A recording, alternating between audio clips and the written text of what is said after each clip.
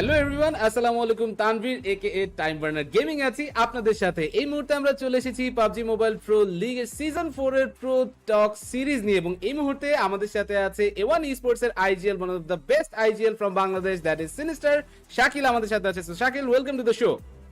কি অবস্থা ভাই? এই তো আলহামদুলিল্লাহ, কেমন আছো তুমি? কেমন চলছে দিনকাল? আলহামদুলিল্লাহ ভালোই চলতেছে। Yeah, so good news, you guys got the first chicken dinner and congratulations for that. Thank you. Okay, so আমরা তোমার কাছ থেকে জানতে চাই, you guys were qualified for the PMGC last time. এবার কেমন মনে হচ্ছে, চান্সেস কতটুকু, and are you like getting ready for that? আমরা তো পিএমপিএল সিজন 2 থেকে কোয়ালিফাই করছিলাম পিএমজিসি তে। এবার পিএমপিএল সিজন 2 এর থেকে এবার পিএমপিএল সিজন 4 অনেক বেশি কম্পিটিশন, সো আগের থেকে অনেক বেশি টাফ হবে।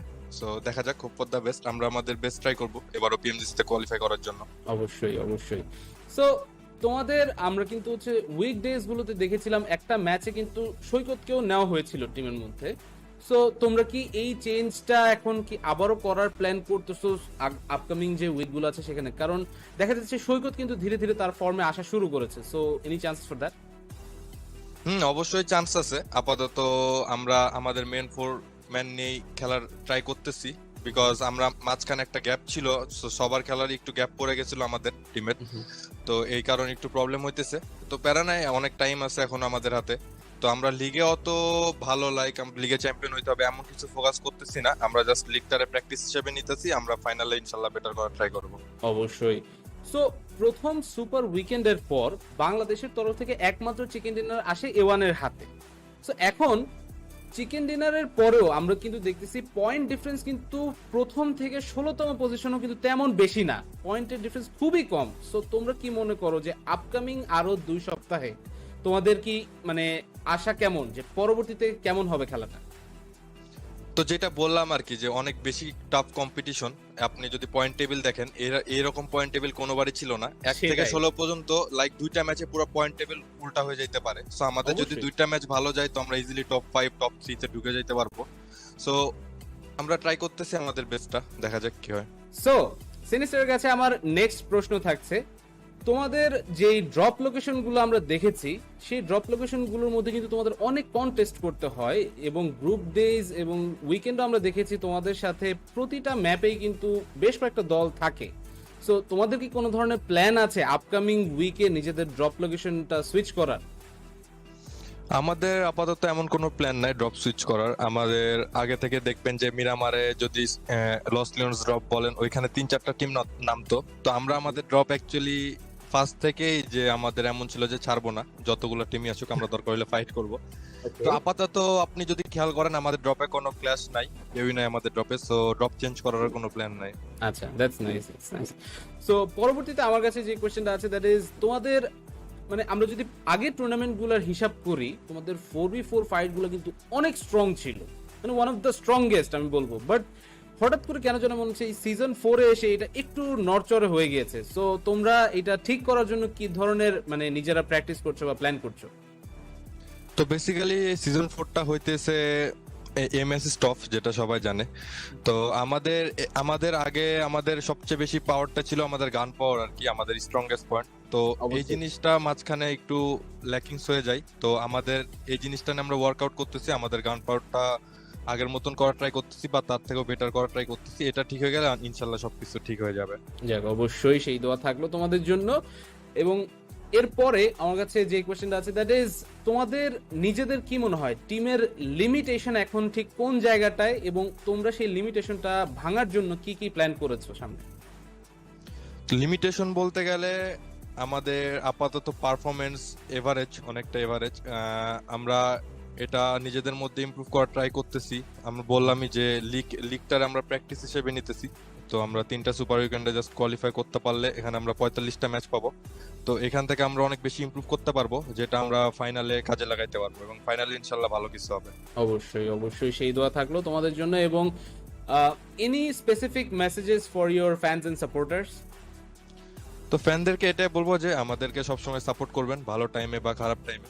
আমাদের আপাতত পারফরমেন্সটা একটু লো আছে, ইনশাল্লাহ সামনে আপনাদের জন্য ভালো কিছু আছে। তো আমাদের জন্য সবাই দোয়া করবেন যাতে আমরা ভালো কিছু করতে পারি ফিউচারে। ইনশাআল্লাহ। সো সেই দোয়া থাকলো। Thank you so much Sinister আমাদের সাথে জয়েন করার জন্য। কথা বলছিলাম এওয়ান স্পোর্টস এর আইজিএল শাকিল ওরফে সিনিস্টারের সাথে, এবং আমরা কিন্তু কথা বলছিলাম PUBG Mobile Pro League South এশিয়ার সিজন 4 এর প্রো টক সিরিজে। থ্যাংক ইউ সো মাচ আমাদের সাথে সময় কাটানোর জন্য সিনিস্টারকে, এন্ড আমরা কিন্তু পরবর্তীতে চলে আসবো নতুন কোনো প্লেয়ারকে নিয়ে। So thank you so much guys for being with আস।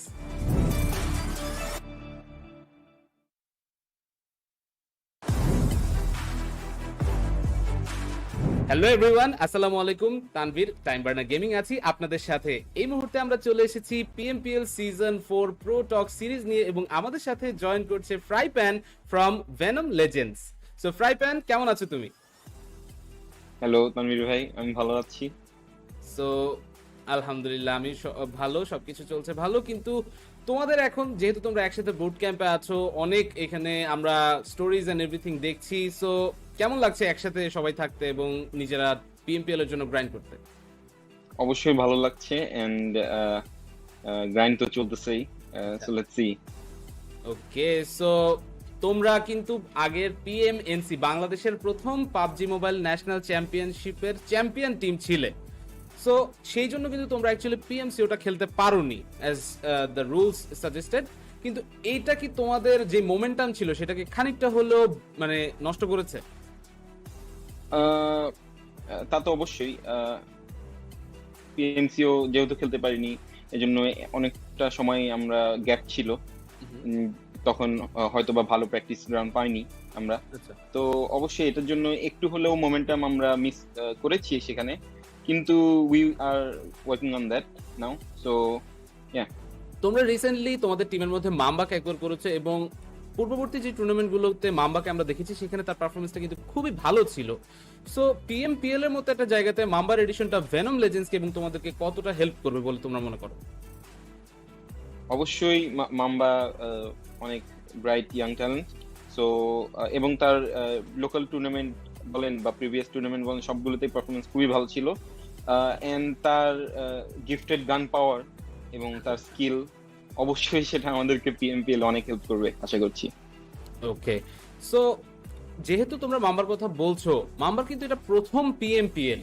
তো মাম্বার উপরে কি এক্সট্রা কোনো প্রেসার পড়ে যখন তোমাদের মতো মানে ভেটারান প্লেয়ারদের সাথে সে খেলে? তার কারণ তোমরা এর আগে আরো কিন্তু পিএমপিএল খেলার সুযোগ পেয়েছো, বাট মাম্বার জন্য এটা প্রথম। সো তার উপরে প্রেসারটা কেমন এখন?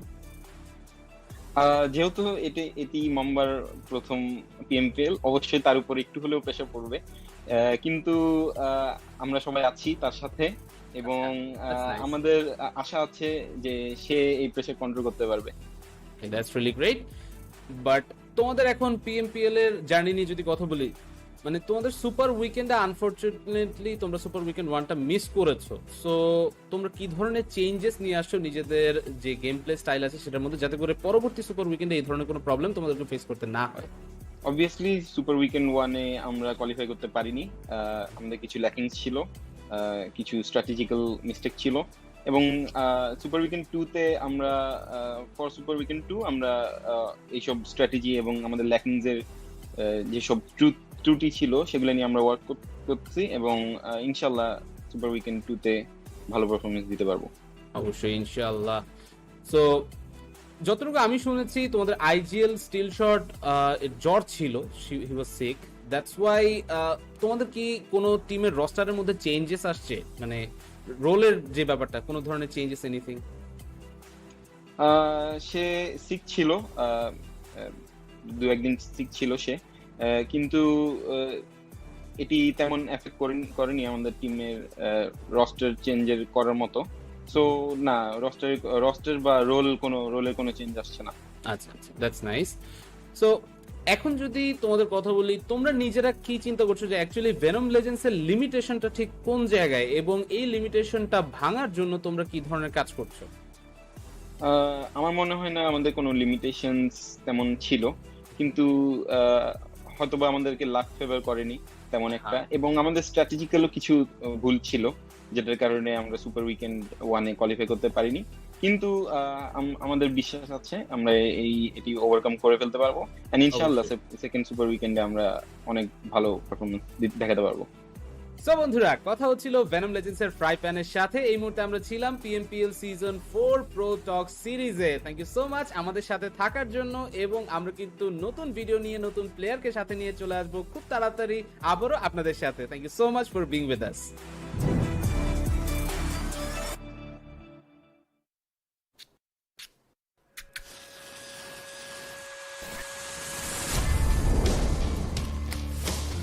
What is victory? Is it crossing the finish line? Is it beating your opponents in that final circle? Is it holding that trophy? No.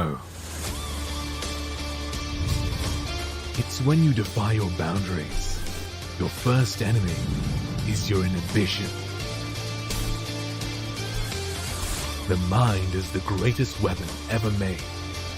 Use it to defeat your limits and push yourself to the real victory. This is your chance. Season 4 of the PUBG Mobile Pro League South Asia is here.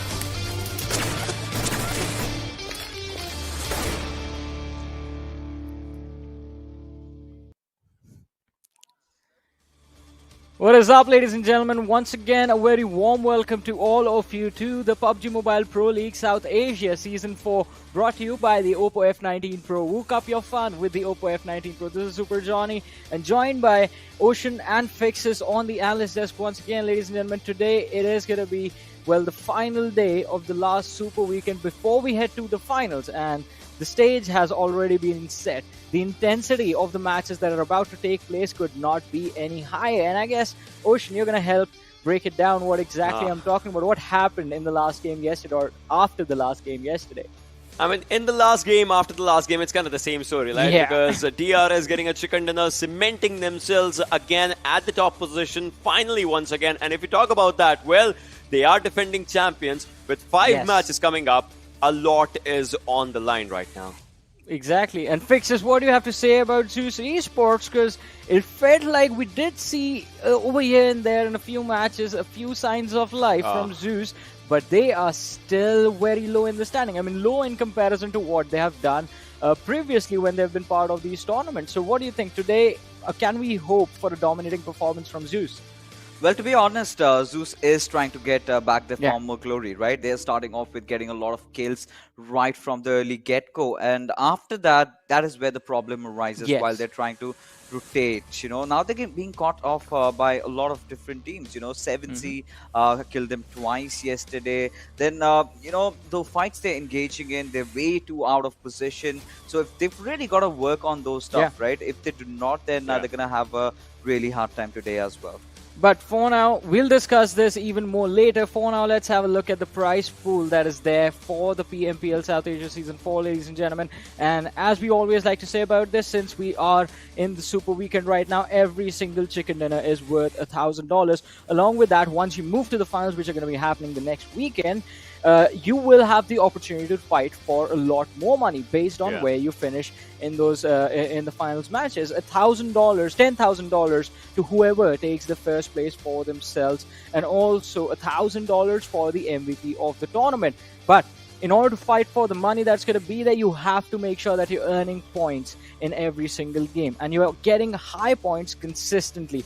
And Ocean, we've seen the fight that the teams put up for those skill points, for those placement points. What do you have to say? Any one name, any one team that you think we will see a surprising performance from today? Either a good one or a bad one. Don't give us a spoiler on that. See, you know, you were just talking about teams going really good for the kill points, right? Yes. So I8 is one name, to be honest, that is just going for kill points nowadays. But today, I believe, if we talk about Mongolian domination, well, Stalwart, because action top, we know what the lads are doing. I believe we might just see something out of the blue from these lads in a good way.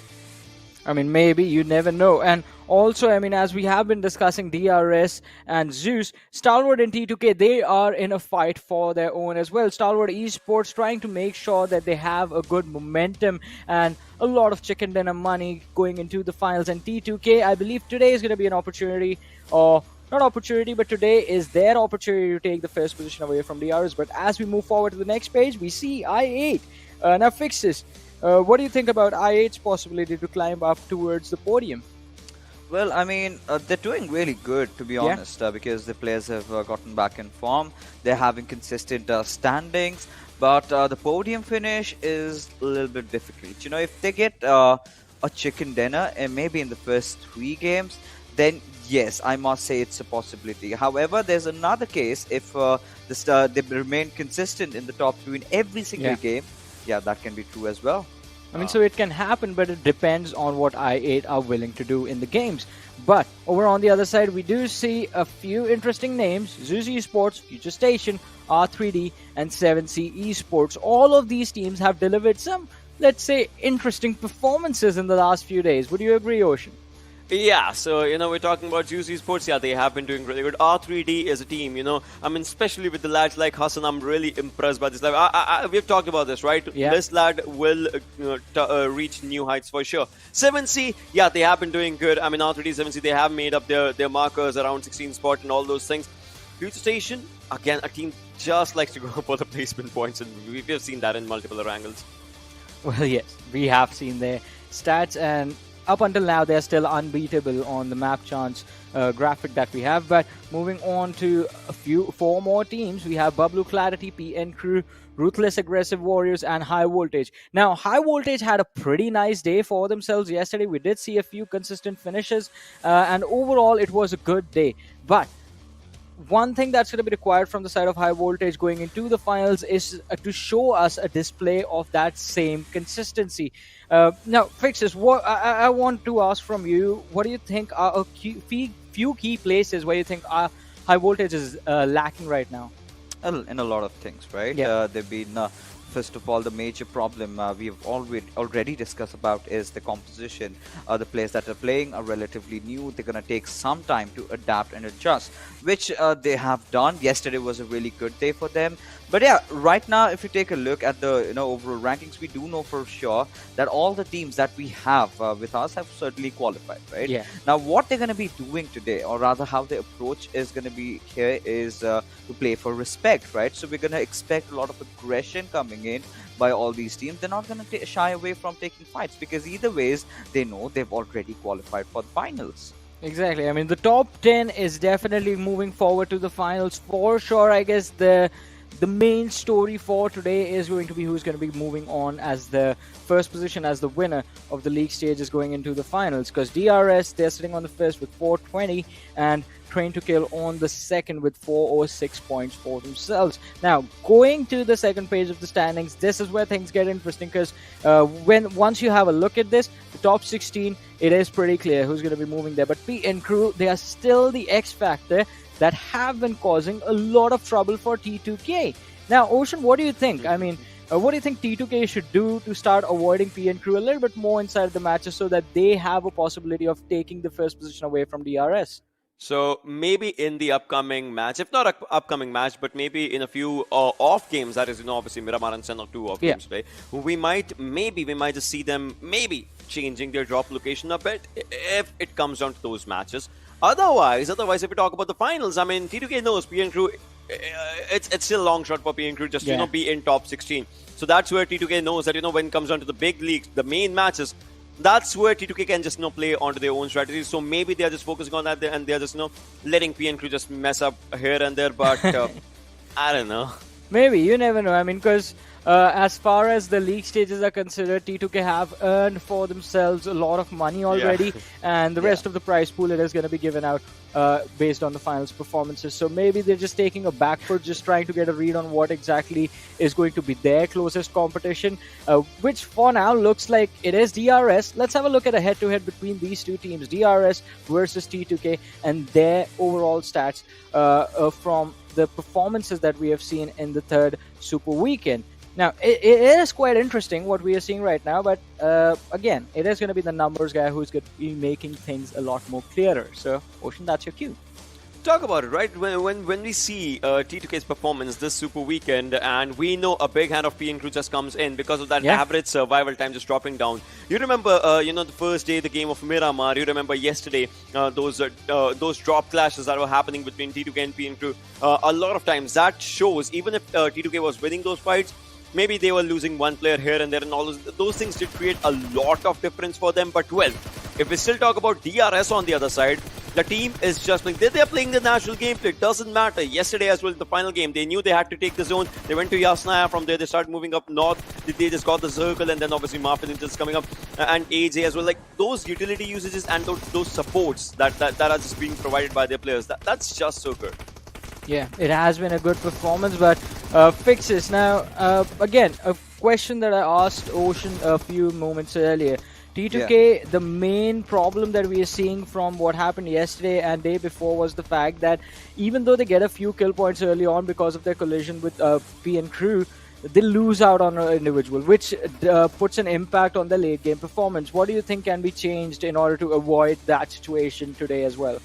Well, we've seen that change happening from PN Crew's side with the sort of waved that olive branch and then no longer engaging any kind of kerfuffle against T2K. So, but again, we've seen every single time, in the Miramar matchup, they are meeting each other. Now, taking a look at this particular seismograph that we do have, we can clearly see DRS. They're trying to build up the lead, and yesterday's games have helped them so much. But look at the downfall for T2K.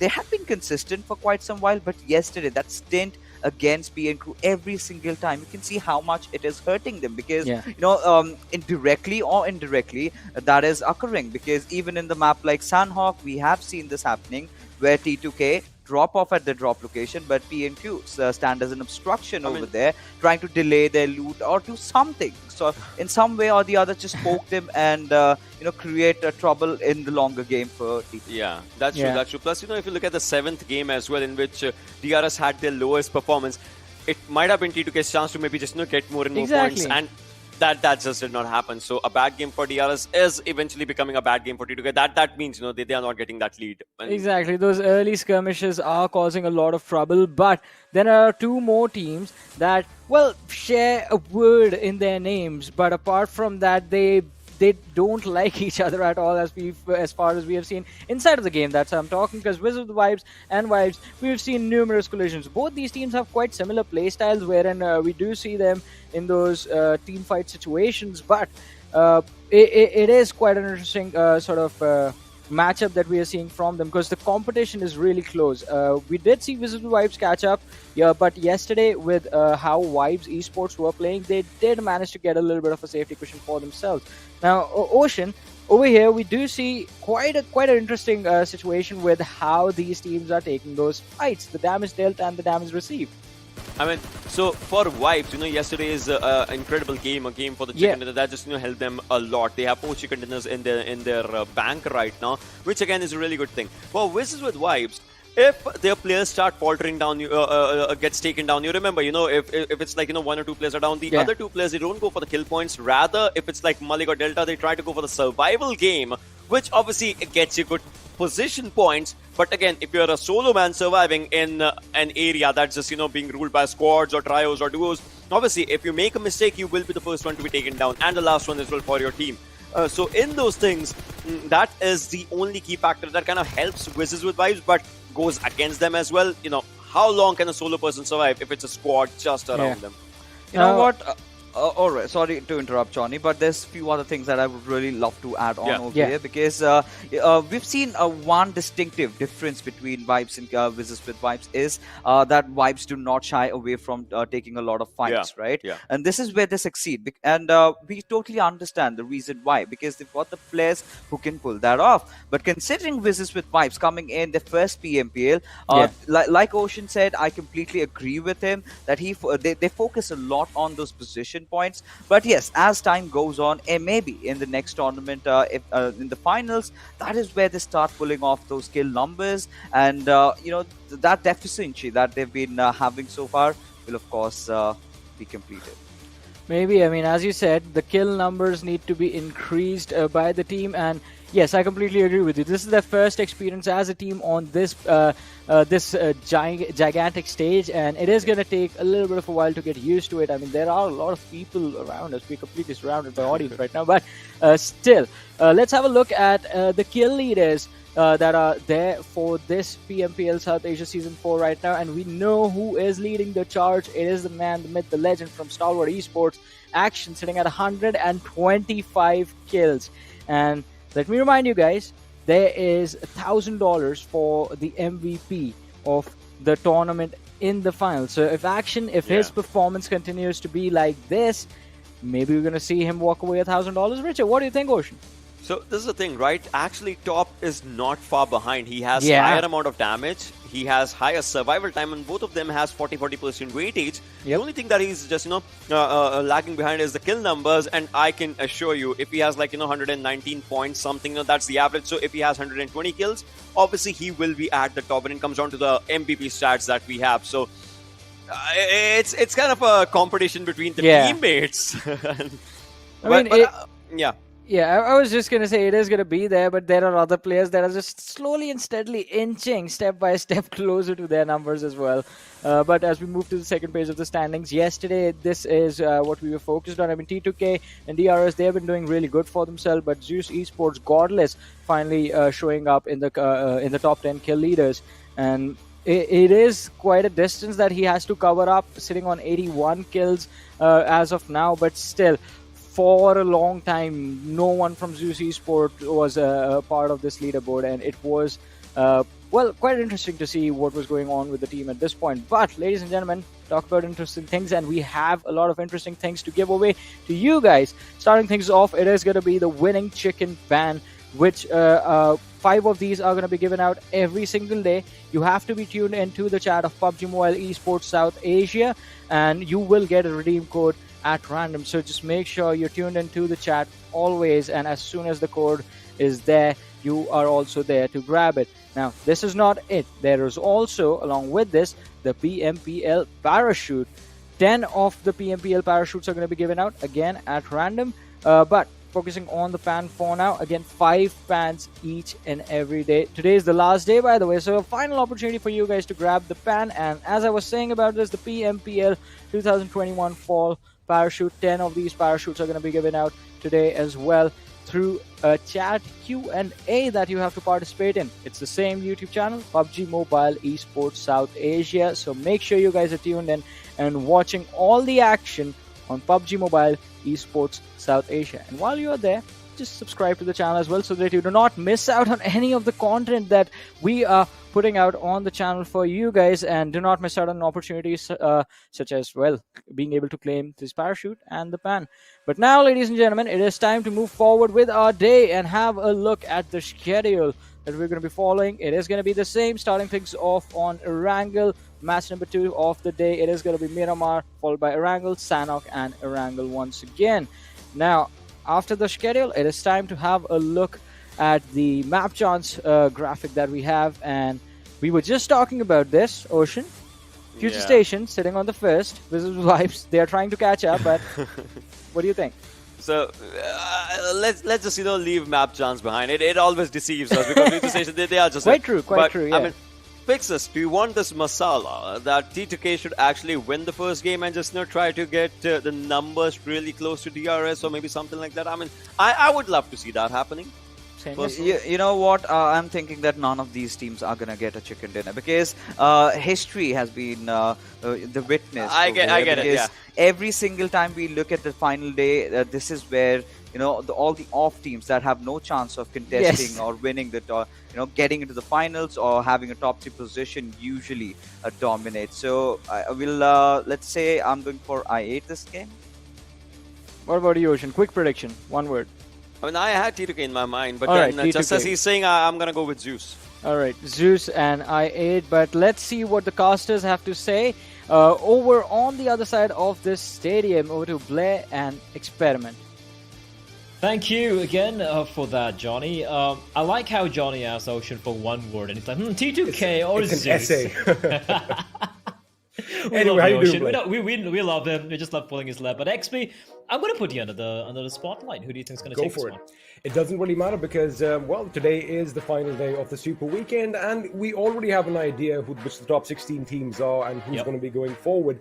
I guess the storyline today, Blay, is who's going to be $1,000 richer after every game. And you know what? That was perfect timing because I dodged your question. You see, I did that. I dodged your question, and You're now, still stuck with me for the next 30 ladies minutes, man. and gentlemen, the game is finally underway. Game number one is Erangel. It is going to be a beautiful sunny day.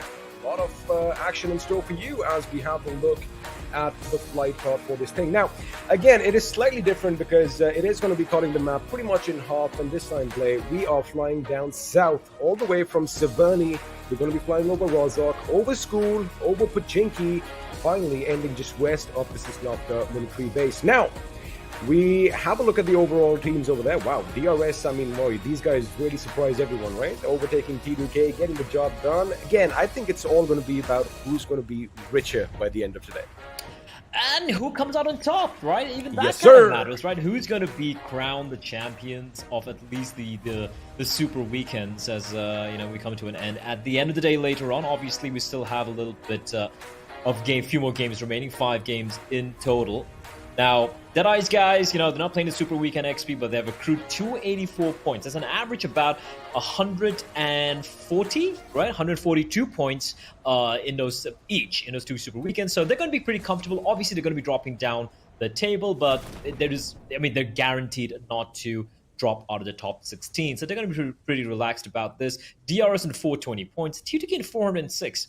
I'm going to keep an eye on this particular battle, right? DRS have really had a resurgence in the past couple of days, getting chicken dinners, getting a lot of kills as well. So I do wonder, it's a matter of pride as well, XP, if T2K can somehow just, reclaim the crown for themselves at the end of the day. Also, P and crew not dropping on T2K, so yeah, maybe the bad blood's, all water under the bridge. It could be, but again, we did kind of dig in the story. I mean, we were right, Blay. It was a little personal, but we'll come back to that in a second. And, talking about T2K, they did kind of keep the throne all nice and warm and cozy for DRS, and I'm sure they want it back now. Now, if you have a look at the circle, pretty straightforward circle. We have a little bit of the South Island in play for you as, this could be troublesome. A deal does have that UAZ, and entry is all by his lonesome running in the woods. Now, this is not where you want to be. At least you can hide behind these trees for cover, but looks like a deal is hell-bent, Play, on getting this first early kill.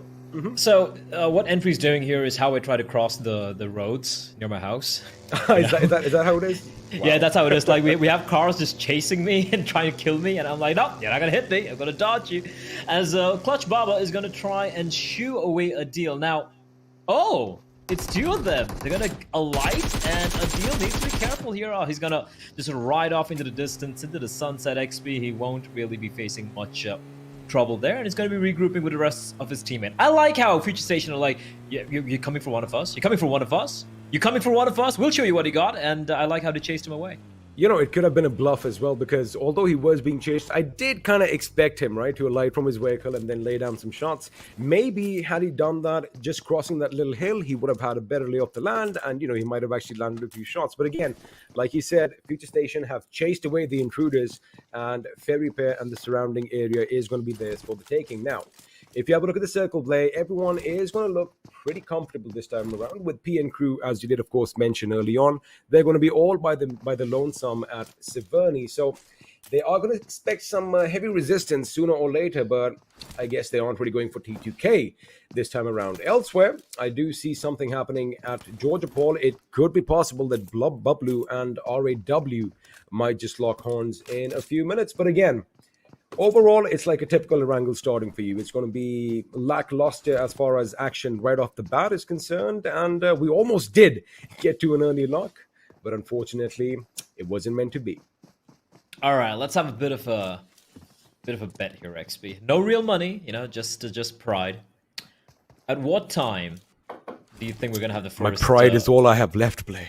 Same here, man. Same here. The clothes on my back as well. At what time do you think the first knock and confirmed kill is going to happen on this map right now? In about 2 minutes and 47 seconds from now. Well, give me a total time. I'm bad at math. Like right now, I think we're 2 minutes into the game right now. I think We are. I think somewhere around the 5, maybe 6 minute mark. 'Cause the thing is, basically, it's going to be. I don't know if it's going to be a confirmed kill, but we definitely should see some bullets fly towards Milka because have a look, T2K, they're spread out on the farm, right? don't give me. I know what they're trying to do, your XP. Don't give me knocks. Give me a time. Give me a time where the first body is gonna drop. 7 minutes 40 seconds on the clock. 7 minutes 40 seconds. That's very precise. I like that. I'm gonna be a little bit more daring. I'm gonna say 10 minutes. All right. Whoever's closer, they get the win, and you get nothing out of it. You just get pride. That's fine. That's fine. I need to fill up my pride bar as well because, things have been kind of dicey lately. But right now, I8, man, one of the teams, I think Fixes did pick this team to come across as the winners in this game. Now, I8 have had that similar situation from the beginning, right? I mean, they've been so close to victory on multiple occasions. They did get the chicken dinner a couple of times, once in the league stage and then once again during the Super Weekends. But again, we did use statements like consistency is synonymous with I8. But now if you have a look at the leaderboards, I mean, okay, they've been consistently in the mid-range as far as the first half of the table is concerned, right? But a lot of teams are playing consistently, like DRS and T2K, obviously obvious contenders for that statement. But, we were talking about Future Station, and there was something funny. So, when the map chance came up, Future Station was, of course, leading the charge as far as average points and kill goes in a game. But, again, they struggle at the end, Blame. I mean, it's all about, positioning yourself in such a way that you don't want to be open to multiple fronts, but somehow Future Station can't really read in the future in that sense, can they? True. They're a team who, in my eyes, like you compare them to previous season, right? Mm-hmm. They've definitely improved leaps and bounds. Oh yeah. They're not just a team where you're like they're there in the middle of the pack. They can make a little bit of noise. No, this is a team who can contend, who can compete, and who have definitely impressed me a lot. And as we touched upon multiple times, the ability of each and every one of the members of Future Station to somehow, defying all the odds, stay alive till the very end, or at least get a top 3, top 4 placing, even though they might not have all the kills. It's commendable, man. Not everyone can do that. If a few people watching don't know what we're talking about, all I'm going to say is I'll give you a hint.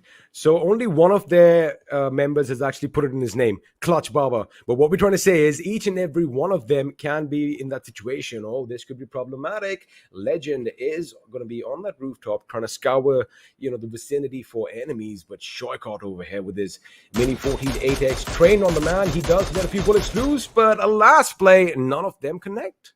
7:33 seconds on the clock. 7 minutes and 33 well, it seconds. Was almost you're very close, but now 7:40. All right, so you didn't get the right one, but again, it depends on who's closer, right? So if whoa, wait a second. Action did break out though. We heard the shots exactly at 7:40 play. I said who's gonna die. Someone has to die. That's literally what I said. You can't just change it, right? A little piece of me died inside because I was incorrect. Does that count? No. Okay. Anyway, we can see everyone slowly moving inside right now.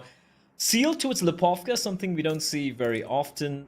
Actually, they're in Lipovka and Miltopau, so they are definitely very heavily kitted out. And honestly, they don't really need to make a move yet, right? They have control of large swaths of the land towards the eastern side. And R3D is going to be moving in from the western side. And Stalwart and I8 are going to be coming in from the islands as well. But as they start to congregate and wait for the next zone, we should finally see some bodies getting dropped here. So far, though, no contact made. Like, no one has lost a single point of health. Well, it looks like, although it's a thing of the past, D-Day might be happening on our maps right now because it kind of looked like A1 Esports play. They took the amphibious route to the main island, and they might just be taken out. There you have it. I just called them out, and Jane over here with the cracker of a shot is going to bring Jax down to his knees, and looks like... the assaulters are getting assaulted instead as Jane is going to try and reposition himself. But again, nothing's really going to come out of this unless that team pushes. Now, T2K, this is what I was trying to bring up. Well, forget it. They're pushing in, Blake. And 9 minutes, 11 seconds. XP, if they get the kill right now, I win. I win, because it's closer to 10. I win. 9 minutes and 15 seconds. The first kill, that's close to 10 minutes XP.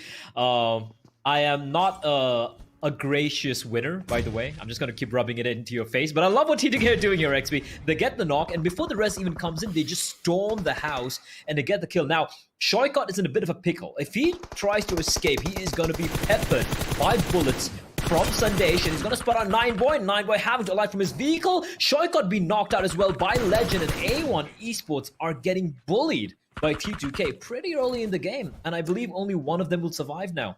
And that is going to be problematic for them because they did have that little bit of escape route kind of planned out, but right now everything is going to be falling on their heads as all 4 members of T2K are now trading their weapons at that lone man in the tall grass. There you have it. ZEUS is trying to be the bravest one out of them.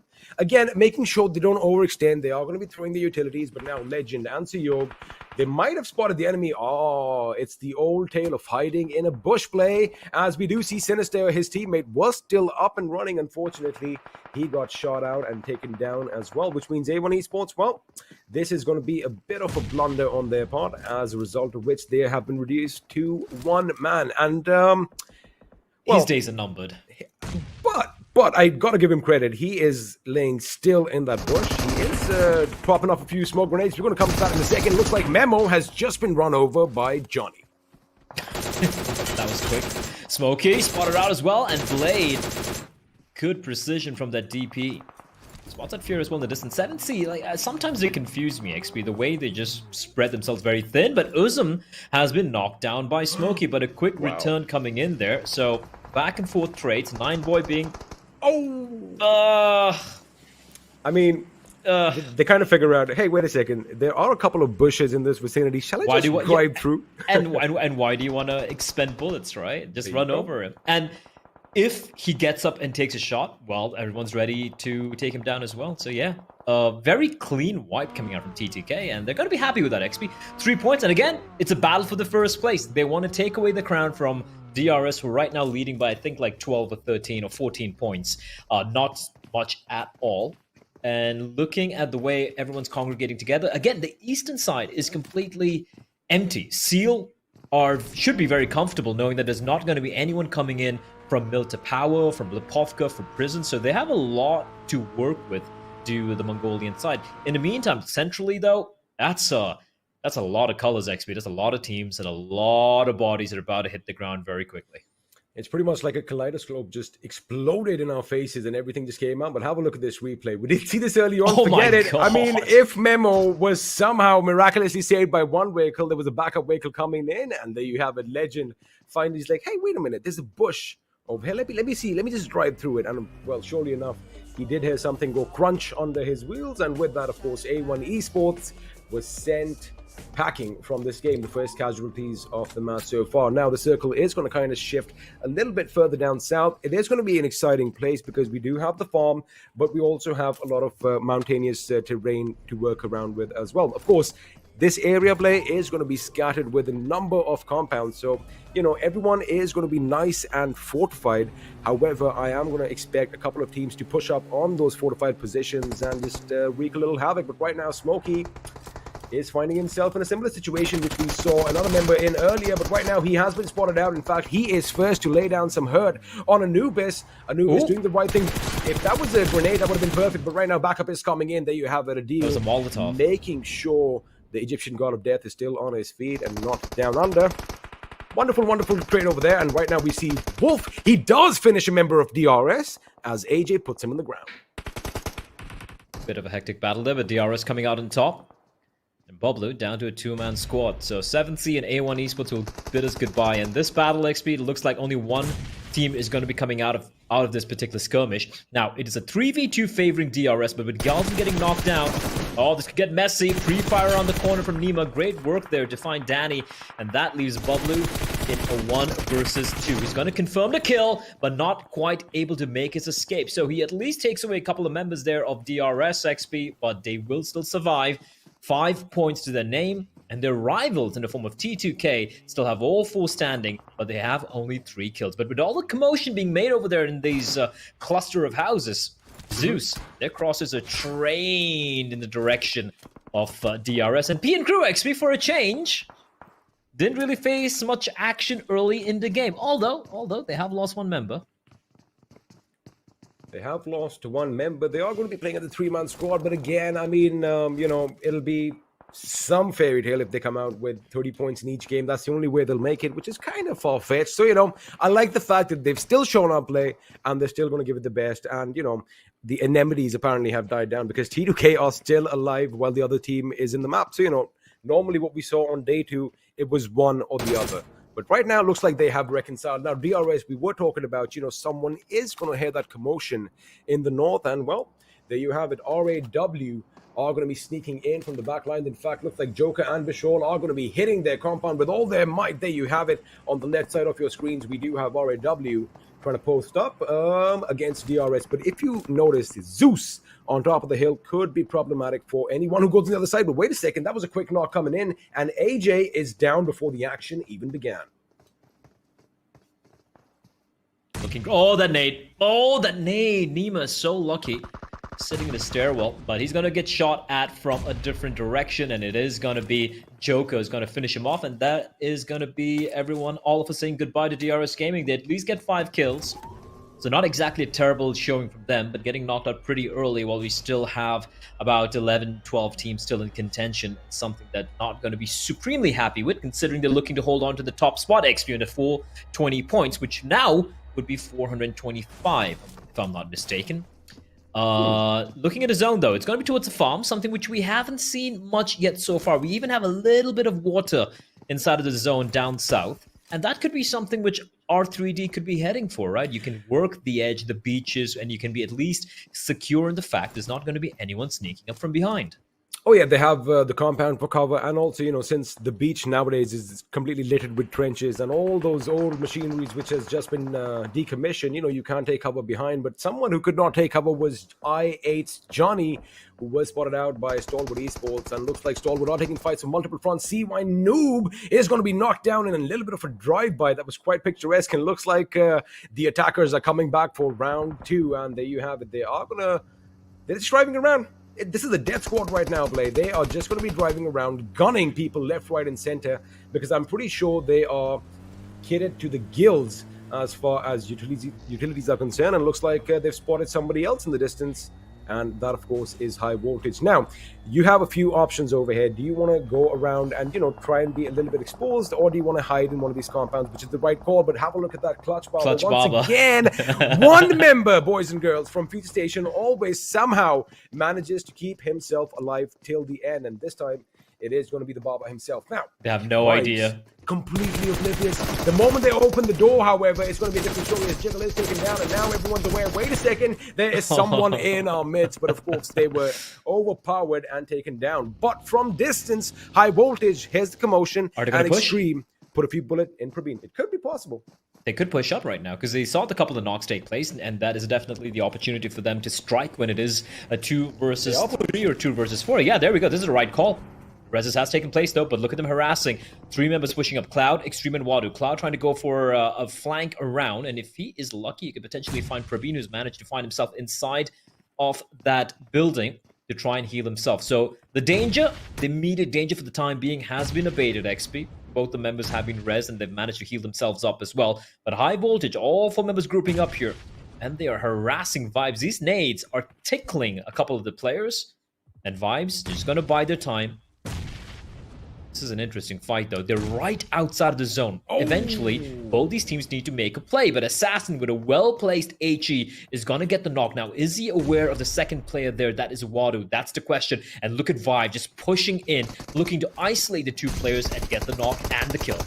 I think that is the right call over here. We're going to hold on to that in a second because Wadu, in fact, is going to retaliate. Takes Assassin down. Now he comes out, switches to the M4, almost gets another knock, but it's taken down instead. Praveen is going to go up against the enemy, and he's taken down instead. All of a sudden, Vibes are going to be at the receiving end with 3 of their players down on their knees. Between Jiggle is the last man standing, and the fact that he's still in the vehicle. He might just try to make a getaway, but they aren't aware that he's not in the driver's seat, so they did not hear the engine come on, and now they are frantically looking for him. I thought he packed himself up. This is it. He has to make a last stand play, and the odds are stacked against him. In the blink of an eye. High voltage securing that little win over there, although Fate was kind of mean to them. I thought the way Vibes were coming in, they were looking good, but that's all she wrote. It was still very, very painful for high voltage XP. They only had one flank. Yeah, and I've voted down to 2 members, by the way, because they were fighting in the blue, right? And so, like, in a 4 versus 1, I believe that situation was, they still lost 2 players. So, good work from Jiggle at the end there to stay alive for as long as they did. But here we go. Nate, oh, that is perfect! But somehow, it lands underneath the buggy, saving ably. Legend, though. We know how capable this man is. We know what he can do. But going up against 2 members of ZEUS, what can he do? He's going to push on up. He's going to find the knock, the finish, and the wipe XP. Great work from Legend. Helped out a little bit by, of course, P and crew from the distance. But T2K, they still stay alive. They're gunning for that, at least a top 5 finish, perhaps. Well, timing was of the essence, and looks like timing was not going to be on Bishal's side, as the moment he peeks out from his window, he is taken down by Scry with his DP28, as members of P and crew are going to be whizzing past as if in the grand race. Now, Orchid does make it through. Ayush and Slayer are trying to do the same, but as I say Orchid make it through, the destination was haunted, because the moment he lighted from his window, he was taken down, and looks like his teammates are making the same mistake. I mean, that is one way to go out with a bang. I get that. I like that. I respect that. But it was kind of silly, as again, Jane and the boys from T2K Play are having a field day with all these cars whizzing by. Oh, they're happy, XP. Look at them. Look at them on the kills they're racking up. 7 kills already, 4 alive, smack center of the circle. The only danger, or rather the only dangerous opponents they have to contend with, are going to be Stalwart Esports and I8 with 2 members alive. Now, T2K, this position is just so great, right? You have the slight high ground advantage, you have cover as well, and as long as you manage to keep your enemies at bay, there's no way any nades are going to be hitting you either. RAW going for a very risky rotation, and while avoiding Stalwart, they might just be heading into the waiting arms of Seal, and RAW are going to alight right in the middle of Seal Esports and Wizzes with Vibes, and Baron is just sitting there in the smoke, and no one has any idea where he is. He can easily get a couple of free kills here. He's sitting in the car inside the smoke. Oh, but he gets shot at somehow. I don't even know how he got spotted out there, XP, but he does manage to finish off, get a kill, taking down Bishal. But this has been just a war of attrition. The nade is massive. Goodbye, Delta X. That should explode. There we go. Yeah. And Malik as well, creeping, trying to crawl his way to safety. I think he might be able to make it, but it's looking very rough for RAW in the meantime. Man, blah, blah, blah. He was alive. Was is the word I want to use. He was alive just moments ago, but his life is going to be snuffed out from the distance somehow against all the odds, against, well, pretty much everything right now. Wizzes with Vibes are still going to be alive and kicking with 2 members ready to take the fight, as RAW are going to be exiting in the 6th position with 6 kills. And right now we have long-range artillery strikes coming in by I8, trying to get T2K just a little disoriented. Now, again, T2K do have a compound to themselves, but the only compound in the circle right now is going to be in control of R3D. And, well, looks like he knows who the enemy is. Smoke has been deployed. Question is Scry going to sneak his way out? And God, that's right. For cover. Oh, he's spraying everywhere, XP, but nothing is landing. Malik needs to heal himself. An M249 XP, we know how deadly it can be, but also the recoil can be a little problematic at times, especially in mid to long range. And Wizzes with Vibes, the 2 members alive, Malik and Rules. They've given up the position, and that means Stalwart Esports, after having dodged those bullets, are going to be charging in, but good reply. Great nades there, forcing Pika to play a little bit more of a passive position. Now, everyone's kind of in the zone right now, except for I8. I do wonder how they're going to be able to sneak on in, because they're getting gate kept perfectly, beautifully, in fact, by the side of T2K. But Pika, he's got to make a run for it. Or is he? Well, I mean, the thing that Pika can actually work on is the fact that, you know, his teammates are nearby, and right now he needs to be quiet, because eventually the opponents are going to run out of utilities. And I'm not talking about grenades right now. I want them to deplete the smokes, because once you don't have anything to obscure the vision, you can't really come inside the circle without being shot at. That is exactly what these boys are going to be waiting for. That is a long, optimistic grenade. If it bounces to the right, Johnny could be a little bit in danger. The second grenade could be perfect, but Johnny realizes that something bounced his way, away, and he safely gets on the other side of that burning wreckage. Now, so Yogi is trying to make his way through the smoke. Chain was taken out early, courtesy of R3D in the distance. Hassan OP is finally going to be taken down, and now T2K are going to get that little shack for cover. But the question is for how long, because we've seen this in the past play. One good grenade through those little slit windows, if it comes in, it is GGWP for these boys. Yeah, it could indeed be, and it could be Johnny who does that. I like love his positioning. Oh, look at this, flying prone, but he will be immediately taken down the moment he gets the knock XP. Now Sandesh can still be res though, as we will bid goodbye to I8. Simultaneously, both the players fall. R3D with 4 still alive. T2K, Sandesh should be resed. The zone is still on with 4. And the zone is still with them. I mean, how lucky can you get, XP? But as you said, when these 3 other teams start making a move, though, can they hold off the onslaught? Rules still lying in wait. And that M249 up close could completely perforate Pika and give him a fatal dose of left choice. You don't know. This is completely hypothetical. I'm holding my point. Pika is going to be spotted out, and Rules, of course, with that M249 is just going to shred through his opponent, and rightly so, he gets behind cover in the nick of time. The only thing that is going to be working against R3D is if they get a bit overconfident, a bit complacent, and they start popping their heads out, you know, trying to rack up those kills because they know they have the high ground, they know they have the best position, but, you know, you can get shot at the back from somebody sneaking around as Rules right now. We do know that his teammate Malik is going to be a little further away from him, but they are going to keep a good control on their side of the map as T2K are now going up against the monumental task of escaping that little shack which they kind of cornered themselves in. They are still deploying a large number of smoke grenades, which is testament to how many grenades they carry, but at distance, Rules is going to be giving STE a run for their money as 2 of their members hit the deck. Stalwart Esports having to somehow fight against a wall of bullets and lead. You can see the zone shrinking in as well, XP. So eventually, R3D need to make a move, and Sandesh finds Hassan. That's a huge pick. Sandesh very low in health, though. And Suyok's been taken down. A nade follow-up, and that's the opportunity for Stalwart Flex to move inside the zone and try and find himself some foot ground. Action is aware the rule to someone in the vicinity. He's been cooking the nade for a while. He's going to be tossing it in the wrong direction, however, and he needs to be careful as R3D are going to be finishing off another member of T2K. Suyok's down. That leaves Sandesh, the lone man standing for T2K. Never mind, they're out of here. 8 points to the name, going out in the 4th position, and Rules right now is holding his breath, hoping against everything that he doesn't get spotted out, because right now, XP, it is a 3 versus 4 between R3D and Stalwart Esports, and Rules just a spectator lying quietly, hoping no one looks in his general direction. Well, the thing that's going to work for him is that, you know, Stalwart aren't really going to go on that side of the ring just yet, but he has been spotted out. There you have it. The moment I take his name, Wizzes with Vibes are going to be exiting down to the final 2 teams, ladies and gentlemen. Now, R3D have everything working for them. Even the next circle is a bit left from their point of view, from their compound. So, you know, all they have to do is make sure Stalwart Esports take the bait and slowly crawl in, and there you have it. Adil is in prime position to lay down some punishment to any movement he sees in the grass. They do have that one vehicle for cover. Now, this is going to be a make it or break it moment. What they can do is, you know, put all their eggs in one basket play, get in that vehicle and just storm the enemy, catch them off guard, because if they go one by one, it is going to be problematic as the smoke is going to dissipate and both teams are going to open fire on one another. But the question is, who is going to walk away $1,000 richer in game number 1 on the last day of Super Weekend 3? Yeah, coming second, sure, you might get a placement points and everything, but you're not going to get that 1,000 smackaroos.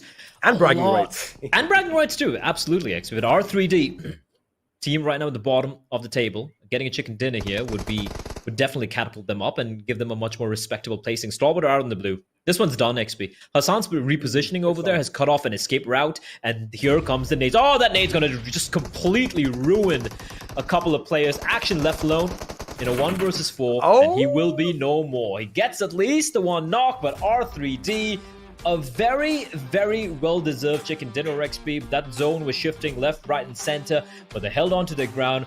Some great individual plays coming in as well. They're watching for the flanks, and in the final circle, it was kind of funny how they took control and they cut off the rotation for Stalwart. And 15 kills, as you pointed out. 30 points. Incredible game from R3D. You know, this thought crossed my mind also. Of course, there's going to be some naysayer somewhere or the other saying, the zone favored them. Maybe it did, but like you said, that crowd control blade, they racked up 15 kills. Teams did break upon their fortifications, but they smashed every single sword, one after the other, getting the job done, cementing their position, and, well, walking away $1,000 richer in game number 1. R3D for you, ladies and gentlemen. Beautiful. Just great stuff. I'm taking a look at the results as well. I'm sure the analysts can break it down later on. But R3D, we're sitting in the 16th position, 119 points. With 30 points now, that's 149, which will catapult them over 7C. And now they'll be trailing behind High Voltage. So, yeah, sure, they're not still in the top 10, but it's definitely going to make them feel much more comfortable and more confident as the day progresses. But that's it from us for Game 1. We're going to be going to a very quick break, and we'll be back with the analyst desk.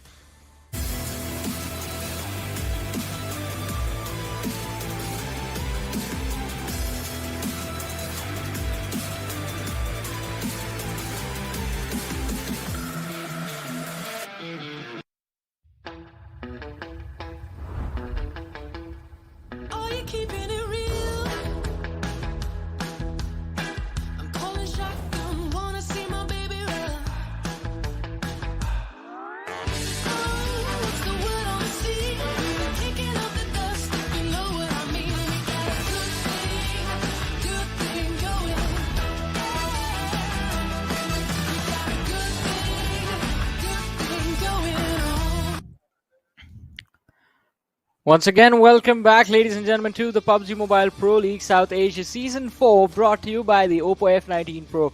Wook up your fun with the Oppo F19 Pro. This is Super Johnny, joined by Ocean and Fixes right there. So, yeah, the first game was an interesting one, but Fixes, it turns out what you were saying was quite true in the end. It was R3D that walked away with the chicken dinner, and as you said, the last day has a history of teams that have no point in getting those chicken dinners, doing really well for themselves. And R3D, I guess they are going to be really happy with the $1,000 they get right now. 100%. But, again, we have to talk about what happened in this particular game right from the very start. Teams were going for a lot of kills. You would have seen a lot of fights, a lot of commotion happening from quite early on. And that is where some big stalwarts did fall off. You talk about, early on, out on 2 players early on. We even had the vibes getting wiped away from High Voltage. But one good thing that happened with R3D was they held on to their fortress really well. Even took down a few players of I8 early on. I mean, they were doing really well for themselves. And as we do have a look at the MVP, it is going to be Joker from R3D with 6 kills, 960 damage, 0 assist, but 256 healing. Ocean, R3D's positioning in the game, I found it really interesting. I mean, they had already set themselves up for success. What do you have to say? So R3D, just like Blair was also talking about it, they had a really comfortable spot for themselves. Not exactly comfortable, but now they do have this amazing chicken dinner coming up. But you remember, as soon as they just dropped down, we were talking about it. FS was just onto the sidelines, trying to maybe just pressurize them, and well, after that they started just moving forward around the circle, and that kind of just helped them a lot with the movement to the southern side of where the circle was. Obviously, it was in the middle island, but they were moving from the shorelines. That was to south of where the fights were happening mostly, and just like Fixer said, they held their fortress pretty well. Well, Adil coming up with 5 kills, Action 1 kill, 947 damage. It's his survival time that actually distinguishes him along with the damage as well. But 1 kill, that means either his kills were stolen or the lad might just be having a few assists here and there, but 1 kill only. I was just about to bring this up myself, like 947 damage, but just 1 kill. Now, I think I believe Action is doing really well for himself and those damage numbers as well. So we're going to see an impact of this on the kill leaderboard when we have a look at it, probably at the end of the day. But right now, let's have a look at a head-to-head comparison between the teams that were in the top 2 in terms of their finishes in this match. R3D against Stalwart Esports. Now, Fixes, we rarely see Stalwart finish with low number of kills, and that has happened quite constantly in the last few days. What do you think is going wrong for them?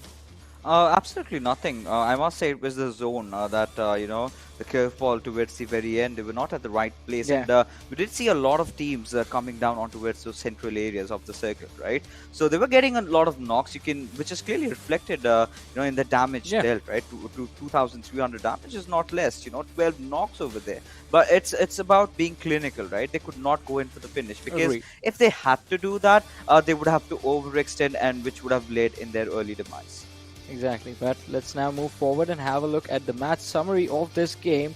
We knew Joker, he had done pretty well. R3D overall did really well, and well, Adil is the only man in this game apparently who got any grenade kills, and he got 2 for himself. So that is an surprise impressive number, yeah. Surprise coming up as compared to the previous game that was yesterday's last yes. game, where we saw a lot of grenade kills coming up. This game, I get it, right? Most of the utilities that were used were either smokes in order to just not take the players at a really good safety cushion for themselves, and a few Molotovs here and there. You remember a lot of third parties were being done as well, and in those, if you wanted to move forward or something, you saw the usage of smokes after 1 or 2 players were knocked down here and there, so all those things. But it was still pretty good to see. But again, nade kills, maybe in the upcoming matches we'll see those. Maybe. I mean, we still have 4 more games remaining today, but for now, we do have the match rankings in front of us, and as we've been saying, this game, R3D Esports, they popped off quite nicely. 30 points coming in from this match. Stalwart Esports finishing on the second with 18. But we want to talk about these two teams. Teams that are fighting for the first, teams that are fighting for the throne right now. Train to Kill finishing with 16 points and DRS on 5. Now, Fixes, what do you think? DRS versus T2K. In the next match, are we going to see one of these lads, like T2K in particular, will we see them take the first position away? I think DRS has started acknowledging the fact that Yeah. T2K is hungry. They're going for a lot of kills, but that's where the problem lies, right? This time they did manage to get a lot of kills. That does not really mean that's going to happen in every single map. Yeah, one little mistake, one small mistake, you're going to be punished. Now, again, you talk about DRS, they were doing the same. We did witness them also taking a lot of fights early on against Clarity BABLU, if you remember. They did manage to wipe them out. However, they did take 2 casualties. Had that not happened, this match could have been again a different story. So both the teams are trying to garner a lot of points for themselves. It just comes down to the fact that can they keep themselves alive during those fights? Exactly. I mean, they're trying their level best to do that, but in certain situations, as you have always said, I mean, sometimes the luck factor of this game can actually be really brutal on a team. But let's talk about a team that took control of every single situation that was thrown at them. R3D Esports walking away with the chicken from this match, and Ocean is going to be breaking down the rotations of R3D.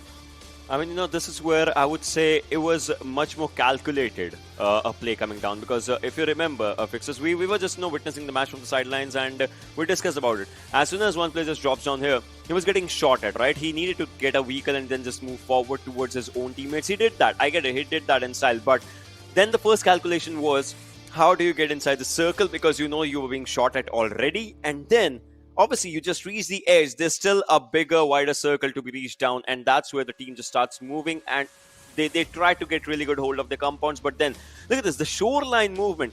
I would say this was the most calculated one, as per me.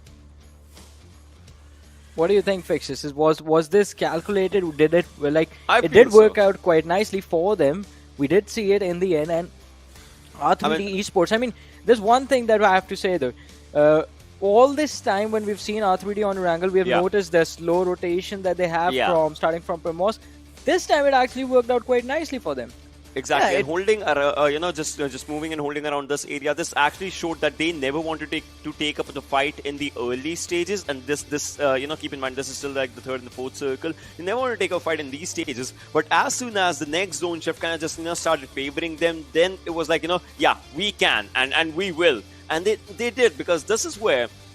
Coming up from the movements, they had the entirety of the game themselves. This is where we saw, obviously, a few players on the backlines just taking down 1 or 2 players of Stalwart. That was from Wizzes with Vibes. And then, Stalwart, after they eliminated the teams, they had to come out in the open. This was such an open movement in which, obviously, they were spotted down, they were being taken down, and they were shot on Hassan's final, that minute flank that just held that flat. That was just really brilliant. That was the game-changing play right there. I mean, it was quite interesting to see Stalwart Esports completely pinned down behind that vehicle. 3 players, and then we see Action trying to find an opening, but Hassan is already there on the ready to finish off the teams. But we're going to witness all of these moments, ladies and gentlemen, once more in the Oppo F19 Pro moments of this match. Yeah, of course. I mean, right off the bat, like I said, we were witnessing so many fights happening left, right, and center. And this had to be one of the fastest, most aggressive Erangels that we have witnessed in the league so far. More than that, I must say that, this is going to happen throughout the course of the day, right? All these teams just going after each other, because this is one of those things that we did discuss early on, that all these teams have qualified, right? Except from P and Crew. And they have been silent. They've been getting a few kills here and there. They did manage to take down a few players of ZEUS, I believe. But still, Johnny, I mean, the question still is somewhere hovering in my mind is, when on earth are they going to go after T2K? Well, I guess we'll have to wait. We'll have to wait till the later half of the day. I believe match 3 is when we're going to see that happen again. Now, this was my favorite push of this game, because a few seconds earlier we saw DRS take another early fight in which they destroyed the players of BABLU Clarity, but lost out on Gyalzan, and then Raw were there to capitalize. We saw a lot of third parties in this game. This one was so brilliant. I mean, we all were just sitting down and just discussing about it, as players did try to go for the third party, Johnny and Pixels, but a lot of them were kind of in the failures as well, because of the circle just coming up and the zone doing down. You remember, right? We were saying, come on, man, you need to put up the first stage, and this moment, as soon as you enter in, you get shot down. Pixels, you were the one who was pointing it out at that moment, right? Wow. I mean, this was a very fun game to witness, and from the side of T2K as well, quite a valiant effort. As we just talked about them, they did have an advantage against their own personal competition, that was DRS. That was a risky move, and you will have to pay for that. Also, I mean, I believe as we were talking about Stalwart Esports, I believe it was the players from Wizzes with Vibes who got the opportunity to pick up Pika, and it was Rules from Wizzes with Vibes who actually picked Pika up, and it was a little bit more than the kill. Again, it was about delaying the rotation towards the center of the circle that in the end did punish Stalwart Esports, and the chicken dinner was handed over to the players of R3D. But after this intense of a match, it is going to be quite obvious that all of us want to have a look at the damage numbers that were put up by these teams on the board. And R3D Esports, what are you doing? Well, whatever it is, I love it. 2606 damage, 15 kills secured. That is a nice performance. Yeah, 100%. Yeah, I mean, they're sort of spreading their wings right now, right? And it has happened at a good time, because we know for a sure that they're qualifying for the finals. Now, this is the performance that we would expect from them in the finals as well. Now, this has to, one of those factors that is causing them to get so many kills, be so much confident, is of course the zone rotation that they did, and along with the fact that they have no pressure. Right, once they're free to do what they want, now they're not shying away from the fights. But well, we've got a different story altogether over here. Yes, I love it. I was going to ask Vixis, is this much masala enough for you, my friend? Yeah, I mean, yes, for the top 2, but I really want to have a contestation for the 3rd spot as well. Business with Vibes, they've got to put up a big competition right now.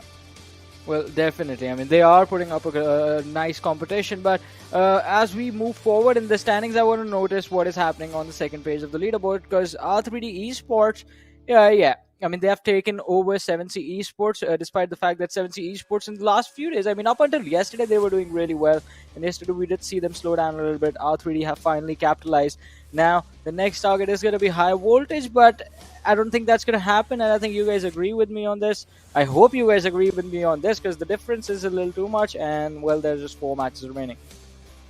That's true. I mean, with the 4 matches remaining, the difference definitely just stays. But I'm still excited for that T2K DRS skirmish. Yes. I mean, we would love to watch that. That's my personal thing to just go to right now. On the overall leaderboard, it's T2K DRS, and inside of the game, there's one thing that we all want to watch. It is going to be well, two things. In fact, it is DRS, ZEUS, and T2KP and crew. But we do have the next game that is going to happen on Miramar. Let's have a look at the map chance percentage, the graphs that we have in front of us. T2K, DRS, Stalwart, 7C, and Seal Esports are the ones who show up on this one. Fixes. No. Which team are you going to pick? You only have these 5 options. Stalwart. I think they've Alright. been one of those teams that have been having quite a good run lately. They barely just missed out on the chicken dinner, and with the form that they're going on, I'm pretty sure they can get a chicken dinner this one, because T2K, I have a gut feeling that they're going to be targeted by PMPL. All right, so I have kind of a different theory in my mind, and that is T2K is gonna surpass DRS in this game. All right. Well, you saw Stalwart and Seal, right? They just interchanged their position in the overall standings. So I believe Seal would want to get that position back for themselves. They might have a really good game, but if they have a good game, Stalwart will be ready for that as well. Alrighty, so that is still quite vague, Ocean. I have to say, pick a team from the 5 that we T2K. just. So T2K, alright. T2K is your first option, and we're gonna see like what is gonna happen when the game is going to be live. There's a lot of action that we anticipate and we want it to happen, but since it is the last day, a lot of the teams are going to try and protect themselves as well. So that is also one aspect of the game that we haven't touched upon, but we're going to witness it right now, because this one is going to be Miramar, and for this one as well, I believe the lads on the other side of the stadium are ready. So we are going to be heading there in just a bit, over to the people that you guys love so much. But Ocean, I wanted to ask you. There has been a lot of stuff that has been said that you have been the master of dodging questions. So, what do you have to say about that? So, do you want me to dodge this question, or do you want me to answer this question? No, that's fine. That's the most Ocean answer. Look at Fixes. He's just disappointed at this point. Fixes, you've been with me. I mean, I will disappoint you. I mean, that's what I've been doing lately to people, to humans overall. Dogs are fine and cats are fine, but still to humans, I get that. But yeah, moving forward, again, so I'm dodging your question with another question, and that's going to be, so Fixes, I mean, just like you said, just like you talked about the way, obviously T2K, they might just be targeted. Do you feel, I mean, they would want to maybe change their drop for just one match, because it's just one Miramar that there is, and then afterwards, it's kind of evident that, P and crew might not, they won't be in the finals. So do you feel like T2K might just change their drop for this one game? Well, I must not rule out the possibility. Yes, that can certainly happen. But considering the past few games where P and crew haven't really been causing a lot of trouble to T2K, letting them be as they are, the chances are really slim. But then again, like I said, the chances are really slim.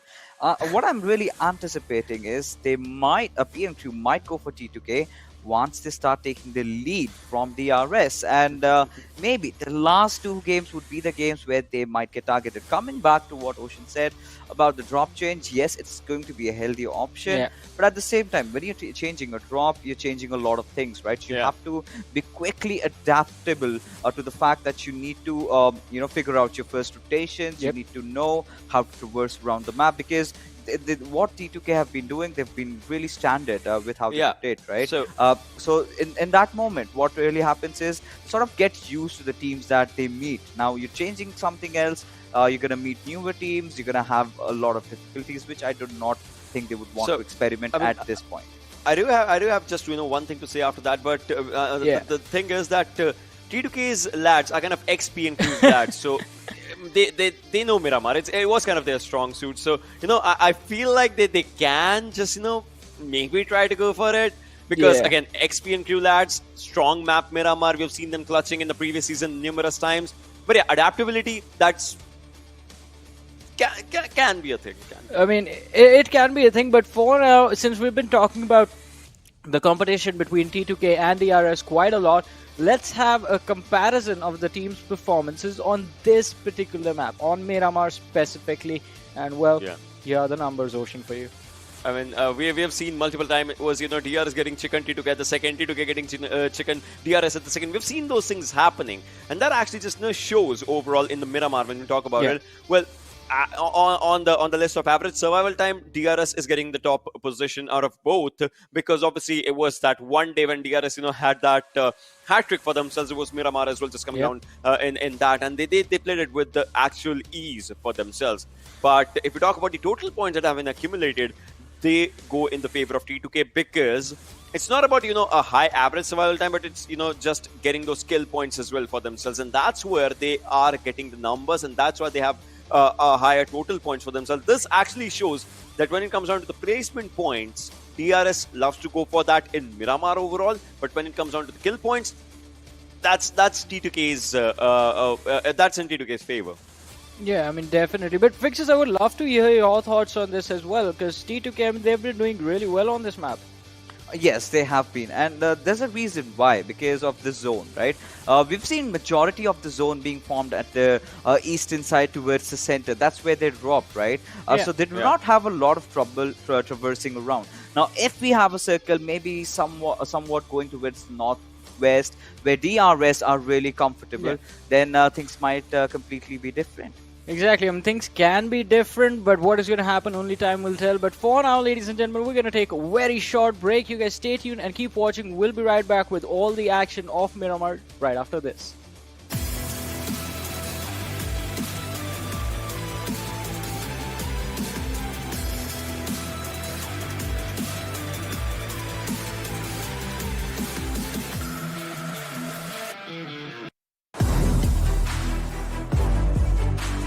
Сан байцгааны намайг ялддаг би ZEUS Esports багт атак ролдер тоглодог. PMPL хүртэлх хугацаа маш их байсан ба бид энэ хугацаанд илүү нухацтай бас илүү хүчрхэг эргэх болно. PMPL оролцогч бусад багууд бол бүгд сайн багууд, бүгд бидний үзэлтгч нар юм. Энэ PMPL дээр бид өмнө гаргасан амжилтынхаа хязгаарыг ивтхийг зөвж байгаа. Бас биднийг сайн тоглосон, мууч тоглосон ямар ч үед дэмжиж үйдэг фэнүүдтэй баярлалаа гэж хэлье. Бас PMPL оролцож буй бусад багуудад амжилт хүсье. 9 сарын 21-нд PMPL South Asia Superweekend оролцоцгаая. Тэмцээний шууд амжилтыг PUBG MOBILE-ийн албаасны хуудаснаас лайвч үзээрэй.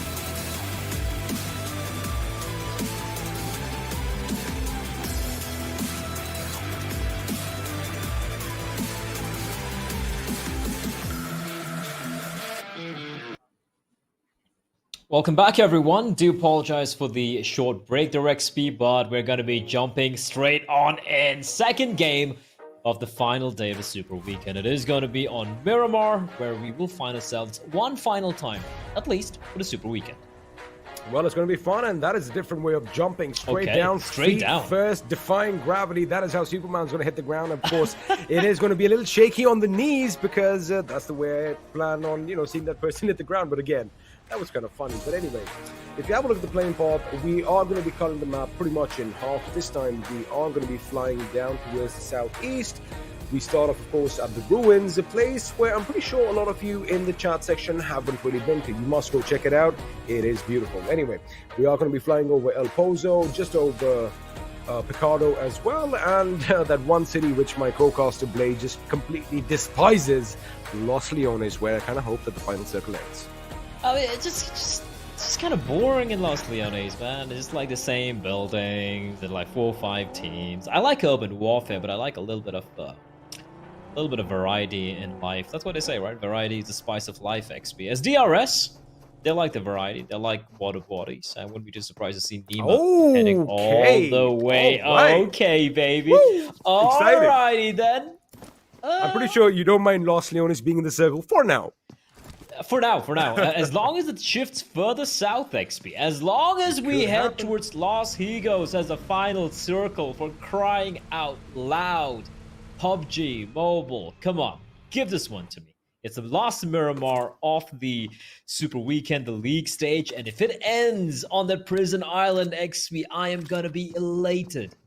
You are going to be a happy man. I mean, well, you're going to get exactly what you wanted for such a long time. Maybe the gods of PUBG might just listen to you. More often than not, they're not going to. So just, don't keep your hopes up too high. But it can happen. But right now, it is going to be problematic for a few teams if it does decide to go towards Los Higos. Because if you have a look at what's happening in the north, DRS and SEAL are way far away from one another, but also from the circle. And have a look at SEAL. The majority of the SEAL players are going to be up there. Well, forget the majority. They are actually split in twos, Blade. If you have a look, right next to P and Crew, we have Killer, and I do believe, well, another one of his mates riding shotgun, and they should possibly be, looting up Campo Militar, Toria Homada, all those northeastern places. But right now, as far as action is concerned, it is going to be T2K in the fray right at the beginning once again. Now, normally, there was a little bit of an anticipation going on the analyst desk. I'm pretty sure Fixes was like, you know what, P and Crew are definitely going to be hitting T2K. But what T2K have done is something out of the ordinary. They have kind of switched up their drop spot just a little bit.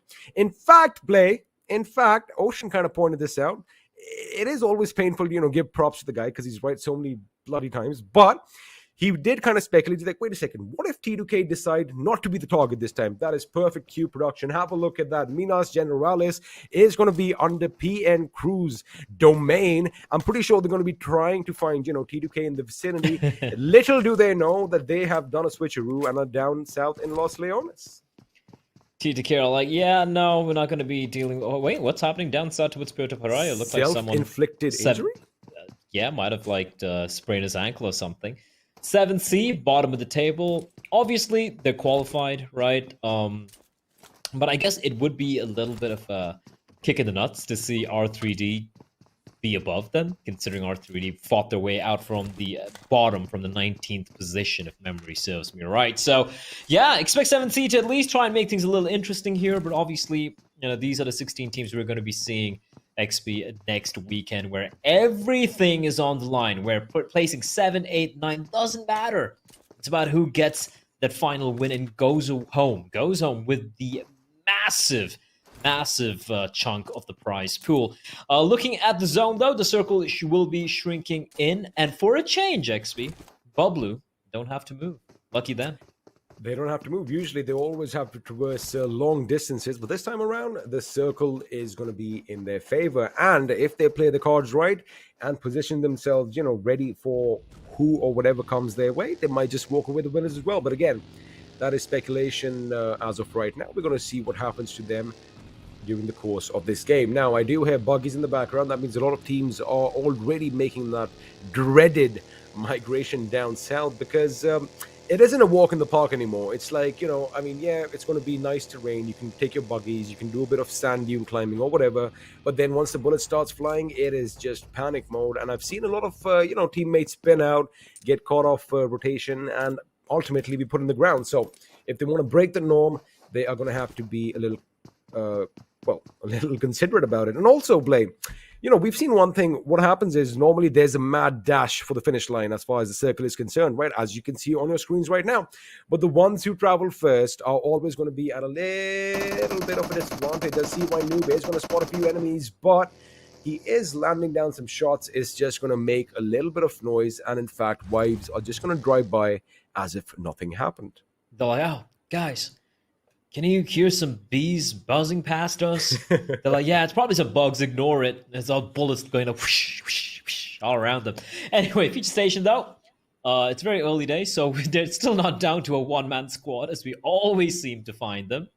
Everyone's alive. Everyone's healthy. Everyone's feeling very happy, very comfortable, as the zone is going to be shrinking. And now there are a lot of teams. This is one of the rarer circles on Miramar. May I just add one thing? A nervous smile came on my face the moment you talked about Future Station, because I kind of feel you're going to chase them right now. Nah, they're good. I believe in Future Station. Also, this compound of theirs is kind of isolated away in the in the middle of kind of nowhere, so there's no real chances of anyone really sneaking up, right? And they have an elevated position as well. They're smack in the center, so I feel they're going to be untouched for a while. But I wanted to touch upon the fact that this is one of the rarest circles on Miramar. Oh yeah, where we at the first zone we see. Not the majority, but a lot of the teams outside of the play zone, right? Usually, it's like maybe 3, maybe 4 teams who have to traverse across the terrain to find themselves safety. But this time around, we have Wizzes with Vibes, we got 7C, I8, R3D, Seal, Stalwart, DRS. There's a lot of names there. So, quite a bit of an excursion for a lot of these teams, but there is still a lot of free real estate towards the eastern side, east of Los Leones. We have Power Grid, Picado, and Graveyard as well available for Stalwart, DRS, R3D. And R3D taking a sweet time. Makes me a bit nervous, a little bit, just a tad bit.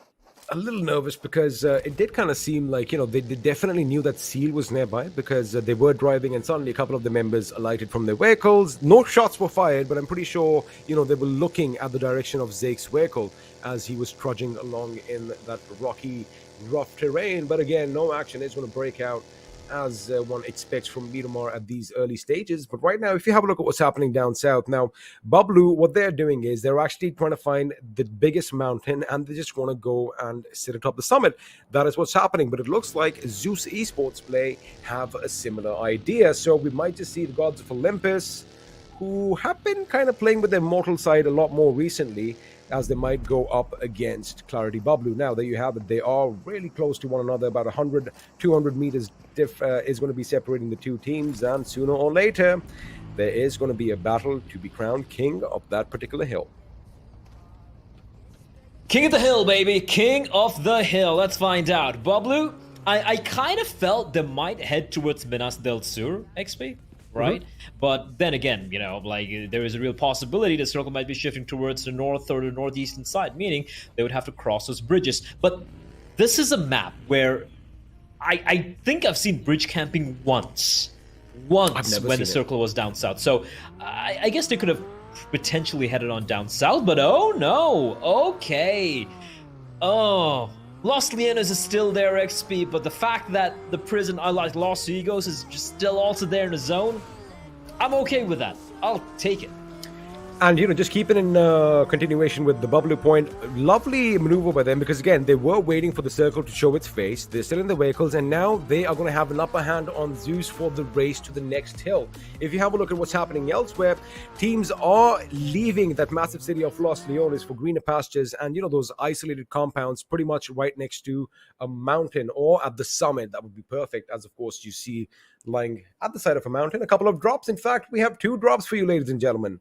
So the thing is, whoever comes this way, whoever spots the red smoke in the distance is going to be surprised because there's not 1 but 2 bad boys waiting for you. We of course have the Grotza and then the Mark 14. Now, the fun fact is both these weapons blade, they use 7.62 ammunition. So if someone's rocking an AK and an SLR, they can easily upgrade their weapons. But right now, Clutch Baba at distance, and I'm not sure the UMP is the right weapon for that distance, but of course what they're trying to do is just suppress the enemy and possibly get ready for a little bit of an assault, because have a look at CY Noobs' position.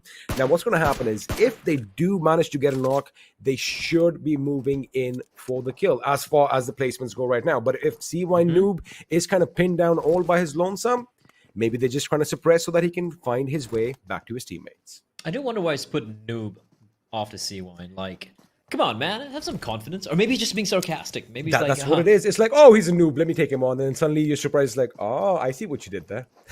Yeah, lying 6 feet under. So, yeah, that's an interesting battle. I do believe that could potentially be one of the possibilities that might play out, as R3D and Stalwart Esports are on a bit of a collision course.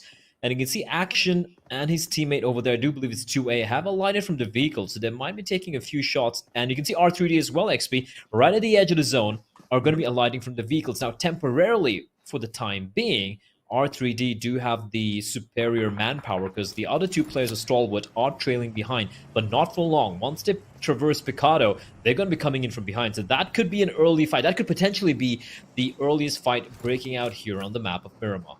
It could be, and I'm pretty sure we are going to be zooming our cameras right to that location. Beautifully done. Now, what Stalwart Esports needs to do is, Action and Pika have an idea that the boys are over here. Have a look at how they are all posted up. Now, you did kind of say that, Stalwart is split up, but that is something that could work in their favor. There you have it, because from behind, this is what I was anticipating. Top 2A comes in and is going to put some lead in the enemy, and just like that, they are going to be falling, but it looks like we do have a little bit of exchange taking place as Hassan hits the deck in the nick of time. Ducks down XP, so a couple of knocks. No one dead yet. Anubis heading downhill. Is he going to try and go for the big flank? It looks like he is. Hassan pushing up. Pika not able to quite get the res, and that's a great knock. Second knock, in fact, and that's going to be two clean and quick kills coming in for R3D. Looked a little scary there, XP, especially with Top coming in, sneaking in from behind, but with them losing a couple of members, Stalwart, what are they going to do? They're all in the blue. They should make a move.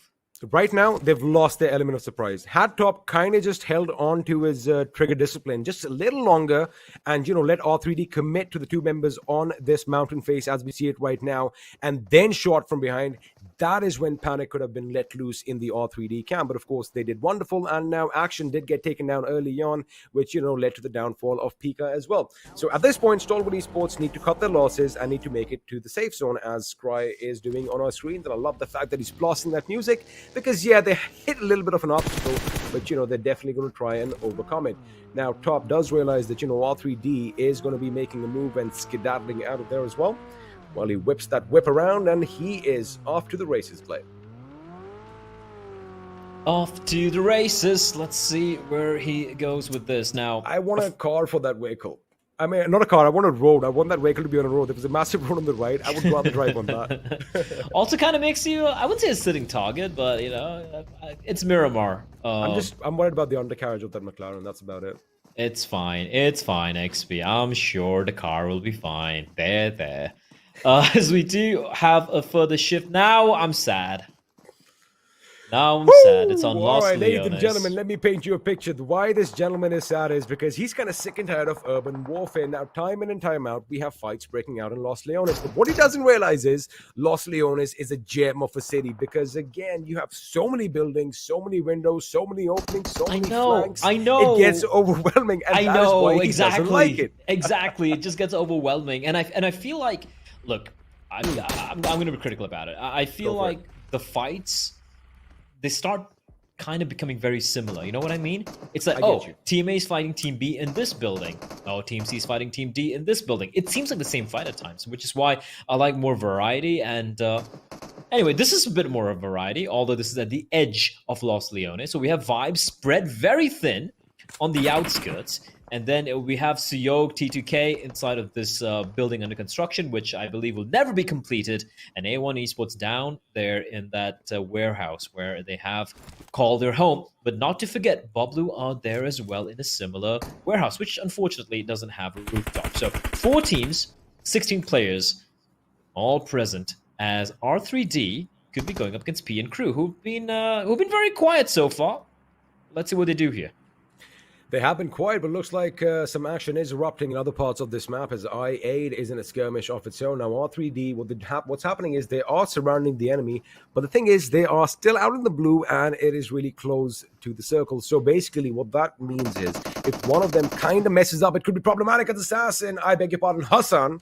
I always confuse Hassan with Assassin. I don't know why. It's just the double S and that A-N. You know what I mean? It always just catches me off guard. But anyway, Hassan over here almost getting knocked out by Orchid. But what's happened is Orchid's given his position away. And he is nowhere near his teammates. His teammates are at least 1, 2, 3, 4, 500 meters away. So, you know, if he goes down, it could be problematic for P and Crew. But what it also does is keeps the other members at bay. Hold on to that thought for a second, because Mafia Ninja, although he's down, that is a risky maneuver happening. Nima, I beg your pardon, was down, but looks like Orchid is going to get the better of the opponents right now. His teammate comes in to help him as well, as Glenn with an Oompa Loompa from distance gets a knock, and well, Orchid is there to wipe up the rest right now. Hassan is going to come in the enemy. He is going to let loose with that ratata, but in fact, he is going to be taken down, and now Hassan has a little bit of respite. But he's the last man standing. That is going to be problematic, Glenn.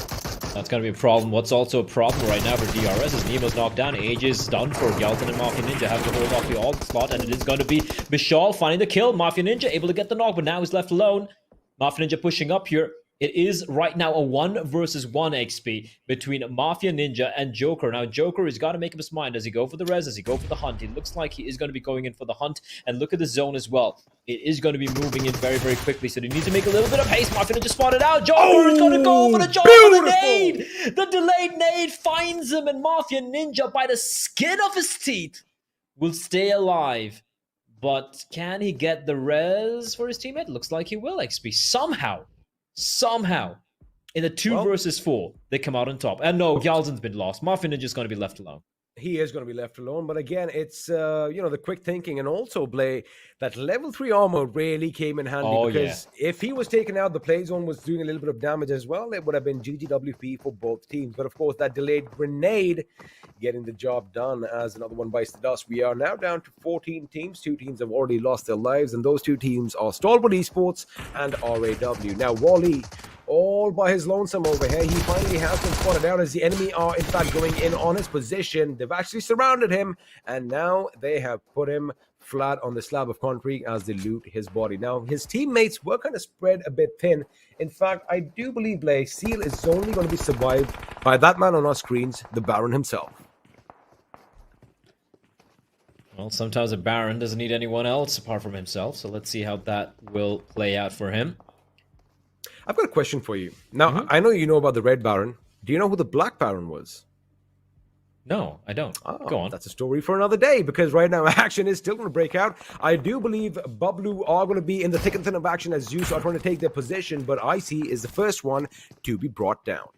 Yeah, BABLU just holding on to this compound. And this comes back to what it was earlier, right? We had A1, we had BABLU, we had T2K nearby. The only new addition to these teams have been ZEUS making their way in as well. 7C's there in the distance. So Los Leones, the outskirts is heavily populated by a lot of teams. Legend's getting shot at. How is someone taking shots at him? It's so far away. And okay, a replay here. Mafia Ninja. It was a preemptive nade XP. It was a preemptive nade that finds Joker. Like, how you can't time it better. That's insane. He didn't have to. I think he took like one shot. That's it. That's where that sound sense comes in handy, because he was actually gauging the enemy by just listening to his footsteps, so he knew exactly where to throw it. And lucky for him, that was a decent enough blast radius to get his enemy, well, pretty much off his feet. But right now, as the circle is going to implode in on itself, I8 are going to be a happy bunch. The Street Station are going to come under heavy fire, but right now it's going to be 7C going up against ZEUS, and boy, oh boy, they are giving them a run for their money. It's going to be a 2-on-3 situation. Godless is going to open up on the enemies inside, but he's taken down the moment he comes out, and in the blink of an eye, 7C are a different beast altogether, as the gods of Olympus have been wiped off from the face of this earth. Well, I mean, they might be the gods of Olympus, XP. Ain't the gods on earth, though, apparently. Yes, it's 7C. I mean, they're channeling their own inner Neptune, right? Just yes, sir. A tsunami of bullets.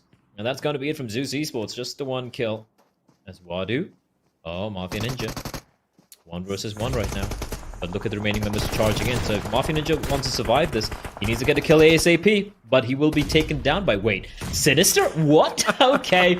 Sinister steals away the kill. And now they're going to be looking to harass High Voltage. But then they realize, do we really want to relinquish control of this building? And what a nade. Havoc's going to be knocked down. And there we go. They wanted to go for that push XP, but then they realized T2K are going to have a line of sight on them. Instead, they're going to be playing this one a little bit more passively and going to be going for the safer approach, which in my book is the right one. They will get the knock and the finish onto Havoc, and Wadu's going to be left alone, and he needs to make a move. In fact, everyone needs to make a move. Now, the only thing that's going to work for them on these vehicles as Jane is going to open up on Wives, smashing that windshield in as Siyog is going to help his team at smashing the rear shield in. Now, A1 Esports, I was going to bring this up. Good for them that they had some vehicles in that little warehouse. Otherwise, it would have been difficult. But right now, BABLU Pika is going to get the better of them. As in one magazine, Shoykot goes down. 6-9 goes down. The grenades are coming in. But this is when 420 and Danny need to start rotating from the right and push in on this position. Now, Danny's being a bit careful because, again, T2K, mind you, are still at the edge. They still have a little vantage point on their position. Lovely, lovely move by, I do believe that was Danny, who just kind of regrouped with his teammates, right? That was indeed. Well. Wadu's still alive, by the way.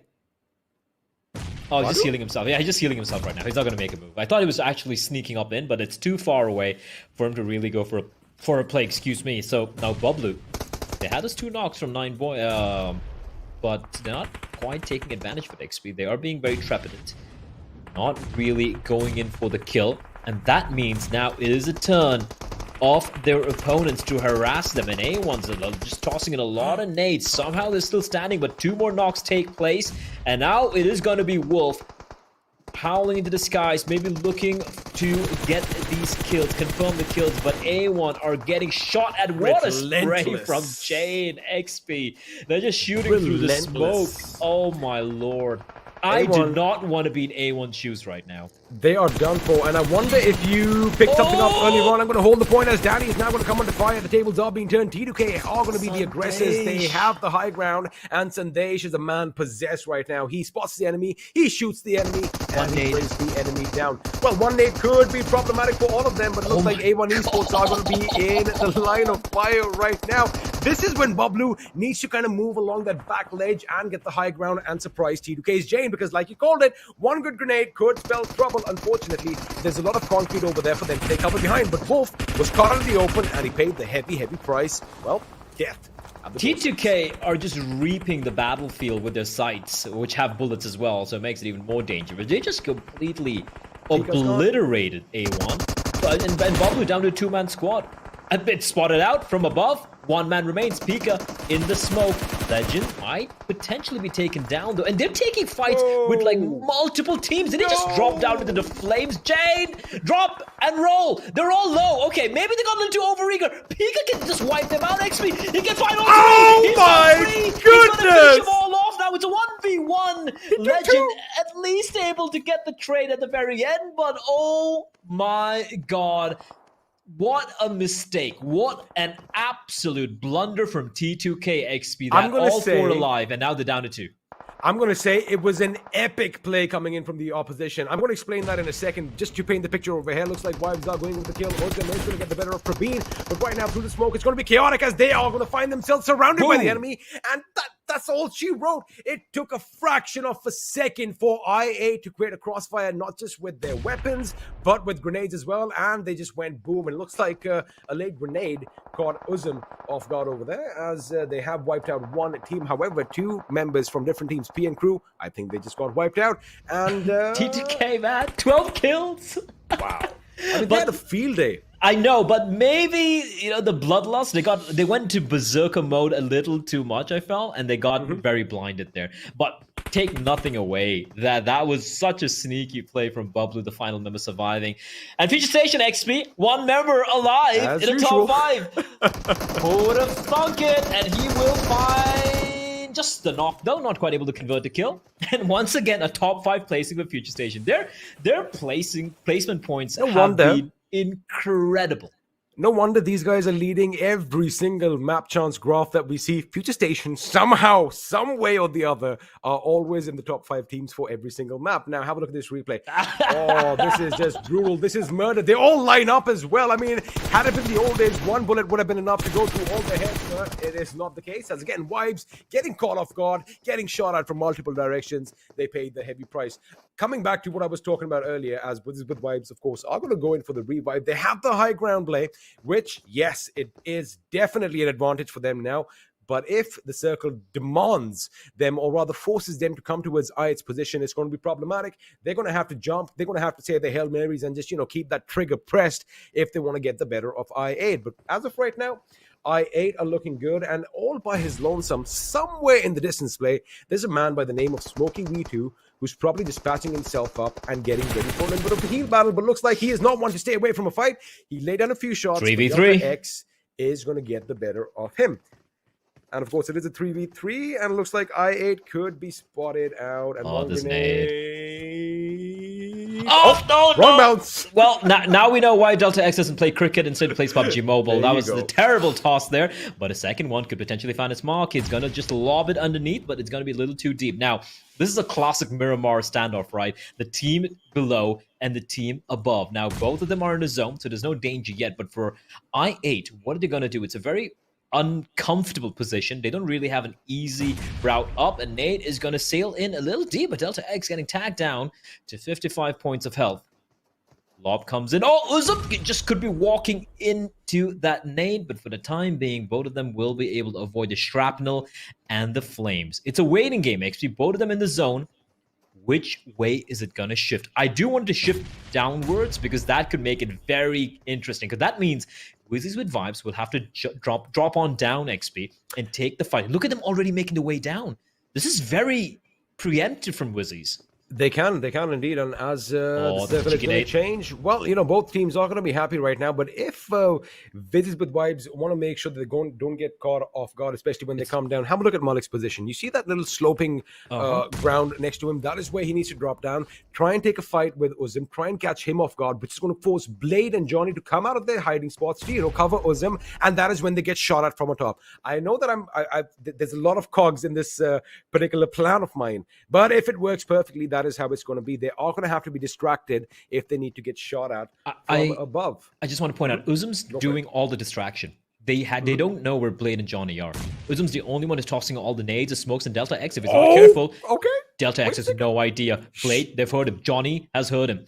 If they strike right now, that F249, there we go. Brilliant bait and switch, and Johnny's going to find Delta X. The finish is going to be coming on in. Man advantage now for I8. Uzum still dodging the nades. Now, Wizzes with Vibes XP, they do have the high ground advantage, but no more is it equal, because I8 have the man advantage now.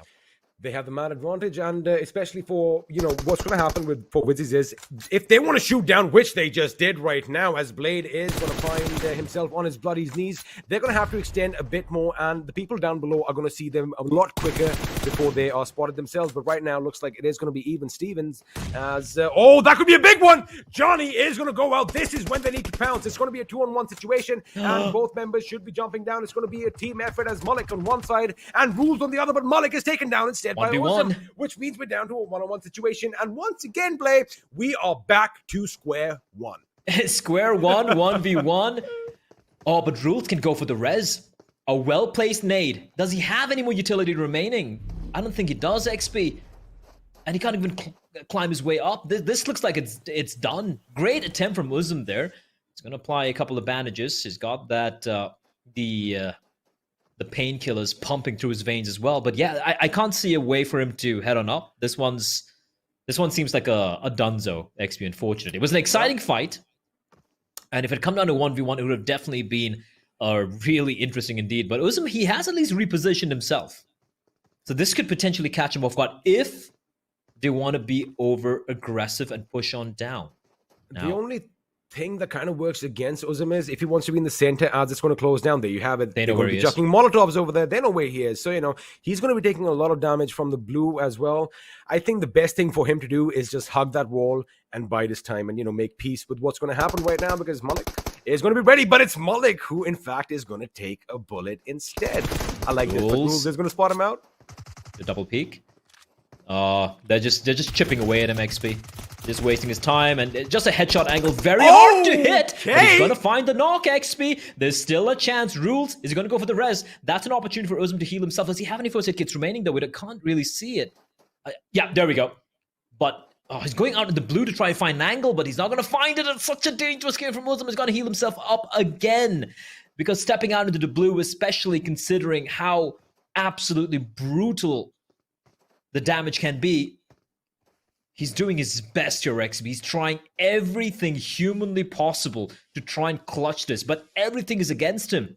He doesn't have the man advantage. He doesn't have the zone. He's downhill. And Malik and Rules, all they have to do is just wait this one out. Just wait it out. Unless, if he picks up a nade there, that could be massive. You know what I want? You know what I want? I want both the members from Wizzes with Vibes to kind of rappel down at the same time, face the rock, and just go YOLO. It's going to make for an amazing ending. But right now, Uzum, oh my goodness, this man is keeping calm and composed. He knows everything is stacked against him, but he is pretty much near the center. And now Malik is going to be taken out first. There you have it. He is going to jump down. He is the first one to do it, and he does it in style. Ladies and gentlemen, forget Rambo. We have a new man in town, and he goes by the name of Malik. I told you it was going to be something like that. I love the ending, but boy, oh boy, Play, did IA put up a fight or what? Oh, Uzum played that. Like, there is no way you could have played that better. He did everything he could, except in the last moment. If he, maybe instead of patching himself up, if he had his gun out, there was a chance he could have got the double knock. But then again, could have, would have, should have, you know how that goes. So, congratulations, Wizzes with Vibes. I took the name yesterday, XP. They came very close getting chicken dinner, but this time around, they will indeed get themselves 1,000 buckaroos. As second place, of course, coming in from I8. Again, the perennial, never to be the bride, coming so close, never getting the chicken dinner. But it's okay. Somehow. But there is going to be a little bit of respite, because somebody on the analyst desk is going to be happy, and that man is going to be Fixes, because he was saying, I want some action in the third place. But of course, you know what? Why don't we just check in on them, Blay? Because that is the end of game 2. And after this break, we're going to have the analyst desk for you.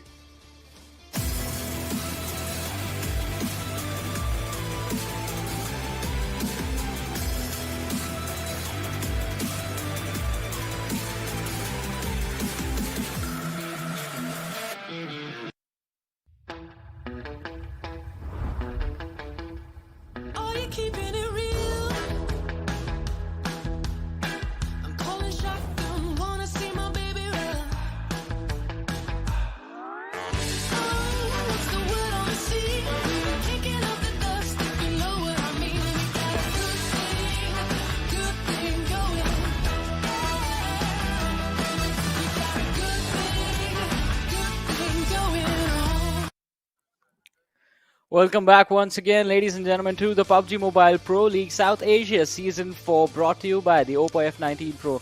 Woke up your fun with the Oppo F19 Pro. This is Super Johnny on the analyst desk, joined by Ocean and Fixes. And this was an interesting game.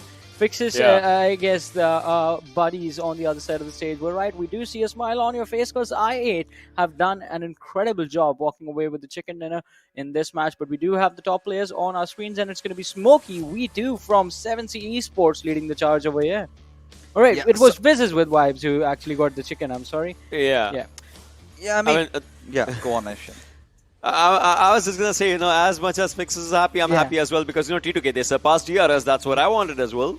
Oh yes. I mean, and one more thing, Johnny. I mean, it had all to do with how the circle traversed, right? Yeah. How it shifted for what we really thought could have been an urban circle, but this is again the history repeating itself. Every single time you think it's gonna shift towards Los Leones, it goes towards the hills. And Wizzes with Vibes were perfect in anticipating that. But you guys, you have to talk about those fights that happened. DRS, T2K, everyone just trying their level best for the first spot.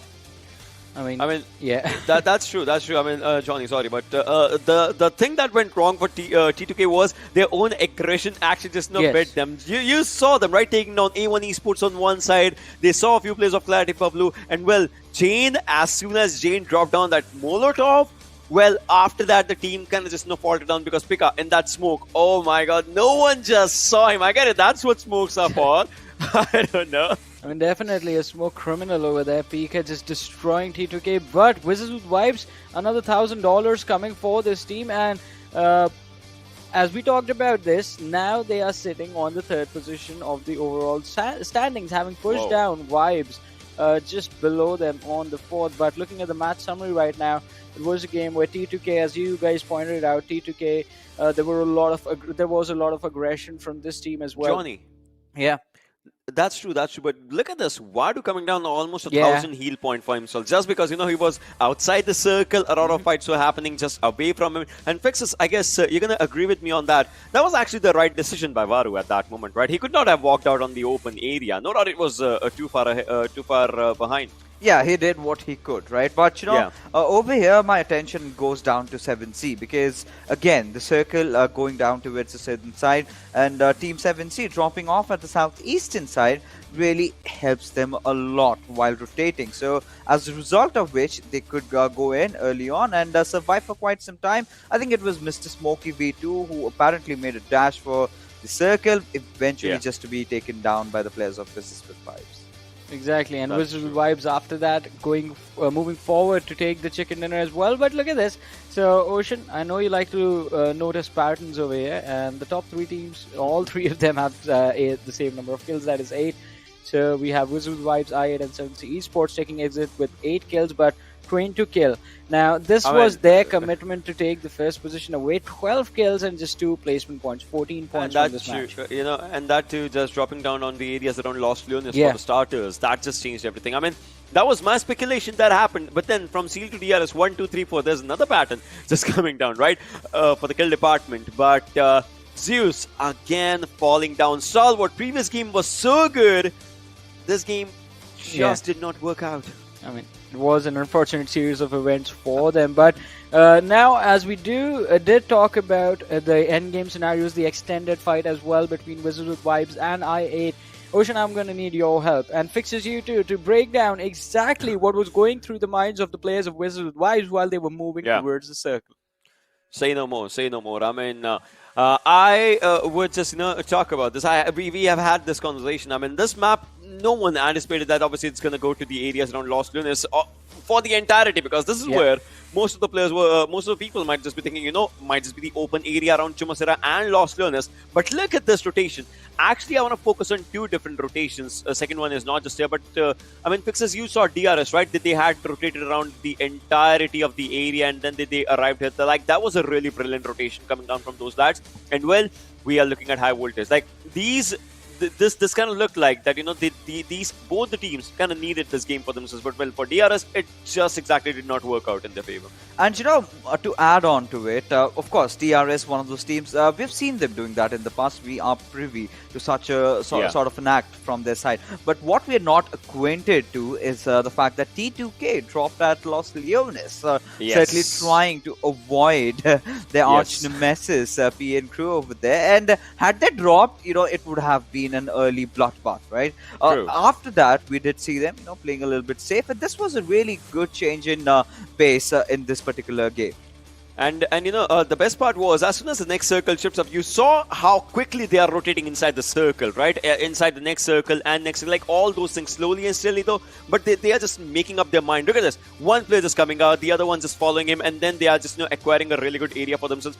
So for Wizzes with Vibes, the best part for this team, to be honest, was their rotation, because again, it was not a really high fragging game from this team, but it was more and more on their mentality and the mindset. And obviously the circle did just favor them. When they wanted the entry, it was an open area for them. Yeah, I agree with that. I mean, towards the end, they were able to figure it out from where the openings were and how to get inside the safer positions of the circles. But apart from that, there was a lot of action that broke out between a multitude of different squads, and we're going to have a look at all of that action right now in the Oppo F19 Pro moments of this match.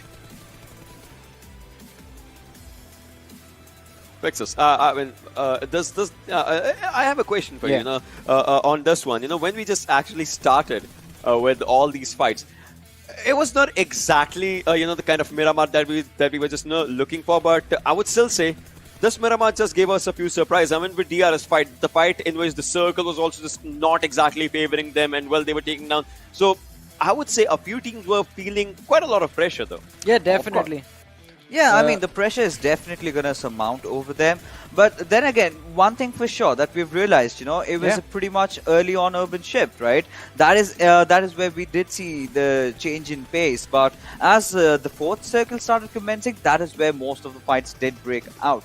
We, of course, did see DRS going up against Raw. And in that, they had to face 2 casualties. And, of course, Martin Ninja was the solo survivor. But all he could do was, take his team a little bit ahead. That's just about it. But a team like T2K did have a possible chance of winning this one. And sometimes, getting overwhelmed, sometimes overstepping really did hurt them a lot. I mean, we were talking about the early aggression that T2K were displaying, or, well, were forced to display in the matches that they played yesterday. But today, this time specifically in this Miramar, it was forced from their side. They wanted to be aggressive. They wanted to get all those points, and it did work out quite nicely for them for quite a stretch. But it is Miramar. Even if you are going to the late game stage, there's still going to be a lot of teams remaining, and this was the punish that everyone was talking about. I mean, Legend overextending and Pika in the back lanes just capitalizing.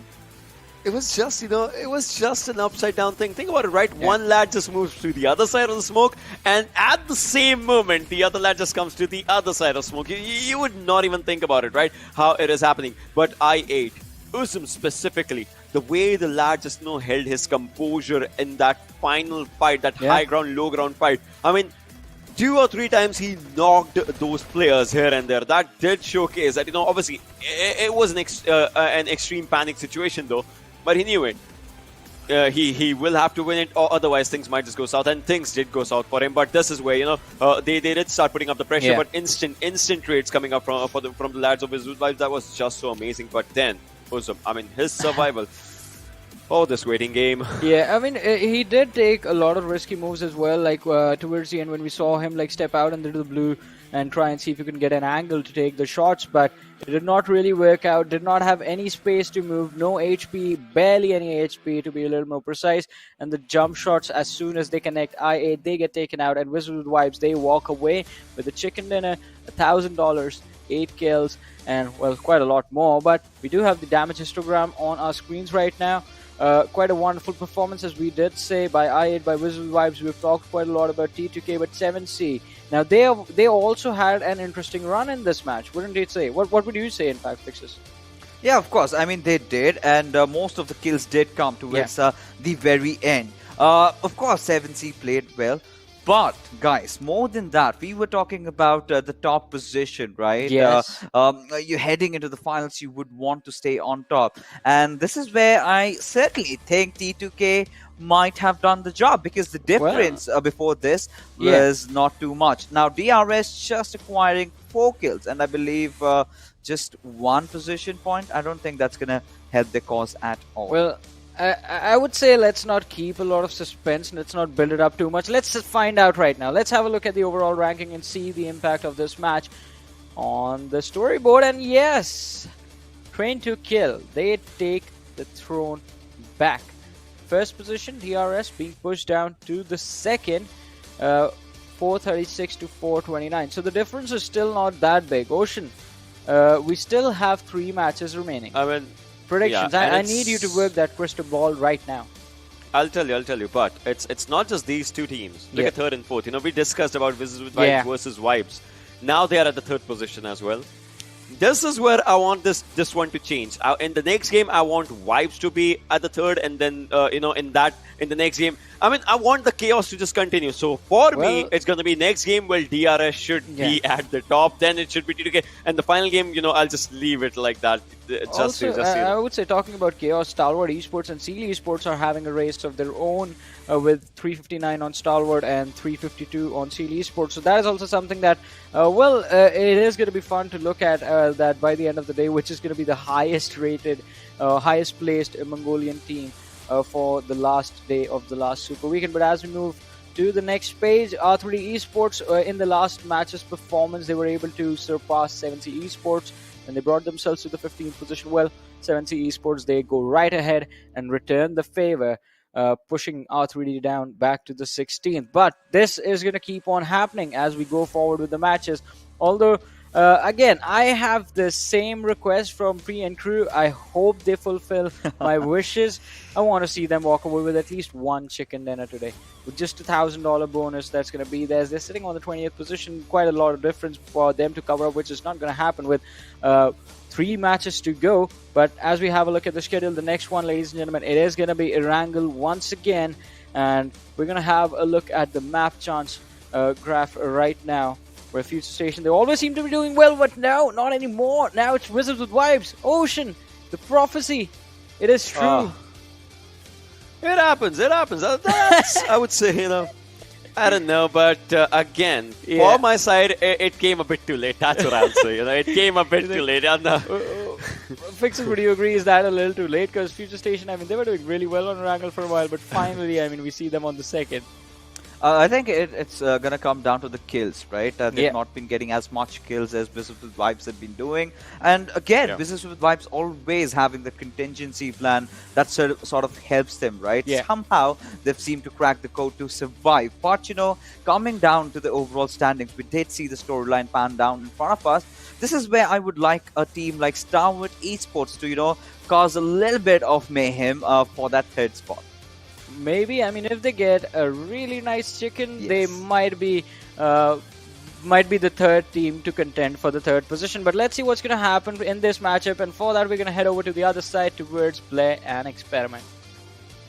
Well, thank you for that again, Johnny, as we are going to be jumping in for, at least for you and I, XP, our final game of the Super Weekends of the league stage, and we're wasting no time. No one has to look at our ugly mugs. We're going to be jumping on Erangel again, and here we go. Look, we know who the teams are going to be, who's going to be qualifying for the finals, but I still want to know who's going to be the champions of the league stage, right? Last time it was ZEUS. Unlikely ZEUS are going to be able to win it this time, considering they're trailing by almost 180 points behind T2K.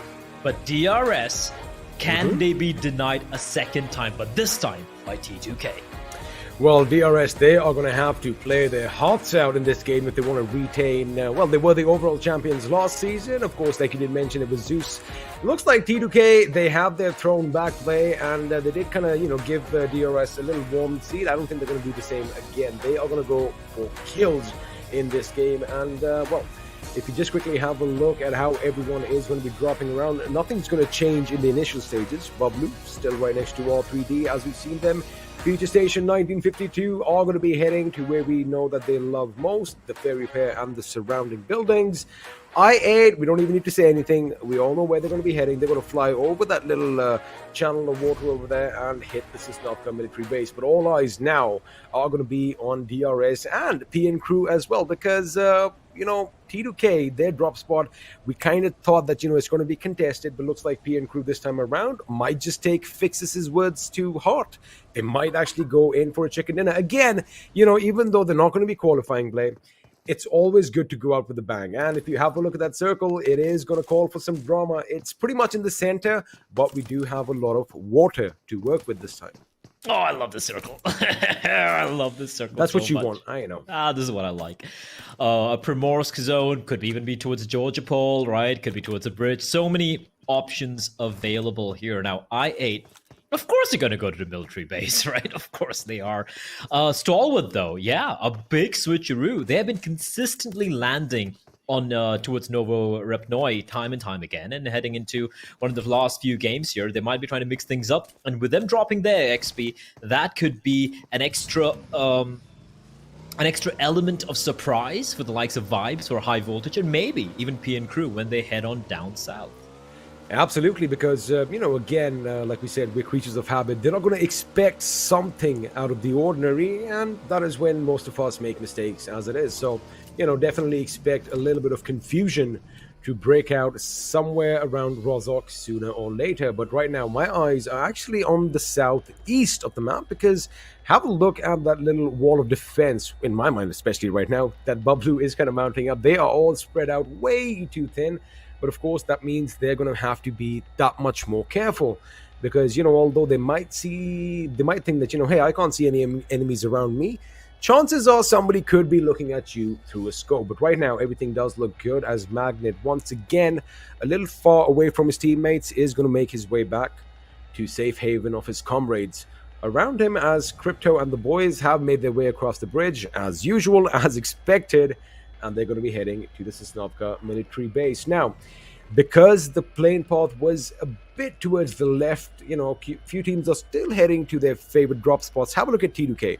They did have a few options to, loot a couple of those compounds near the farm, but they are still going to go to the place they are most comfortable with, and, you can't really blame them, as is Wizzes with Vibes. Now, Wizzes with Vibes, have a look at the amount of distance play they've traversed. They've already driven 1.5 kilometers, maybe 2, but they're still going to end up in Milta, which, I don't blame them, because that is their city. And from there, once you are kitted up, psychologically as well, you feel more confident, you feel more comfortable. And I'm pretty sure a lot of teams are going to give T2K a run for their money right about now. They should be ready for an onslaught play.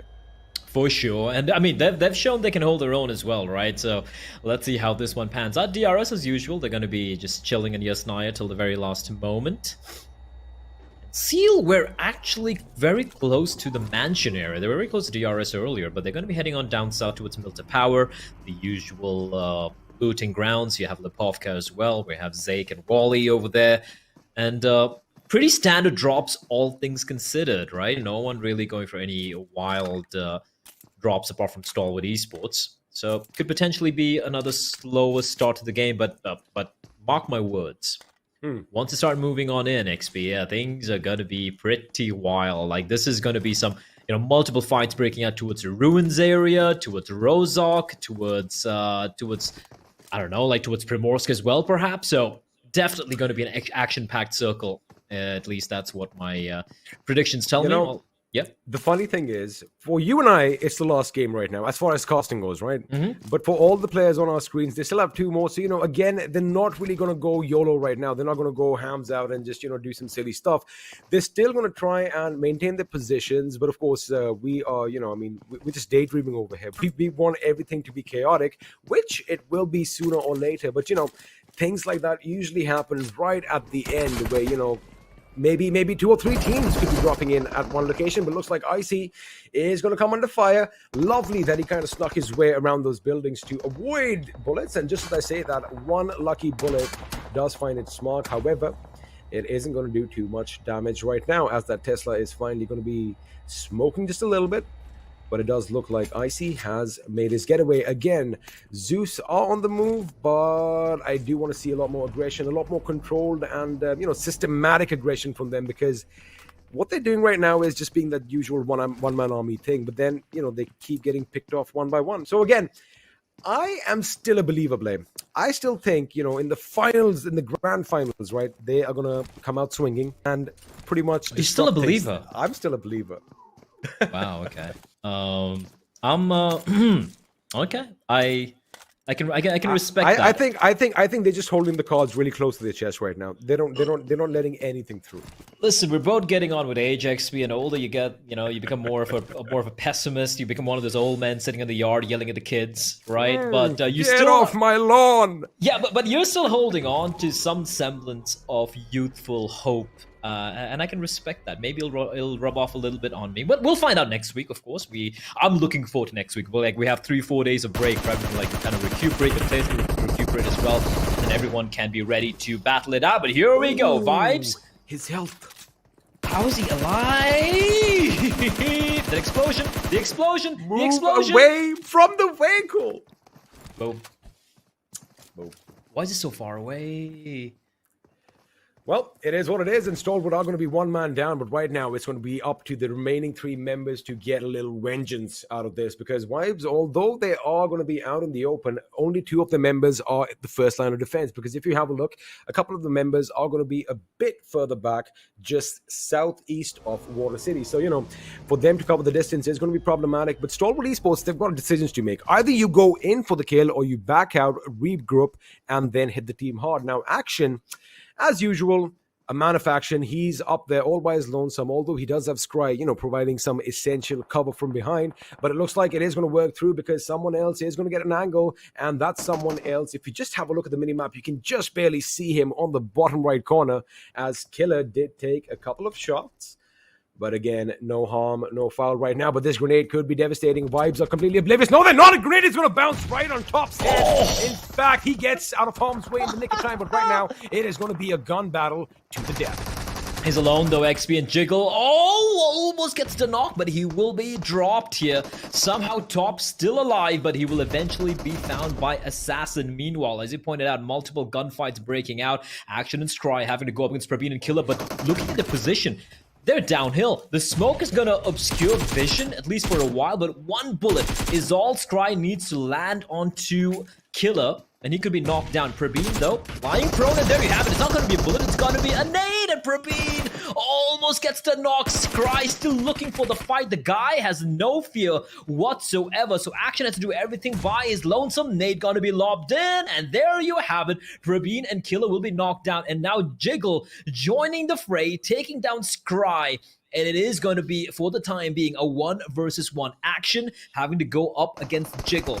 And Jiggle, can he do anything? No, he can't. Action is going to get a knock onto him, and now it is truly a 1 versus 1. However, the final member of Vibes, Assassin, is quite a distance away. He's going to get into his car, pedal to the metal, running into Rez's teammate, but Scry just might be Rez in the nick of time. Assassin going to be coming uphill. Rez has taken place, and if he goes to the rest on the Jiggle, that's a prime opportunity for Action to pounce on to the final remaining member of Vibes. Are they going to go for it? They're still very paranoid. Scry is going to deploy a smoke. Action coming from above. He spots out both the players, finds Jiggle again. Assassin just lying in wait behind the car, now having to go up against 2 members of Stalwart Esports. One of them barely alive though. Action gets knocked down, and Assassin now 1 versus 1. Scry on a sliver of HP. He didn't heal himself up, so 1 bullet is all Assassin needs. A little bit of luck will also go his way, and it is going to be Assassin clutching out the round, and he will also be able to res his teammates as well. Oh my lord, XP, what a fight. That was not supposed to go down that way. Although Jiggle is now, well, in the dust and he's carrying for all these animals out there. The thing is, had Action not gone in for the finish, it could have been a different story. He got a bit greedy over their play, as a result of which they paid the ultimate price. And Stalwart Esports, they are out of this game, and it's an uncharacteristic exit for them. This is not like them to, be eliminated this early on, especially if you consider the caliber of players that are in the team. But it is what it is, and we have the first victims in Game 3 as Stalwart Esports bid us adieu. Now, as the circle is going to implode in on itself, have a look at everyone in a mad dash to make it to the finish line. Now, I8 are going to be traversing the map with Future Station pretty close by, but what did catch my eye was the migration taking place up north. DRS is very close to Seal. However, looks like we're going to see some action break out on the eastern front, miles away from the play zone, as high voltage play are dangerously close to Vibes. Well, someone's going to be electrocuted, but you can see high voltage. A couple of them have alighted from the vehicles, and they're going to be taking shots in the direction of Vibes, but it looks like they will be able to escape comparatively unscathed. And Mark 14, ripe for the picking, right next to the beach. I'm sure 420 boy sees it. He should be going for this.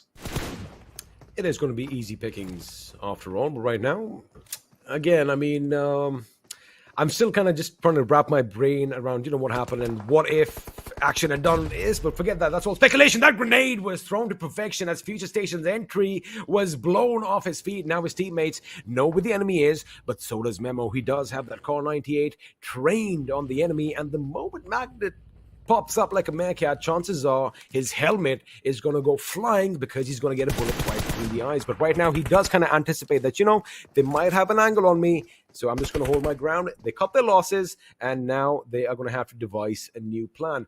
As far as 7Cs are concerned, they don't really have to budge since the circle is not going to be in thorn on the side. In fact, they are pretty much dead smack center. But any second now, the circle is going to shift. We want more water. Not a lot of water, but we are still going to have a little bit of a Western frontier fight over here. The hospital is still going to be in contention, which means ZEUS do not have to budge from their position. However, there's going to be a mad dash down south as T2K, A1 Esports, Future Station are all vying for the same hill. Only one can stand atop the hill, though. That is something that they will be aware of. A1 decide, you know what, we'll just go for our own hill. So they're going to find a semblance of some some peace for the time being. But again, they have been spotted by T2K XP, so T2K could potentially, if they have a couple of snipers, lay down the paint. For the time being, they're on the edge of the zone. They take the sweet time. And T2K will be moving on in, though. They eventually will. But considering they've spotted out where A1 are, they could be going for a longer route. I8, though, are heading towards the zone from the beach. You can just take a look very quickly. Yeah, there we go. I said I8, and it is going to be R3D unleashing onto I8. And that is a very uncomfortable spot they find themselves in, as they're going to be moving on in, using the vehicle, trying to find that compound. In the meantime, the player has been knocked down, can be rezzed, so it's not quite done yet for I8, but they need to reposition and need to kind of relocate and find some other safe ground for themselves. But this position from Joker and Adil, it's brutal if you're I8. Well, yeah, I mean, just that one position on top of that hill was the reason that, you know, they actually spotted I8 moving in the distance. Now, I'm like an open book right now, because although I8, what they were trying to do is be a little bit sneaky and get this team off guard, right? Because this is the periphery of the circle, and more often than not, this hill play is always occupied. But again, I guess they had better vision, they had a good 360 vigil, they saw some movement, and well, I8's attack was thwarted midway. But what's going to happen right now is Seal did get a knock early on, and looks like the members of DRS are going to be coming in for the kill, although there was a little retaliating fire from Wally. It's not going to be enough. He shot him through the door, he saw his feet a pixel on the staircase, and they paid a heavy price as Killer is now going to have to go on the defense. Remember, the remaining two teammates, they are far away. They are not going to be able to do anything, as they are going to make a comeback. They're coming in at the behind over there. However, they're not going to have the angle. Now, if Killer can hold his own for maybe another 10-15 seconds, and then those guys start suppressing fire and just creating some confusion, that is the only time this man can patch him up. With of course, with bandages, it's going to be problematic, as Gyalzin is going to go knock him on his knees, and Seal are going to be getting hit from elsewhere, Blade. Yeah, this is very chaotic, and Wally, I think he realizes that there's not much he can do. They're going for the kill. There's nothing they can do. And A1, there we go. T2K going up against A1 Esports, because they knew they had to push that particular hill. Shoykot's been knocked down, but Sandesh is down on his knees as well. Sinister not quite able to finish off the job. The res will be coming on to Shoykot, as T2K, they're scrambling, trying to find some measure of safety, which they will, but unfortunately they will have to abandon the teammate, and Jane gets caught by 9boy before he's able to pull off the great escape. Now 2 members will remain for T2K. That was a rough sequence of events there for Train to Kill, and they might just be heading directly into Future Station, and that is, yeah, the proverbial frying pan straight into the fire. Well, Future Station are going to have to think about moving as well, because both the teams, in fact, all the teams on our screens right now are pretty much outside the circle by about 200 to 300 meters, give or take. Now, what T2K is going to be doing is they need to resupply themselves, because they just were in a bloody battle, and as far as utilities are concerned, they were almost brought down to zilch. Finally, Legend is going to be happy with a couple of first aids as he makes his way down the mountain. Have a look at that. It's going to be just chaotic down south, as all teams are going to be heading in each other's directions, and at the last second they're going to realize, whoa, wait a second, this hill is taken, we need something else. But that is when the confusion comes in, as I8 kind of looks like have kind of found themselves in that same situation. T2K were at the receiving end of things play, but they are trying to turn things around. But I8 could be caught between two teams, T2K on one end and the boys from 7Cs on the other. Yeah, that's an uncomfortable sandwich. Ooh, how did that hit the miss? shoulder? Oh, that is so close and so lucky for I8 there, whoever that was, and Amos Nagar not quite able to land the headshot. 7C have all 4 alive, but as you pointed out, XP, it's going to be a mad dash up north. Speaking of up north, Seal, the 2 members alive, are still very much alive and kicking in a very comfortable spot. Next to them is ZEUS. P and crew are smack in the middle of the zone next to the hospital, and look at the barrage of nades being lobbed in by RAW against A1 Esports. And 9boy is going to be facing the brunt of the shrapnel, and the earth is even shaking as Wadu is going to find Jax as well, and things are looking quite miserable for the Bangladeshi side.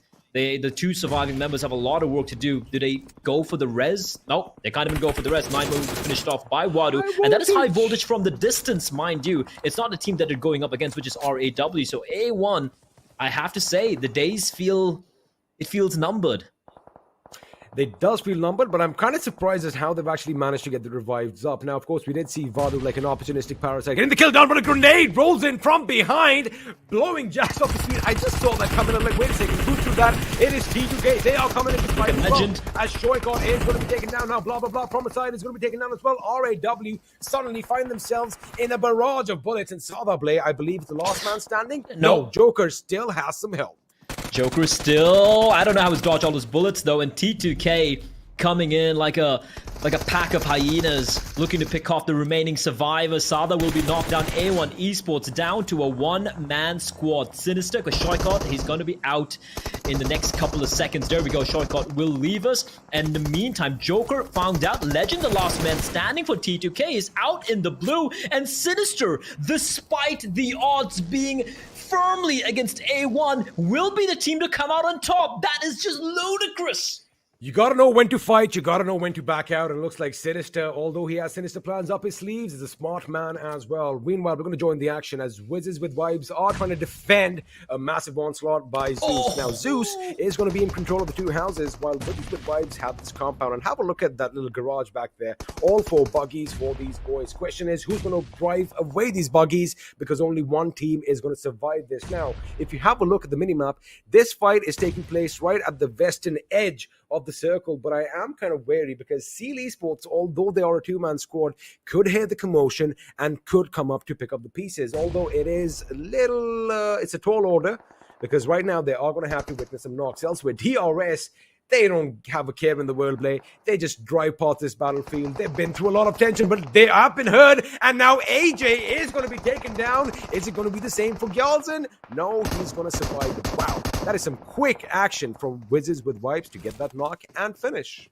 The fact that DRS still keep 3 alive despite the rotation, I think they're going to be very happy with the way that played out. Also, for those of you who were keeping an eye out on the kill feed, BABLU got, they went over the bang. I think all 4 members just got decimated by the HEs. Not from one team, but multiple teams. So that was BABLU bidding us goodbye in the 11th position, XP. And now DRS with that crazy rotation they had, XP. They're smack in the center of the zone as R3D maybe getting a little too ahead of themselves. They push into ZEUS, hoping that Wizzes with Vibes and ZEUS were busy with each other. But Goddess and Ably spotting out both members, find them. And with that, that is going to be 2 members out pretty early here for R3D. Down to a 2-man squad. A lot of teams on which are 2-man squads right now. 7C, Vibe, R3D, and Seal, as A1 will finally be eliminated. But honestly, considering how long Sinister stayed alive, I think it's a miracle in its own. C-Wine on his knees. Memo as well has been dropped. And right now it's a 1v1 between Clutch Baba and the final member alive for 7C. That is, of course, where is he? Where is he? Can't see him. I like how there he is, Smokey driving on past, and my Noob, in fact, was almost going to be run over. That could have been problematic, but right now he is going to try and acid in Clutch Baba's position, as it does look like his teammate is going to bite the dust. Now, my Noob, of course, out from this game. It is going to be a one-on-one situation, but have a look at Wally. Wally is sneaking in the background as well, and if Clutch Baba is not careful, he is going to be in a world of trouble. But judging by the way Clutch Baba is moving, I think he has an idea someone is nearby. Now, we did leave both these teams in this little stalemate early on, which is still continuing, and the circle is still forgiving to both. But in a few seconds, that could change, as let's have a look. Are we going to have a drastic shift, or are Wizzes with Vibes and ZEUS going to be happy? They're not really going to be happy because DRS Play is the only team with a strong foot in the new circle. Yeah, but they are surrounded in each and every direction by multiple teams. Some of them, however, down to one-man squads. But yeah, let's see how it pans out. Clutch Baba will finish off Wally. And with that, that is going to be it for Seal. They try to stay alive for as long as possible. And this battle, it's been going on for what seems like forever now. Delta X on a sliver of HP gets a knock.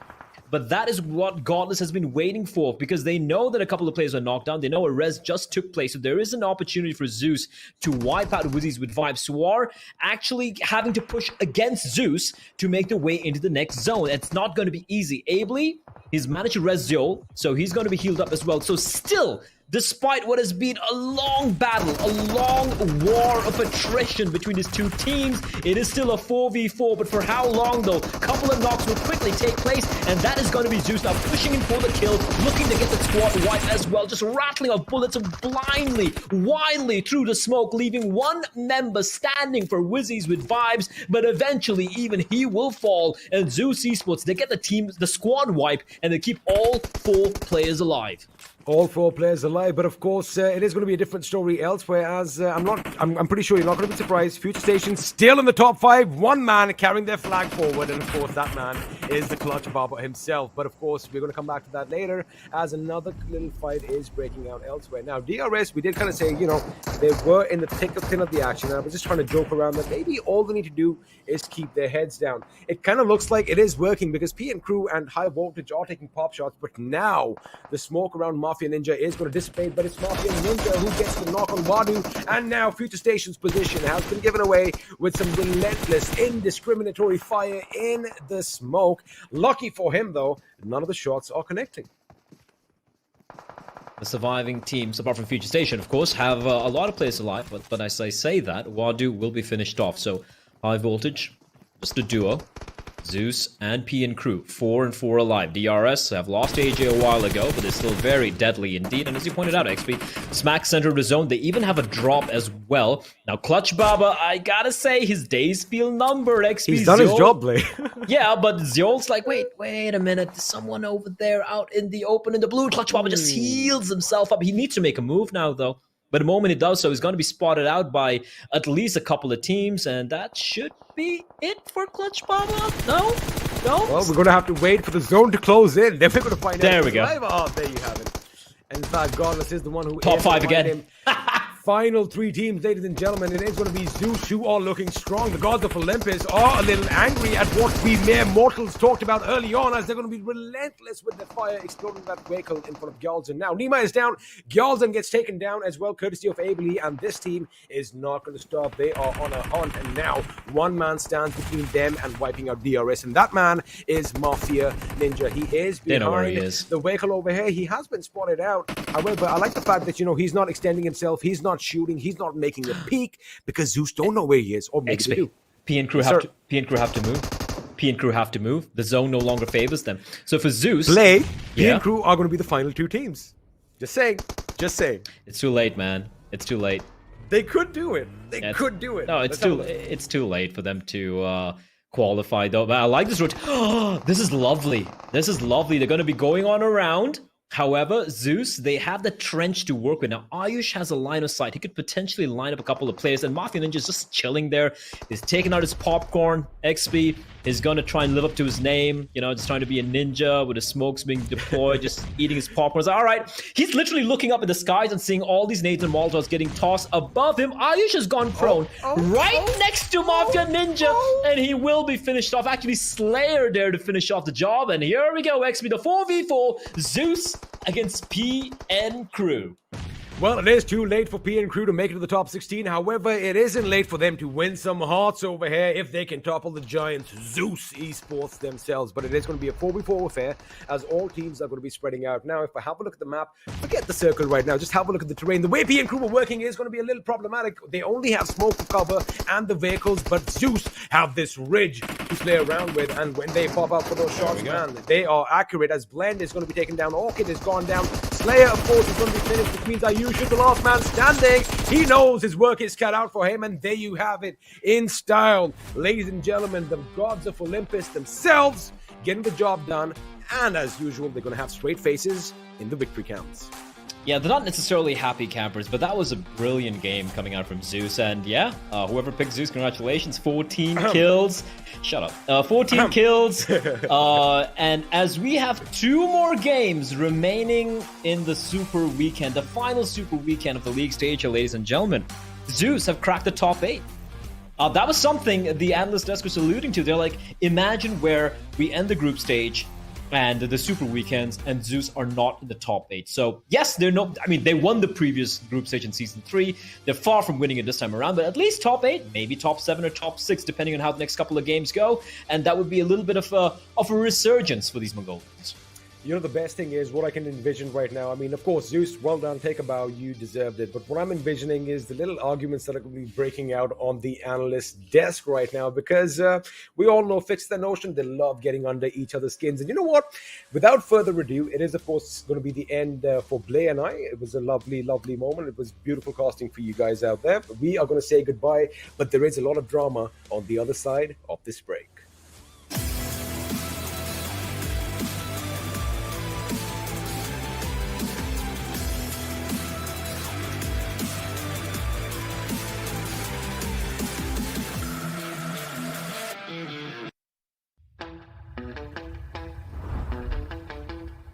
Are you keeping it real? I'm calling shotgun, wanna see my baby run. Oh, what's the word on the sea? Kicking up the dust, you know what I mean. We got a good thing going. We got a good thing going on. Once again, welcome back, ladies and gentlemen, to the PUBG Mobile Pro League South Asia Season 4, brought to you by the Oppo F19 Pro. Wook up your fun with the Oppo F19 Pro. This is Super Johnny on the analyst desk, being joined by Ocean and Fixes with me. And what an interesting game. First of all, I would like to talk about the rotations of the circles. Ocean, the shifts, they were so intense and, well, they made the game really fun for us to enjoy. I mean, me and Fixes were, in fact, discussing about these kind of circles. They are rare, but they are there. It's kind of this, right? Because there were so many fights happening around the zones, and a lot of players were actually on their run back and forth because of a southern hospital-ish circle. Yeah. No one was anticipating that, though. I mean, no one except it seemed like you and ZEUS Esports, because in our conversation while the game was going on, you had already mentioned how important the compound that ZEUS was holding for themselves towards the western side of the map, how important it was. And they definitely did capitalize upon it, as we do see 3 players from the side of ZEUS Esports in the list of top players in front of us, and they have, well, quite a lot of damage and kills combined all together. But we also see Memo and Sinister making it on the list. Memo sitting on the first position with 5 kills and 989 damage, and Sinister on the 5th with 3 kills and 667 damage. But apart from this performance, I mean, it was an interesting run that was made by DRS as well, but it was P and Crew who did manage to finish second in this game. Fixes, were we expecting this sort of a comeback? You know, we were sort of anticipating P and Crew to be maybe getting a top 3 position, but yeah, of course, the second spot, that's good for them. And it all came down to how the circle really rotated, right? Now, talking about Team Zeus, if you guys did pay attention on the map feed, we did see Ice to be in a little bit of a pickle, and had Zeus gone off to its shelter, this game could not have been possibly theirs, right? And we did see some few changes happening around. We did see Raw dropping off at Gatka, who did try to create some problems for Zeus, but then again, Zeus did manage to close in on each other. They take that compound and defended it really well.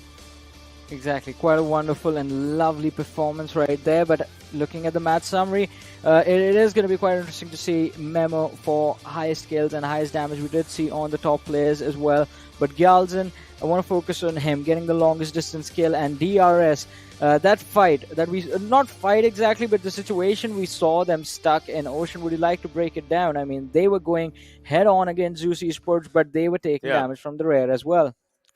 So this is a thing, right? DRS, they thought that they'll be having a really good area for themselves because they were trying to acquire the center. And this is, where we'll see them because, they did get 10 placement points. They were in top 3, definitely. But again, on one side, PNQ just was arriving and Zeus just pressurizing them with one player, Marvin Ninja, remaining. And, Slayer at the end with the airdrop cover. He just took down the last. Yeah. Where's T2K? Guys. Yeah. Oh, yeah. They're on the second page, I believe. Let's have a look where they are. Well, there they are on the 11th. Exactly. So, I mean, guys, now I think the soup that we are trying to make has gotten a lot more spicier with so much action starring up. T2K barely getting just 2 points from this game, and DRS definitely bolstering up their lead. And with just 2 games remaining, I think has to be one of those most gripping Super Weekends ever. Exactly, Fixes. We love this situation where the teams are definitely fighting for the first position with every single game that goes by. But this game was something different because, as we talked about, I mean, the shifts of the circle, the way the zones were moving around, it's kind of rare to witness, and it threw a lot of curveballs towards the teams. Let's have a look at the zone rotations and the zone shifts of this match and break down exactly what went down with everyone.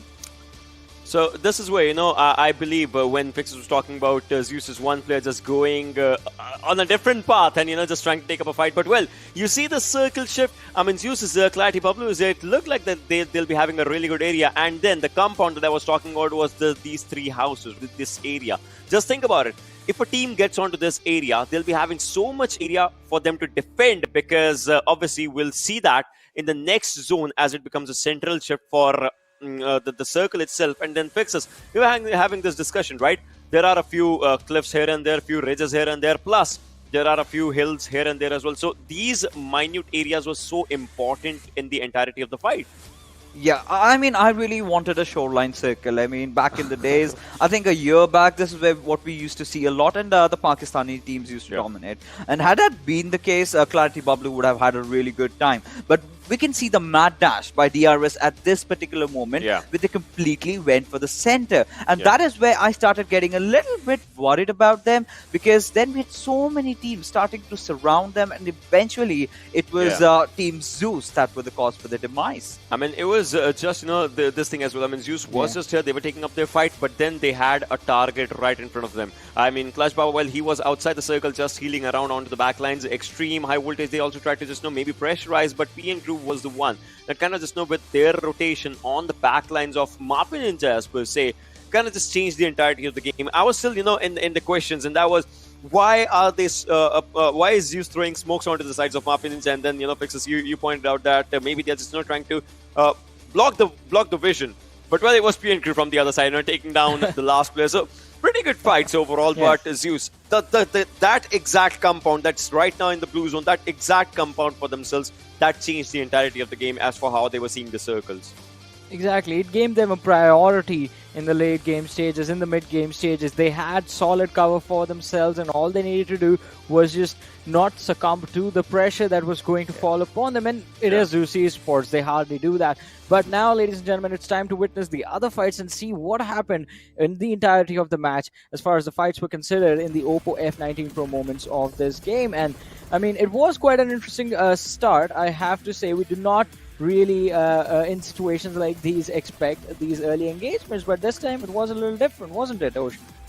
That's true. I mean, this fight specifically, me and Fixes, we were discussing onto this fight. I mean, remember Fixes when Action, he tried to take up a really good fight. I mean, he did take down the player of Vibes, and he made them think. But then there comes Assassin, who was left out previously, just changes everything. Screen, he was on really low HP. Had he healed up or something, this might have just not. Yeah, exactly. So, more than that, Johnny, we have to talk about what led to this. We did also see in the map feed that Stalwart did change their drop location. This time, they did not head towards Novo. Yeah. True. I mean... Yeah. But then, again, this moment, think about it, right? DRS, they had such a good area for themselves. They were just doing really good. But then, moving up forward, I mean, A1 Esports, this team did really good. Again, the open areas here and there, kind of pressurizing on a lot of teams. And, well, I'm kind of happy for PN Crew. I get it. They were really close of $1,000. I kind of wish they had it. Like, $1,000, it's always a good thing, right? Exactly. I mean, yeah. $1,000 sounds really nice, Ocean, but I mean, for these teams right now, I guess they want the money as well, but also there's an element of pride involved going into the finals. You want to look really strong, you want to prove a point, and or maybe you want to see the other teams fail at a certain point as well. I mean, we have seen those last-ditch efforts being put on display by a few of these teams and individuals as they find themselves the last players surviving inside these games. But this is what we were talking about. ZEUS Esports just holding on. I remember Fixes was talking about. Fixes, I want you to talk on this one. I mean, are these the NCs, for God's sake? Because these are the kind of mistakes that are not going to be entertained, right? These are cardinal sins. You're not supposed to do that. And, well, I mean, you're heading and at least have someone scout the area. And there's no chance on earth that place could be vacant, right? And then, really, it was a gift for Team Zeus. And the best part, Johnny and Ocean, I must say, this time, why on earth did Zeus get a chicken dinner? One simple answer: they did not overextend.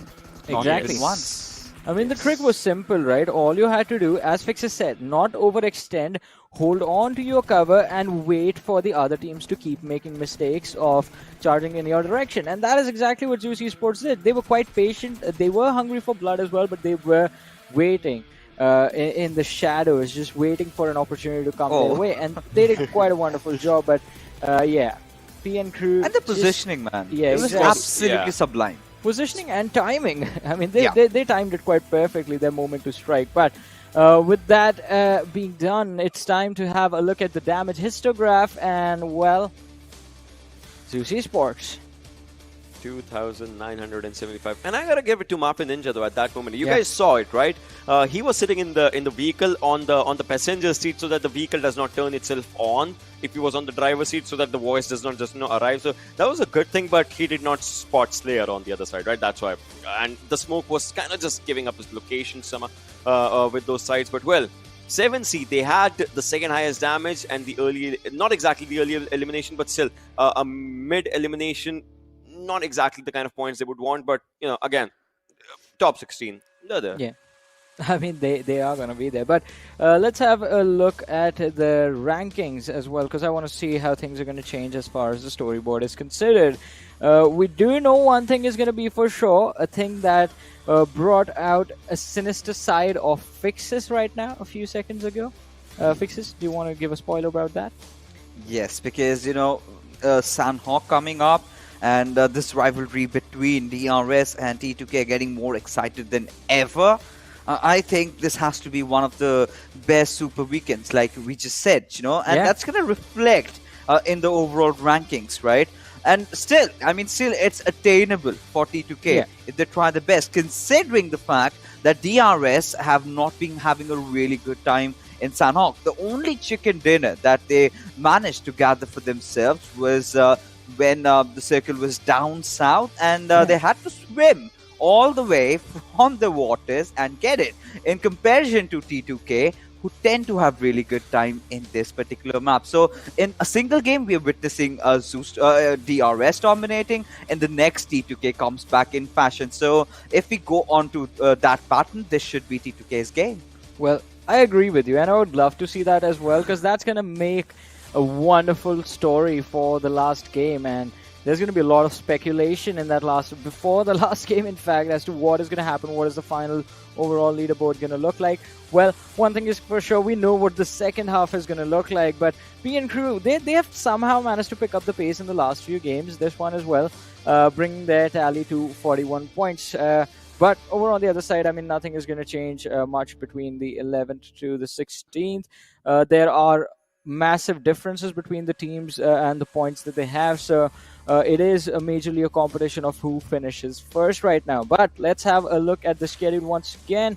The next match, we know what is going to come up. It is going to be the map of Sanhok, as mentioned by Fixes a few seconds earlier. But Ocean, Fixes has given what he wants to see in this game. He wants to see T2K, which he has backed up with numbers as well. They have had on average a much better time than DRS as far as the Super Weekend performances are considered on this map specifically. But which team are you going to pick?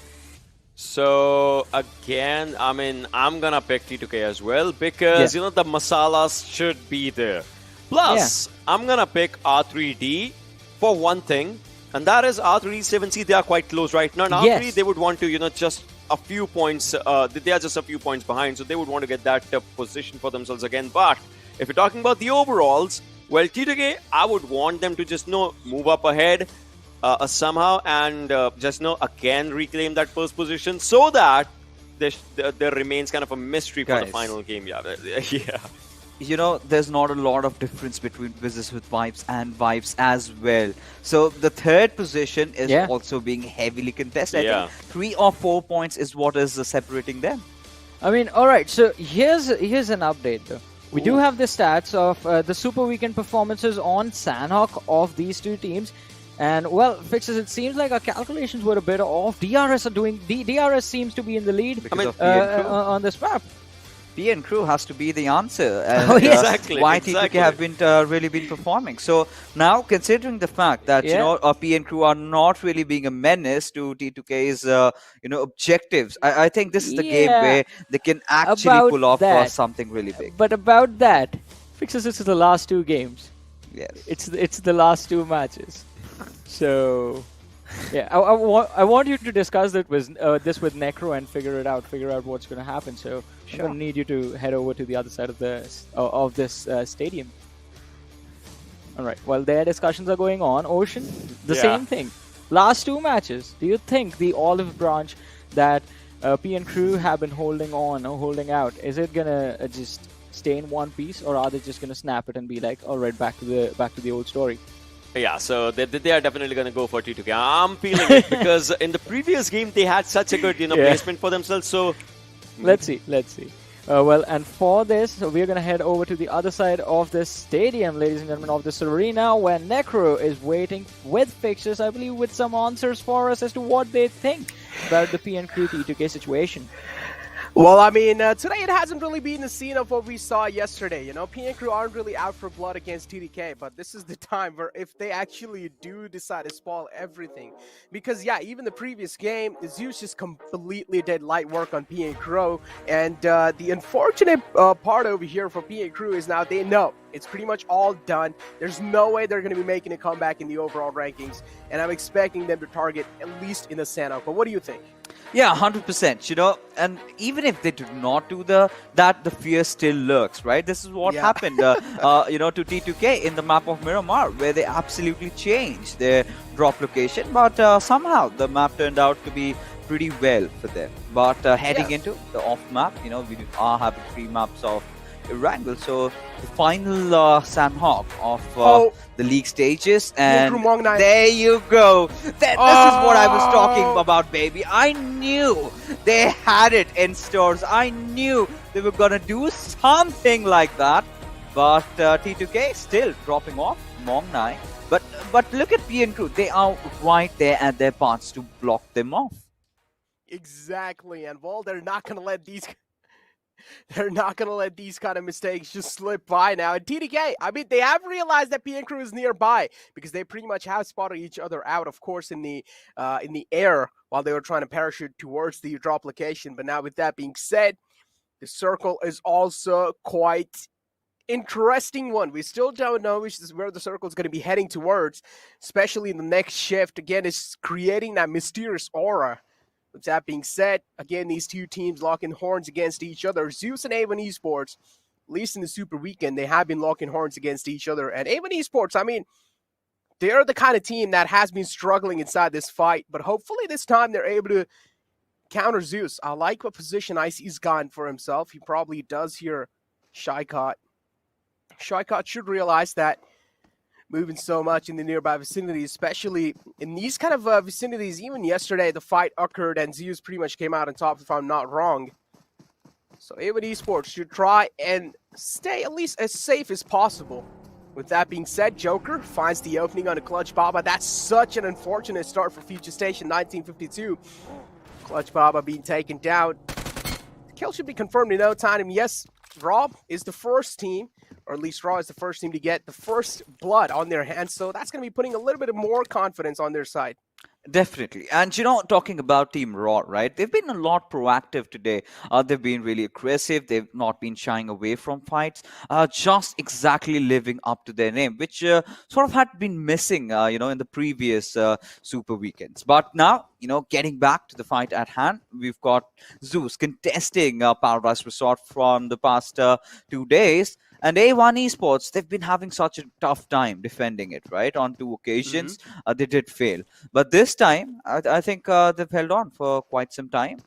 But what is going to be important is the question that arises over here. Are they going to retreat or are they going to engage?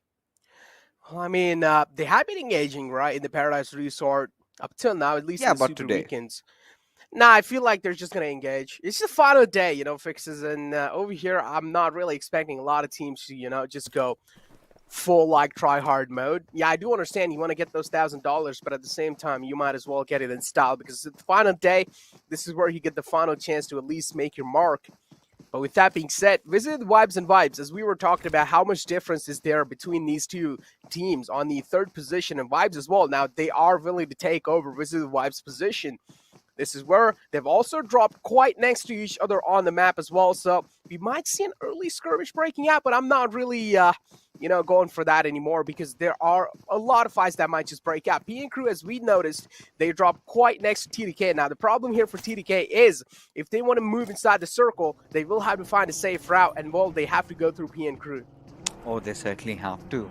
Now, considering how the circle has panned out, we still did not know if it's going to shift towards the western side, because if it does, it's going to create chaos, right? And a lot of teams are going to be taken down pretty early. But take a look at DRS. You know, they still know that this is their looting phase. They do not have much to worry about. They've got to somehow get inside and get a good part of the circle. Now, I8, ever since ZEUS has left Quarry, they've been hovering around it, right? And being the first one to have themselves secured right now inside the zone. But lately, Stalwart haven't really been having a good time. Now, if I take you back to the first and second Super Weekend, Stalwart used to be really good in Sanhok up until the point they did have a lot of casualties in their favor. I mean, the thing is, I just feel like Stalwart Esports, yeah, they do drop inside bootcamp area, and the problem is when you drop in the place where it's like pretty much in the center of the map as well, the chances of you getting capitalized are pretty much a lot, because you can see there's so many teams right next to them. R3D Future Station, also Raw right next to them as well. So you're pretty much like surrounded with a lot of teams, especially when you're in the center. But now I'm going to hold on to that conversation, as Future Station have seen ZEUS all the way across on the other side of the mountain. And, well, have spotted them out, taking a few shots, making sure ZEUS at least is being scared of peeking out. But still, ZEUS, I mean, they have realized that not a lot of shots are being hit from the side of Future Station, so they can decide to at least move for now. They can get their freedom as much as they want. But yeah, Stalwart Esports, talking about them even in the previous game of Erangel, they got eliminated in the first place. But yeah, in the first Erangel, they had quite a decent performance. Oh, they certainly did. They certainly did, and they would want to, carry it forward. But now we do have a Future Station who apparently have been really living their lives and having their heads held up high in that survival game, right? It's the kill departments that they really need to work on, and I'm pretty sure they will during the finals, because now every team has sort of accomplished the objective, that is to qualify for the finals. I mean, you're gonna fight for the prize pool in the finals itself. Now, PL they still want that $1,000, but now T2K and PN Crew, that's a different story, because A1 Esports and ZEUS is about to happen right now. Yeah, the fight's about to break out in no time. And well, yep, A1 Esports posted up so well that they're not even moving a muscle. And well, that's why their position weren't really compromised, and ZEUS were so unaware of their positioning, and A1 Esports taking full advantage of that fact. And well, Doll also falls apart. Icy as well is not looking good, but Godless able to retaliate back in style. He's finding some knocks for his team. Icy as well. Yep, there's no way they're going to be able to get Icy back on his feet. On the other hand, Sinister falls down. It's a 2-on-2 situation for now. Shycott, 9boy versus Adley and Godless from ZEUS. And both of them do have their own individual compounds. Now, the problem is they're being pinned down in their individual compounds, and they need to find a way to at least make some kind of unique move on their opponents. 100%. I mean, right now, both these teams, they're just going after each other, and they've beaten each other up. But a Scooter in display as R3D, they're the ones aggressing over here. Have spotted out ably as Hassan, along with his comrade, is going to march in. 4 players right in front of them, but apparently they are having a fight of their own. And now this is classic Sanhok, where we witness all those third parties happening at the same time. As Adil and Joker, they're going to be making their moves, still in pursuit, still in search for a single soul. Once it's visible, they're going to drop all those nades, and I believe they're going to start doing that as Joker. He's cooking that one up, and it's going to hit. No, does miss out, as Ably does have that fast reflex, but I believe Joker has spotted his pixels. Yeah, he definitely did. Joker has a lot of idea. At the same time, he can hear those footsteps going in. Well, that's where R3D, they are pretty well aware of their opponent's position. I do like how they've surrounded their opponents, but again, the problem is the separation can sometimes lead into their own demise, unless if they play it out really well. Utilizing those utilities, I don't really know what was that Molotov. That Molotov was questionable, but the push coming in from the side of R3D, and what? Godless single-handedly destroys them both, and well, this is the Godless we know. Two players of R3D taken down, and well, now they're on the same page as ZEUS and Avon Esports. Oh, Godless. I told you, this split, man, it's going to be leading into their demise, and that's what exactly happened. You know, every single time I also encourage players to push together, especially when you're going after a team like ZEUS. Now Godless is one of those players who's gonna punish you for even thinking of something like that. Elsewhere we do have I8 going up against Stalwart. Now that's an interesting fight, but look at Adil. He's still gonna be the brave man. He still wanna deal with the gods themselves, as ably he's holding on. But look at A1 Esports. They are definitely not coming out of the compounds, as we've got Crypto charging at Stalwart's direction. But Top is going to say not today. But Johnny, with that beautiful trade, saves the day. Exactly. That's a great spot from Johnny. As you mentioned, he saves the day for his teammate. But for now, and again, this fight, it just makes me feel so bad for R3D. I mean, they were looking really good. They went from 200 to down like 10. That's how it just got such an unfortunate affair. And inside this initial compound, there's 3 teams with only 2 players alive, individual teams. Again, the woes continue. And Avon Esports, I mean, Stalwart Esports now, they're just down to that one last man alive in the fight that was happening on the other side with I8. I do a great job. Again, Stalwart Esports, it seems like they're not really able to carry forward the momentum that they had, at least in the first game of Erangel today in the Sanhok. So they're not looking good, at least in the game of Sanhok. Well, now we talk about this, and this is how things really went down. Again, the replay, how Godless made that Wow. 1v2 happen probably. Yep. Yeah, he did, but this is where R3D just dashed at him, right? Godless did manage to knock down 4 players in that situation, but only could get 3 kills confirmed in his name. But I8, they are looking in a really stellar form over here, as they've managed to garner quite some kills and have really stopped Stalwart at their parts. Now, this is one of those unusual fights that did happen, but back to where we are, 6-9, he's got his ADS opened up. The moment Adil decides to even peek out, he's a dead piece of meat. Indeed he is. And that's why he's not going to peek out. That's why he's just staying inside and at least trying to survive for as long as possible, because they've realized they've already screwed up a lot and they don't want to screw up anymore. So that's why they're playing it out pretty safe. And again, I mean, Stalwart Esports is the first team to get eliminated, just like in the previous game that happened. And I feel really bad. And, well, that nade from the side of Raw, it's going to be knocking out Blade. Crypto is the man in the close contestations, and well, if we talk about the duels in the close range, this man has mastered it, but well, unfortunately, he falls down as well. And well, that's the caster curse right there. Raw making a push happen with all the players together, and this is what we talk about, Fixes. All 4 players pushing with each other against the enemy, and well, that's how you win those fights. You definitely do. And again, Sanhok has taken that aggressive nature, and we're witnessing so many fights happen back to back. Now, IA did not see that coming. I mean, the Hunters have, of course, became the hunted, and what could have really been a really good game for them, Raw says not today. And we've seen that surge of aggression from their side. Now, they know they're heading to the finals. They're feeling confident about it. And we have discussed about Raw, right? Them being one of those teams that, after the NC we sort of did go through a roster change, and then had a lot of their own troubles, where we did see Bishal initially in the first Super Weekend. But looking at the replays, look at the players, man, especially blah blah blah, and tend to pull off such kind of shenanigans if you have those SMGs. Now, most of the kills have been taken with those SMGs, considering you've got ARMS and your Tommies in action. But talking about action, we've got one more, as Pre and Crew and T2K fought up against each other.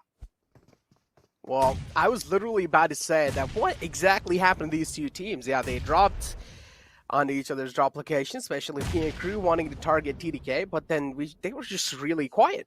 And inside this fight again, TDK having a little advantage. And all. Oh, that's not how you approach. What? Why would you do that, Slayer? That's not a way. You just move out in the open, and well, TDK is the team that you're not going to be spared just like that. Sanhok finds the opening onto Slayer. I mean, the opening was already being found. This is the second knockout, and now it's a 2-on-4 situation. And TDK, they have a huge advantage inside this fight. PN Crew, all they're looking for is to just do a little damage. Just even if they take out one player from TDK, game well, Ayush looking for the knockout, but missing quite a lot of shots, and he will be taken out. And TDK, easily, it seems like they're able to wipe out PN Crew. Yes, indeed. And now they're just freebies for them. Now, what the original intention of PN Crew really was to stop them at their rotation paths, right? Because they sort of figured out that, trying to rotate every single, trying to drop at their drop location wasn't really helping PN Crew, because T2K used to always outsmart and outgun them. But this time, they tried something different, tried to take a fight in a different location altogether. But hey, Necro, nothing changed. Yeah. Look at the stalemate. Yeah. I mean, I don't Serenity. even know. It's Peace. like, R3D had the most advantage inside this, and they were like, all right, guys, we don't really want this advantage, so we're just going to be joining you all. We're just going to be having a silent party with each other. It's Alright. basically like the same thing, Fix is like going into a club and everyone's like wearing headphones and listening to a song and everyone's dancing, and you're the only one without headphones, and all you hear is just those boots, like, just ramming onto the floor. Is it? I mean, is it though? This is, I mean, in the club, you have your headphones, but you're scared. The moment someone sees you, you're gonna die. Never had clubs Yep. been ever so This is called a violent and death. deadly. I mean, we've seen bottles being thwarted, heads being cracked, but murdering someone brutally at that is something. I mean, This we is the haven't Fight seen. Club. Yeah, I mean that's a different arena altogether. Now, considering how the circle has rotated along, Ooh. and we certainly are getting all these visuals of these beautiful vehicles over here. And Yeah. I mean, I still like the black color. I'm not really a Yeah. huge fan of pink, at least on my car though. It's What about you? it's not even pink. It's like cyan blue mixed with Whatever pink. it is, It's just not it's a suit weird my taste. combination. I don't like it. It looks like a candy. It looks like a piece of candy. But now we talk about this fight again. It's finally breaking out, and both the stalemate. It seems like it has broken. One player, even Esports goes down, and Nine Boy is barely surviving on a sliver of HP, and ZEUS looking to contest this entire battle.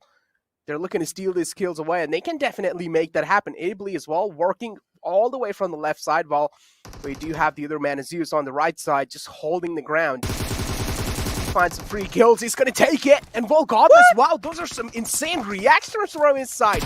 Even though the enemy had a little advantage while he started shooting first, but still Godless somehow wins that duel, and that's insane.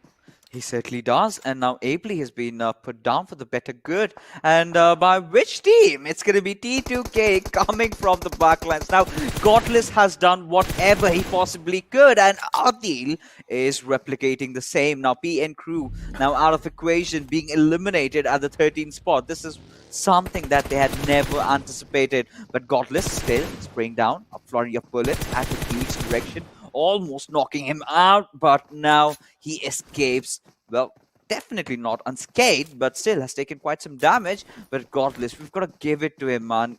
In those final days, looking at ZEUS stepping back up, looking at them playing so well. I mean, this is where the Nepali teams have to be worried, because well, the finals are coming, and so Yeah, is they ZEUS. definitely are.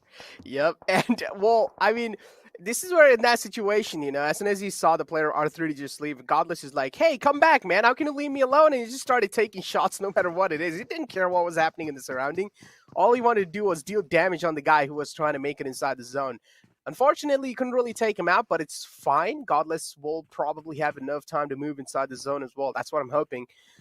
With that being said, DRS, they have a lot of compounds free inside the zone, and they can try and contest them.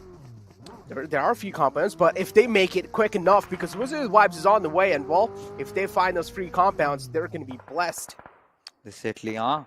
And DRS T2K, the fight maybe decided in this game particularly. But right now we've got Smokey spotting out Assassin, and his back's completely in front of his face, and he did not make any mistake in taking him down, as he's going to charge and might just spot out Killer as well, who apparently decided to lob a grenade and has taken some hefty amount of damage over here as Entry from the backlines. Has he spotted the players of Team Vibes, because they're in a whole world of trouble. They are absolutely sandwiched, Necro. They're already done. It's like they're already done. There's no way Vibes can make a comeback from this situation. 7C, a beautiful way to challenge the fight, beautiful utilization of the utilities as well, and Entry from the backlines kind of helping them out inside this duel. But still, 7C, the way they were utilizing those nades, it was just blowing Vibes up. Future Station, they do have quite great positioning, at least inside the zone for now, but 7C are the one who needs to be a little bit more aware, because DRS is right next to them, or at least behind them. They have found themselves a free compound, and well, they're going to be quite blessed. They're going to be feeling lucky for now. But again, if the circle moves away, this is where 7C are not going to be happy. Well, BABLU, they've got a fight of their own. They've got to defend Dani. They've got to revive him. As Raw, they have been so aggressive. They've wiped out one Pakistani team, now almost on the verge of wiping out the other, because, of course, they've got that high ground advantage for themselves and also the edge of the zone. Now, they've got to be very careful, and there you go. Vishal with a beautiful grenade takes down two players. Now, that's the cue to push, as 420, he's been spotted out. His position completely compromised, as he's going to be raining down with bullets, as he's almost about to get knocked. No, still holding on until the point Joker comes in and takes him down, which leaves Pika to be the final player alive, who apparently is making a run for his life. Run, Pika, run. This is the only way he can survive inside the situation, because Raw are the ruthless, aggressive warriors, and they're not going to let you go like that. Pika, that was so close as well, and the blue zone is taking quite a lot of damage. The man Raw was down quite low, but finally, blah, spots him out in the open, and that's going to be it for Pika, as BABLU get eliminated. Definitely. These are the final 8 teams alive fixes. Yep, and take a look at the circle shift. Now, if we can have the map feed in front of our screens, even the viewers will have a really good idea of what's going on, because DRS and T2K, that's about to happen, as Sandesh has already been taken down. He's bleeding, but what we have in front of us is Entry, who's apparently lobbing a lot of grenade at Seal's direction, and he's still alive somehow. But the nade from Byron comes in, and Entry, well, he's knocked out. Wall Entry gives the entry to the opponent team, and another nade comes in, and Magnet falls down. That means Entry is going to be Entry is not going to be getting the res back up onto him. C-Vine is the final man alive, and well, I don't really feel like he has a lot of movement, or he has a lot of plays to breathe around, and that's why he's probably just going to be in a little like choke point. And Seal are going to be taking full advantage of this situation. C-Vine Nub slowly and steadily crawling around. I like how sneaky he is being. He does know if he even gets spotted out, even if he gives a little sound cue away, that's going to be it for his lifeline. His lifeline will be cut off. Seal. Now, fortunate for him, Seal are getting a little third party. That one man being knocked out, it's buying him a lot of time, so he can at least try and reposition himself. That can at least give him a second lifeline. He certainly can. But DRS, they're really enjoying themselves, but no, hold on, as 7C, they're going to be fueling them down. But Raw, they have been playing phenomenally well, especially in this map, already getting 10 kills, and now moving on inside the zone. They've got to make sure they've got their next target right in front of them, and that's going to be 7C. But blah, blah, blah, the way he's just, hovering around with his ADS could have spotted Seal, but not for now. The circle's being quite cruel with the teams as well. It's moving out in the open slowly and steadily. And look at that, DRS with quite some bold moves. Galvin is the man who's making those bold moves happen. And finally, Nima cruising inside the vehicle. He will catch a few bullets on himself. No, actually, he got out without any damage being dealt onto him. Galzen still behind the tree. DRS in quite an uncomfortable position because still they're surrounded with Seal. I mean, not actually surrounded. Seal's right on the right side of them. And they will need to at least take down Seal at the same time, take care of the teams that have a clear vision onto them. And this sounds such a difficult task for me, but another fight breaking out. It's going to be Seal again, taking a little dig onto 7C. They have a clear line of sight onto them, so hey, why not? Yeah, and take a look at how the circle has really shifted, right?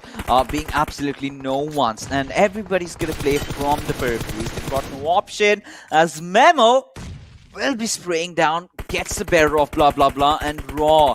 That ruthless aggression shown by these warriors certainly has seemed to start being stopped and being dealt with as Wizzes with Vibes. You know, we've seen the survival game being really, really strong.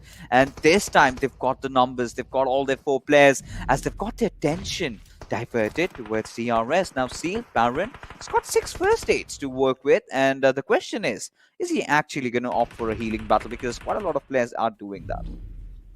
Now, this is quite a brilliant positioning from Rules, but the problem is the circle moves away right onto his teammates, and Vol fixes. Wizzes Vibes are blessed throughout the game. They get the compound that was pretty much contested by no one. Now the circle as well, favoring them in the final moments of the game. They are the one ruling the circle for now. DRS just has that one last man alive. It's pretty much going to be the 7C versus Wizzes Vibes battle, but Mafia Ninja can play the spoil sport over here. He can just grief any of their teams that he wants to. 7C being spotted out in the open, catching a few bullets. Rules' position being compromised. Now, Rules, I feel like he should try and play as safe as possible, because if he goes down, there's no way Visited Vibes are going to be able to get the res back onto Views, or at least Rules. So he needs to play a little safe inside this kind of a position. Smokes being utilized, a bold rotation being made from the side of 7C. They have no clue! Mafia Ninja's right behind them. Trigger Discipline now coming into work. And if Mafia Ninja gets spotted, his intentions will be spoiled. Yeah, indeed. Showing some restraint over here as he creeps up right behind them. And this could be absolutely disastrous as Smokey's just got his attention diverted, and this strikes and has gotten already 2. Can he get a few more as he goes after Ale? But not today, says Ale, as he will definitely get the trade. But the damage has definitely been done over here, Necro, as Wizzes with Vibes, they are getting inches closer to the chicken dinner. You know, it's their game. I hate to say this, but it's their game. Visited Vibes, there's no way 7C is going to be able to make it out of this position. I want to see like a fair battle between Visited Vibes and 7C, like a 4-on-4 situation. But Mafia Ninja, just with that great turret discipline, just like deciding to strike in at the right moment, he finds himself like almost 2 knockouts, and then, well, it was just so much work being cut off from the side of Visited Vibes. All they had to do was just take down the last 2 remaining players, and that's what they easily did, ruling 7C out of that game. And, well, Visited Vibes come out on top with, I think, some 22 total points and, well, $1,000 in the bag as well. Yeah, $1,000, and I think they've sort of ensured their third spot, considering they've managed to get the chicken dinner, which leaves us at a very interesting junction now, with just that 1 game remaining. Who is going to come out on top? Because DRS, of course, they've got that 3rd position for themselves, along with quite some decent amount of kills, and that cannot be said for T2. That cannot be the same for T2K, who had to struggle, of course, PN Crew delaying their movement inside the circle. Now the fear is looming right at T2K's department, right in their boot camps, because they know in the next game anything can possibly happen. But right now what we're gonna do is, well, we're gonna go in for a short little break, because I really need to hurry up and get back to the desk.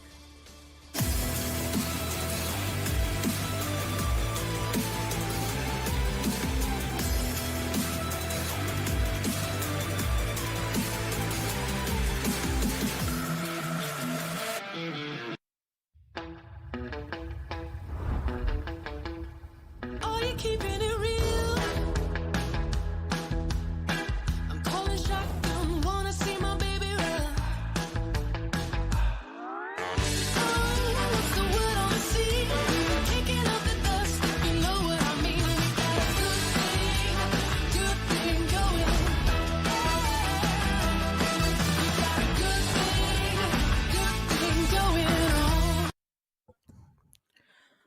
Once again, welcome back, ladies and gentlemen, to the PMPL South Asia Season 4, brought to you by the Oppo F19 Pro. Woke up your fun with the Oppo F19 Pro. This is Super Johnny on the analyst desk, being joined by Ocean and Fixes. And what an amazing game! I mean, we were talking about two teams in particular before we went into the match. And yes, it is Wizzes with Vibes who walked away with another chicken dinner to their name. And well, it was on another off map, but we'll talk about that later. T2K and DRS, the rivalry in the match still carries on, but DRS have, I believe, taken an advantage. Fixes, what do you say?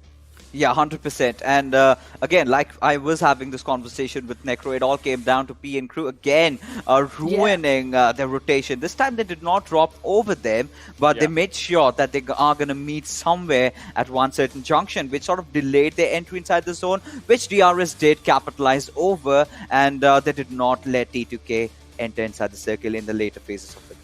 But, Ocean, it looks like this man is back in action. I mean, it is Godless, the MVP, with 5 kills, 914 damage. But look at that survival time. Just 18 minutes? Exactly. And this is where I want to point it out to a lot of things, right? His survival time is low. His damage is really good. He has 5 kills. This amount of damage actually, this amount of survival time actually shows one thing, and that is in the top players list, you know, we might just see a lot of hiccups here and there with the lads. I mean, you look at this, right? Sandesh comes up there, Baron is there, 7C, and Ruthless Aggressive Warriors. I get it, but this actually means the team with the chicken dinner, they don't even cross 500 damage marker for themselves. Wow, now that is something that is going to be really interesting to look at. Yeah, it is going to be really interesting to look at when we actually have the damage histogram, but that is going to happen later. For now, we're going to have a look at the head-to-head comparison of Seal Esports and Wizzes Vibes, and 472 Ocean, as you said, not even 500. But what do you say? So if I were to ask you what would you take, a lot of damage or $1,000? I mean, I get it. So this is where you know Malik is really happy finally in the map of Sanhok, because he did not get a lot of. I mean, he never had to heal, right? This time to actually get those $1,000 for himself. I mean, Fixes this no doubt they had 7 kills, but it was still not easy though. It was not easy, but again, we have to understand the tempo of this game, which was really fast, because certain teams, especially teams like Raw, did make it happen. So many fights that they did engage in, so many kills that they did get, and which sort of really impressed me, right? Overall, if we talk about the bigger picture, the grand scheme of things, this is where, you know, teams like R3D, this is where teams like Raw, they're finally opening up, right? And this is a good sign, especially considering the fact that you're heading into the finals. Exactly. I mean, going towards the final, it's going to be lovely to see what the teams will be able to fix and bring to the table in those matches. But looking at the match summary right here, again, we do have most heals as a very high number, but this time it is going to be on Baron from Seal Esports, 1346, and it was needed as well to get a really nice finish. Now, we were discussing the competition that's between DRS and T2K, but there is a competition between Stalwart and Seal Esports as well to see which one of these two teams will be able to finish in the top 5. And I believe with this game, Seal Esports have pushed themselves in a really nice position. But looking at the match rankings right now, Wizzes Vibes 22 points secured from this match. DRS and T2K 11-9. All right, that's not going to be that much of a lead. I mean, there's still going to be pressure on that last game. What do you think, Fixes? Yeah, 100%. You know, in the last game, we've got different storylines building up. Wizzes with Vibes getting the chicken dinner. I think they've sort of solidified the third spot up until if Vibes comes up with something really mental, right? But then again, you know, the bigger storyline over here is who's going to stay at top. I mean, considering the fact that DRS has been playing consistently over the last few games, it's going to be so difficult for T2K to deal with that pressure, adding on to P and Crew's onslaught and the kind of shenanigans that these lads are pulling out. I agree. I mean, it is definitely going to be a challenge. But Ocean, I have a challenge for you, and that is to break down exactly how Wizzes with Vibes were able to get this chicken dinner. Well, that's what I'm here for today, if we just talk about it. And just like, you're discussing, I somehow feel in this conversation, let's just, get onto one thing. Fixes, just one word. Do you feel DRS actually plays really good under the pressure, though? Yes. I mean, it really just looks really good. But overall, if you just have a look at the side stats of the players, first things first, look at the way we are looking at Delta stats. 4 kills, 108 damage, and this is where I'll get it. Around the circle, the lad was just exploiting that momentum for himself. That if anyone's just moving around the circle, or if there was someone knocked out, he was just getting those numbers for himself, which was a really good thing. Given the fact, this team was just moving around for themselves and playing at a lot of safe spots. If you look at from one zone to the other. Also, I mean, just one interesting thing. I mean, they haven't left location on the western side of the map untouched. Look at ruins, Tamwang, Nakam, Shami. From even here, went to the camp between. Even went to the place between Shami and Banta, the shoreline houses. It's all about the exploration of the area, right, Wizzes? Yeah, I mean, they've always been playing through the edges, right? That has been their go-to plan, because along with that, they make sure they've got one of their players having 25 plus first aids, so that, they can go for the healing battle. But again, what they did, there was the scavengers, right? Our players were shooting down each other. Whoever was sort of bleeding, they went after them. And that is clearly reflected in the damage numbers and the kill numbers ratio. Yes. And more than that, again, we'll have to come back. We might sound like broken records, but this Sanhok was really fast. So many teams trying to take those early skirmishes with each other did sort of lead to a late game open circle. Yeah, and you see this is where, Delta just changed paths against his own team, and, this is where he was actually pressurizing other lads on the other side. Meanwhile, his own teammates are trying to solidify their place inside the circle, right? This cruciality kind of just, got themselves. I mean, in a way, sometimes your 3-1 split might just work against you. We have seen the likes happening with big names as well, like BTR, but for this team, 3-1 split, in the finality of the zones, it did just work up in their favor, which was a good thing. Exactly. I mean, it did work out, as you said, in their favor, and they were able to capitalize on the opportunity that was given to them by the zone itself. But we've talked about the rotations. Now it's time to talk about the action, because that is what we're going to have a look at next in the Oppo F19 Pro moments of this match. Now, Fixes, early game action in Sanhok. Are you with it or are you against it? I mean, considering you just have 2 games remaining, 100% yes, right? This is where teams play these games as if they were classics, and that is the perfect approach, which really helps of certain teams like Godless. He absolutely went God mode, right? He unleashed what he's truly capable of, defending his team against 2 threats, and somehow held on to his ground for quite some longer amount of time. But I8, after that beautiful squad wipe, they instantly got decimated by Team Raw, who was looking really aggressive. They had the high ground advantage and did not let them do any sort of movements. Yeah, that's true. And after this was an incredible fight by Raw. I mean, for a moment I thought that the players will be just flustered down, as from I8 the lads were on different angles for themselves.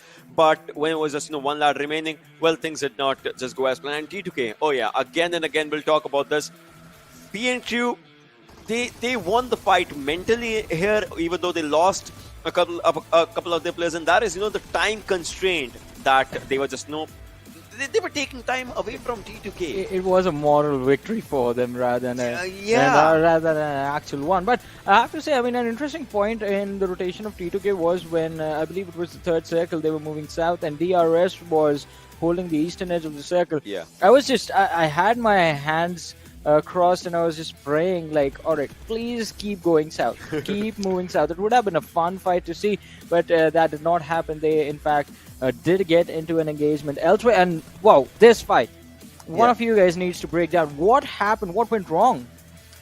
It was clearly a high ground situation, right? There was no contention area for Clarity BABLU over there. But, I want to talk about DRS a little bit more. And for that, we have to understand, ZEUS did change their drop location. That went down pretty early, so that the 2 biggest threats for DRS's entry inside the circle were dealt with. So they had nothing much to worry about. All they had to do was look for their for the teams that might come from behind, and they exactly did that. Had they had a few more extra numbers, this game certainly could have been theirs. But overall, in a nutshell, again, this game was about teams going after each other, and a few other teams trying to capitalizing over the situation, and that is what you call a game of Sanhok in its absolute true essence. Exactly. I mean, you said capitalize on situations. That is exactly what Wizzes Vibes were doing the entire time. Because look at that, 472 damage, but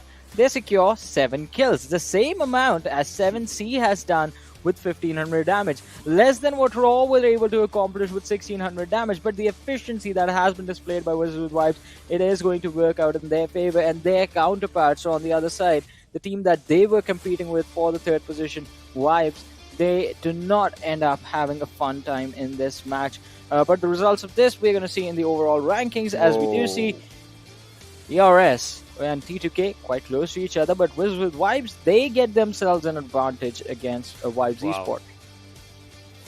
I mean, this is where, Fixes, you were saying Vibes will have to pull off a miracle, and I believe the miracle should just be, it should be a heavy miracle. But look at the difference between Exactly. Train to Kill and DRS. I mean, it's still there. I mean, if they 9 can get a points. chicken dinner, or maybe deal with DRS early on, because it's the final game. Which sort of, gentlemen, we have to bring this up. We haven't done this through the entire day, and Ocean, you can resonate with my mind, right? I do resonate with your mind, but it's just my mind just is still fluctuating here and there quite a lot watching Targeting. all these. Exactly, that's what I want to say.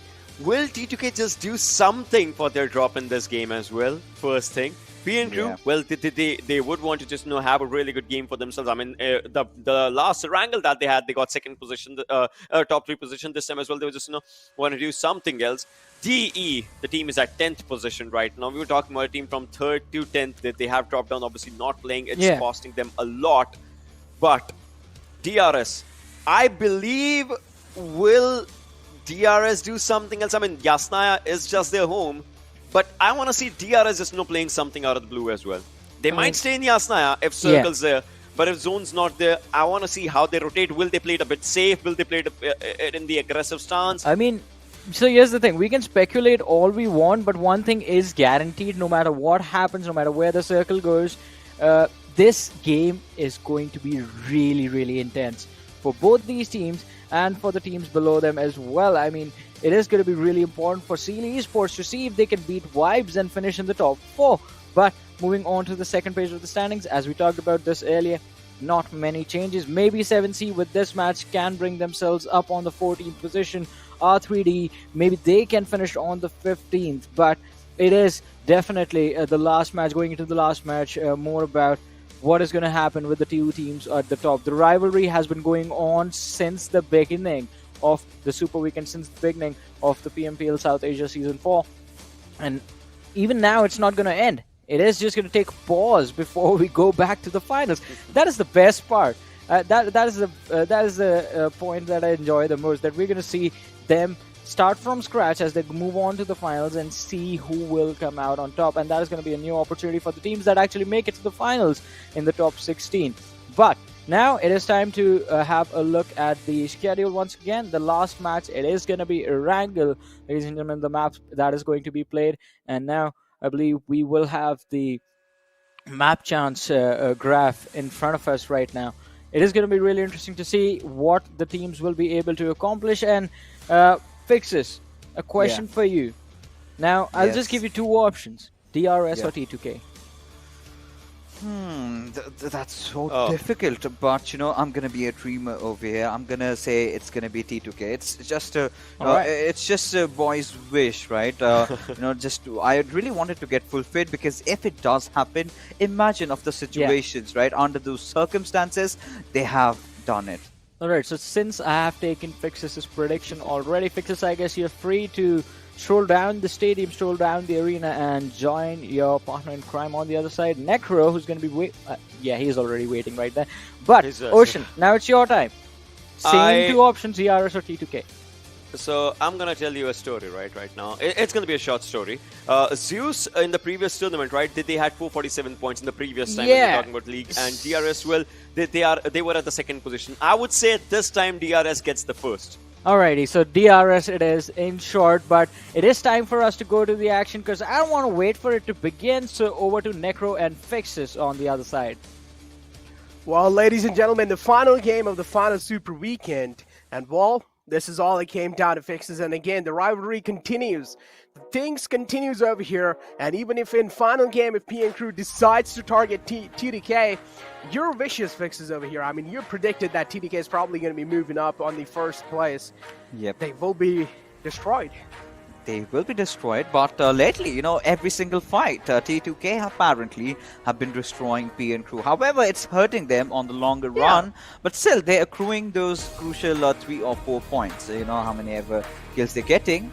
But, this is the moment of truth, right? And this is the perfect trajectory that we could expect, which sort of gives us a possible chance of maybe a certain military circle, and there we go. And it all comes down to who is gonna get that first gun, who's gonna go popping heads, the first one to get the knock and build up that pressure, as I'm just waiting for the circle to form up, because DRS, I mean, no one's even around them. Maybe Raw, but that's again for the future.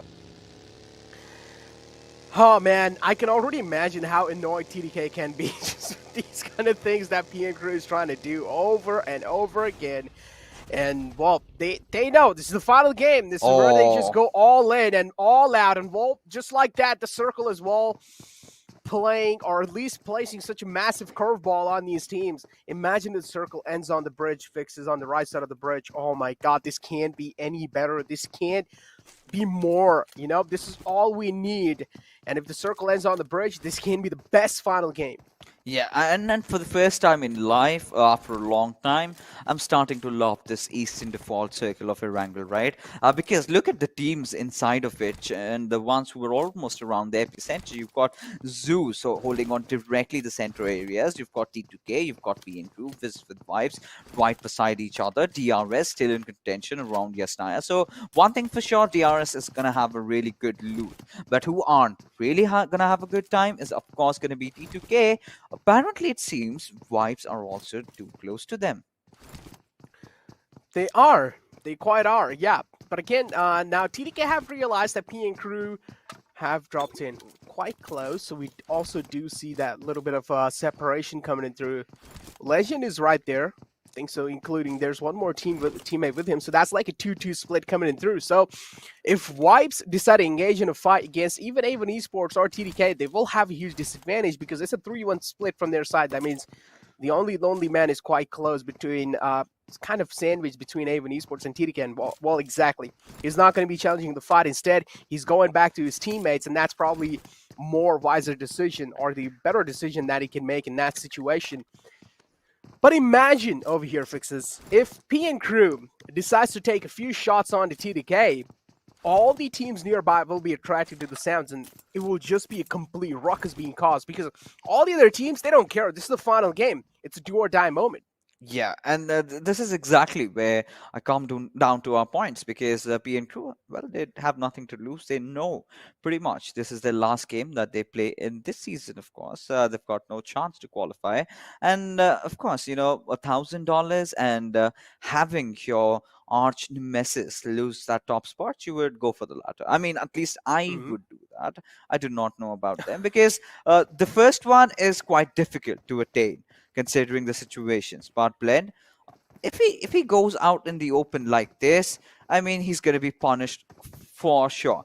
But now we've seen a few changes, a few minor tweaks by T2K. Usually they drop off around these compounds, but this time they've left it vacant. Now they've got a little bit west in, and they know that PN Crew are going to be striking. So they've got their vehicles, they've got the decent amount of loot. I must not say it's the optimal loot for them, but it's still basic loot, which will help them in sustaining for a single fight at least. Yeah, it can definitely help them. And but now again, I mean, I like that TDK is trying to avoid PN Crew over here in this certain scenario. Yeah, it's completely understandable. But again, just by doing that, hopefully they're not going to be running into some other team, because Avon Esports is really close. At the same time, we also do see ZEUS from up north slowly and steadily closing distance against TDK. I mean, unknowingly, that's going to be happening, because in the past, they've never known that TDK, they have went there. But for now, they have went there just to make sure they have a safe distance between them and PN Crew. and hopefully, as I mentioned, they don't run into some other teams. If that does happen, then they already have ZEUS right next to them. If they take a few shots, as I mentioned, a lot of teams will be attracted, and TDK might just be in the receiving end. But there's a lot of teams that are in those like kind of like those close lines, including Raw. Take a look at Raw; they are like all the way near Kamishki. They don't have to worry about anyone. The only time they will need to worry about someone is when they decide to, just make that rotation. I don't know. I mean, Mafia Ninja was just trying to flex his muscles a bit. He was just lobbing Molotovs inside his own compound. He had no threat to deal with. Practice. Practice. He needs to make sure when the time arrives, when the time comes, he does not miss his mark, at least with those nades. And we know how good DRS is with it. But look at Scurry. He's gonna hover around. I believe he's been spotted. That's a good way to stop. Of course, with a stoppie being pulled off by him. But still, now Stalwart, they have given away the position of one of their players, right? Now, Scurry is completely unaware about I8's quick maneuverability over here. And he's going to loot as if there's no one watching him. But I believe Johnny and Blade do have their eyes set at where he is. They're just waiting for him to come out right in the open. And they strike. And if you can take a look at the map as well, Uzum is right behind them. Yes. It's a 3-1 split from their side. And yep, they have a perfect positioning against them. And Wall, that's a huge mistake. Being punished by I8. And Stalwart Esports now at a man disadvantage at the same time. Uzum's position not being compromised. He can rack up a lot of kills if he plays his positioning to perfection. But again, there are a lot of disadvantages to a 3-1 split. If Uzum gets spotted out and if he gets taken out, there's no way he's going to be able to get himself back up on the feet. It's pretty much a gone case at that time. And as I mentioned, TDK, they just want to maintain a safe distance against R3 against PN Crew. That's why they're trying to find new compounds. And this is where they didn't really know that Avon Esports has already contested. And this is what I was scared of. They're probably going to be running into some other team, and that's what exactly happens. They run into Avon Esports. Oh, that was quite close. But now this fight is really getting interesting because they know that Scurry is isolated from his teammates. Now, I8 can certainly go in for the push, but we have to see. This is where Scurry's individual skills are going to be put to test because he's one of those players, we haven't really seen much of in this particular league. He's, of course, lobbed a few smokes, and now he's being bombarded with grenades. He's managed to dodge both of them. But Blade also chimes in, and along with Johnny, he's going to go in for the push. But Action, I do not think he can provide cover. As Johnny, he's getting shot from elsewhere. He's taken quite some amount of damage over there as Blade has been knocked out by Action. Exactly, and I also do like the Molotov from the side of Scurry. Voltop just directly rammed the vehicle inside the compound. He's there to provide that extra bit of cover to his teammates. He doesn't care if he falls down. Main priority is to make sure each and every single player inside the team stays alive till the end of the day, and that's what he's trying to make sure that happens. And while I8 are slowly and steadily crumbling apart, whereas Uzum is still all the way in the back, he's not even close to his teammates. He needs to make his way as quick as possible because Johnny and Blade, they're slowly and steadily bleeding out. Crypto is the only one left alone. It's kind of like a 1-on-3 situation at this point because Uzum's nowhere nearby. But still, Crypto's making a lot of things happen, even though he's the only one nearby, and he's making a lot of trouble for Stalwart Esports. And while Action is the only man in the nearby vicinity now, the tables have turned. And No. Oh, wow. Crypto. All right, gets ahead, connected for the final kill, and this is where it is settled, right? R8 and Stalwart, they do have a different sort of rivalries. We're not going to venture into that territory, but wow, R8 playing that to perfection. But still, having lost out on two of their players, that was really not anticipated. Considering how the circle has been panning out, it has been a rather slow game of Erangel, but that's how we like it, right? Because the hell's gonna break loose any single moment. Now T2K, we did see them that they were in a bit of a pickle as Sandesh was caught off guard, and now they're somehow still alive. BABLU, they're gonna get the better of the airdrop? Have they gone for the big green cannon? Yes. And a freebie, a ghillie suit. Now this is gonna make a lot of difference for them. Ghillie suit in the hand of a wolf. Wolves are already quite, clever. And if you give them ghillie suit, they're going to be so deadly. And well, BABLU looking to at least position themselves well for the late game situation. At least we do know Wolf is the first man to move in forward, trying to scout some areas out. And now Vibes. Again, we were talking about this team as well, and again, the close contestation still on. This is Vibes that they have a decent lead, but if Vibes end this game off with a decent amount of points, or even a chicken dinner, that can help them topple over Visit Vibes and get that third place. But again, it's going to be really tough. They will have to make sure that this game has to be the best for them. And considering the fact that this is the final game, it's a do-or-die situation, Vibes might just go all in. Well, I mean, they will have to. I mean, every team will definitely do that. But look at Teen Wolf. He's going to march at the IRS direction as Galjan. He's going to take a few shots and gonna back off. Now, this might be really heavy as Teen Wolf is almost about to punish him for that. But it's going to be Pika who gets knocked as Clarity BABLU are going to be dashing out. And this is so bad for DRS. Look at them. They are in tatters. They are completely spread all over the map.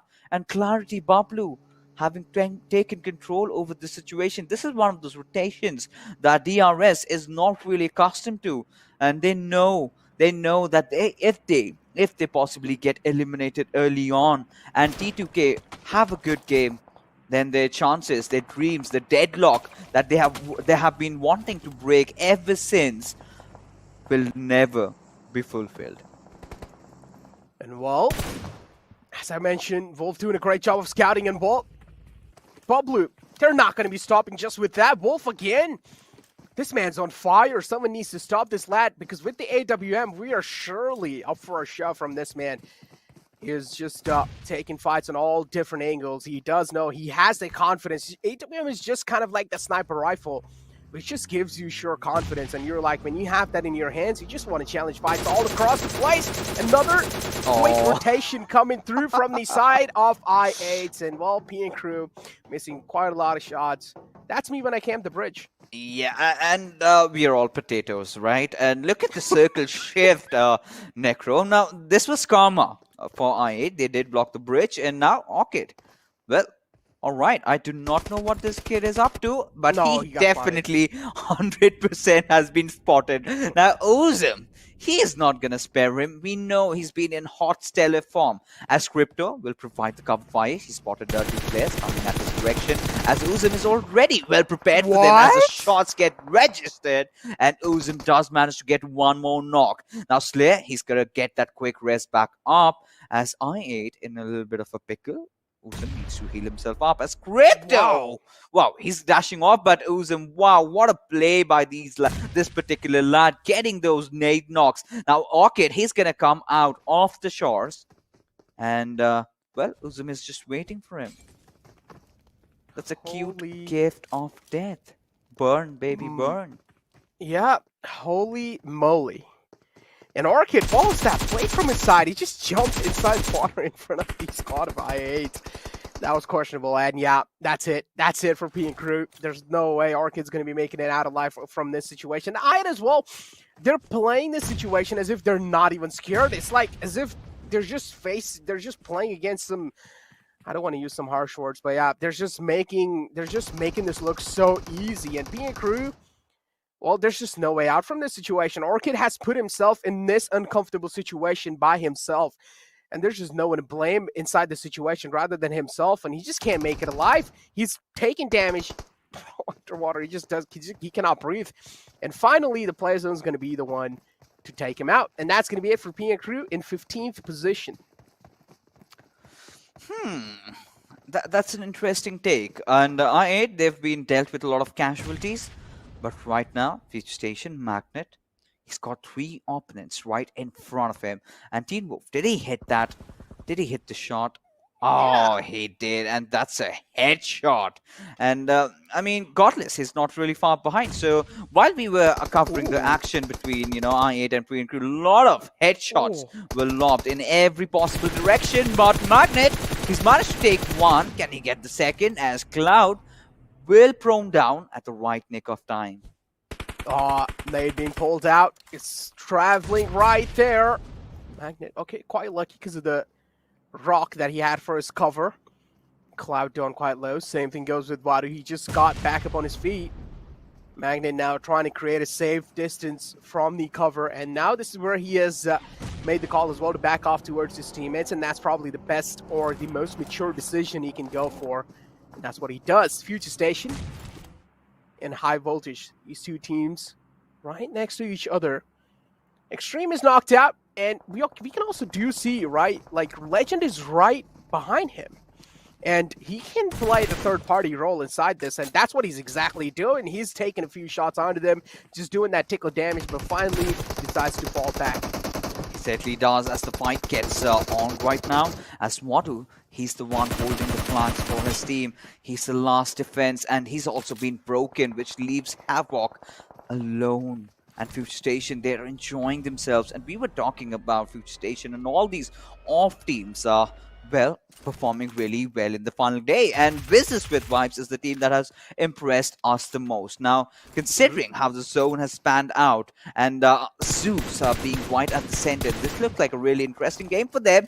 As T2K, they've already gathered 4 kills for themselves. And DRS, I really want to see in what condition they are in right now. I mean, it's just 5 points separating them. And if T2K out of somewhere pull off a chicken dinner, then this win is going to be historic for them.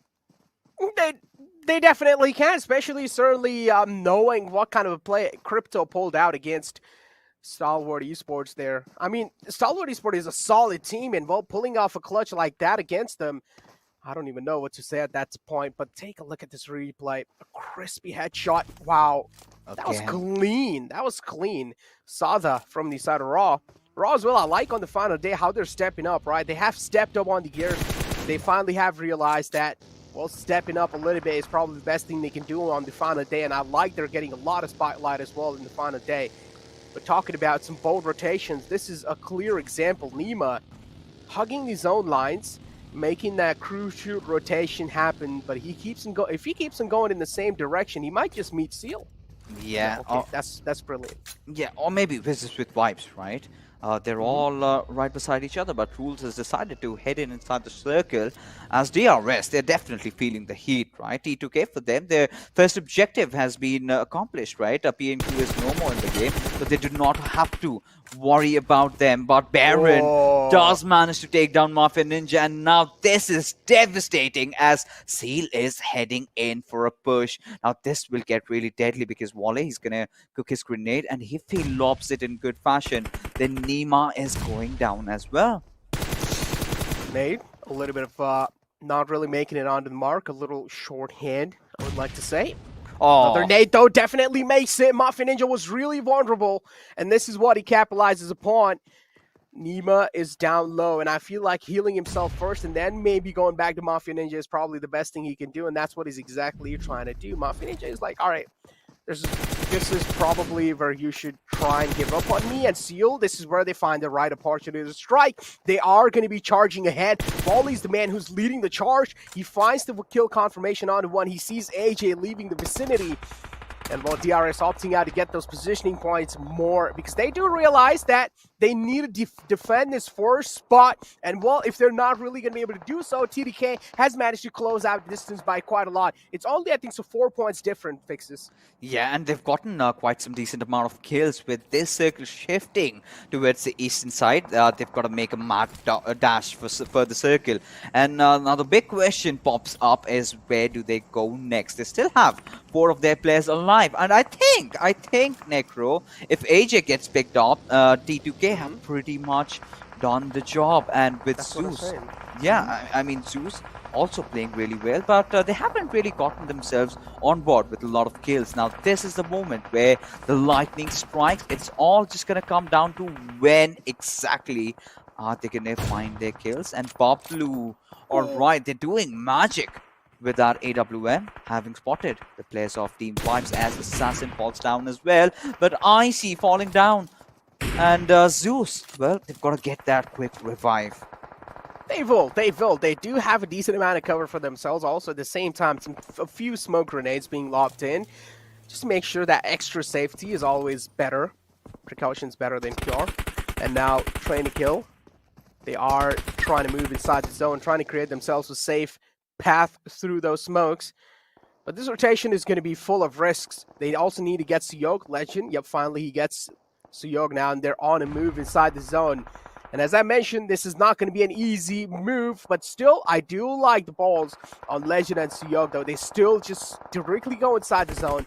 This is where Suyog is kind of left away from the rest of the squad. It's again, I feel like it's a 3-1 split coming in through from their side. But unfortunately, one man being knocked out and the kill also being confirmed. This leaves TDK in a 3-man squad. Yeah, but they still have gotten 6 kills. Now AJ, he's lying out in the open as Suyog gets not just one, but 2 knocks. And does he wipe out the entire squad?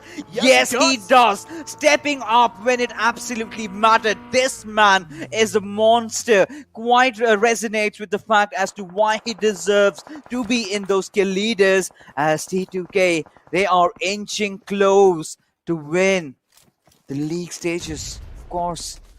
Well, DRS, they seem to be in tatters for now as AJ, the only lonesome survivor.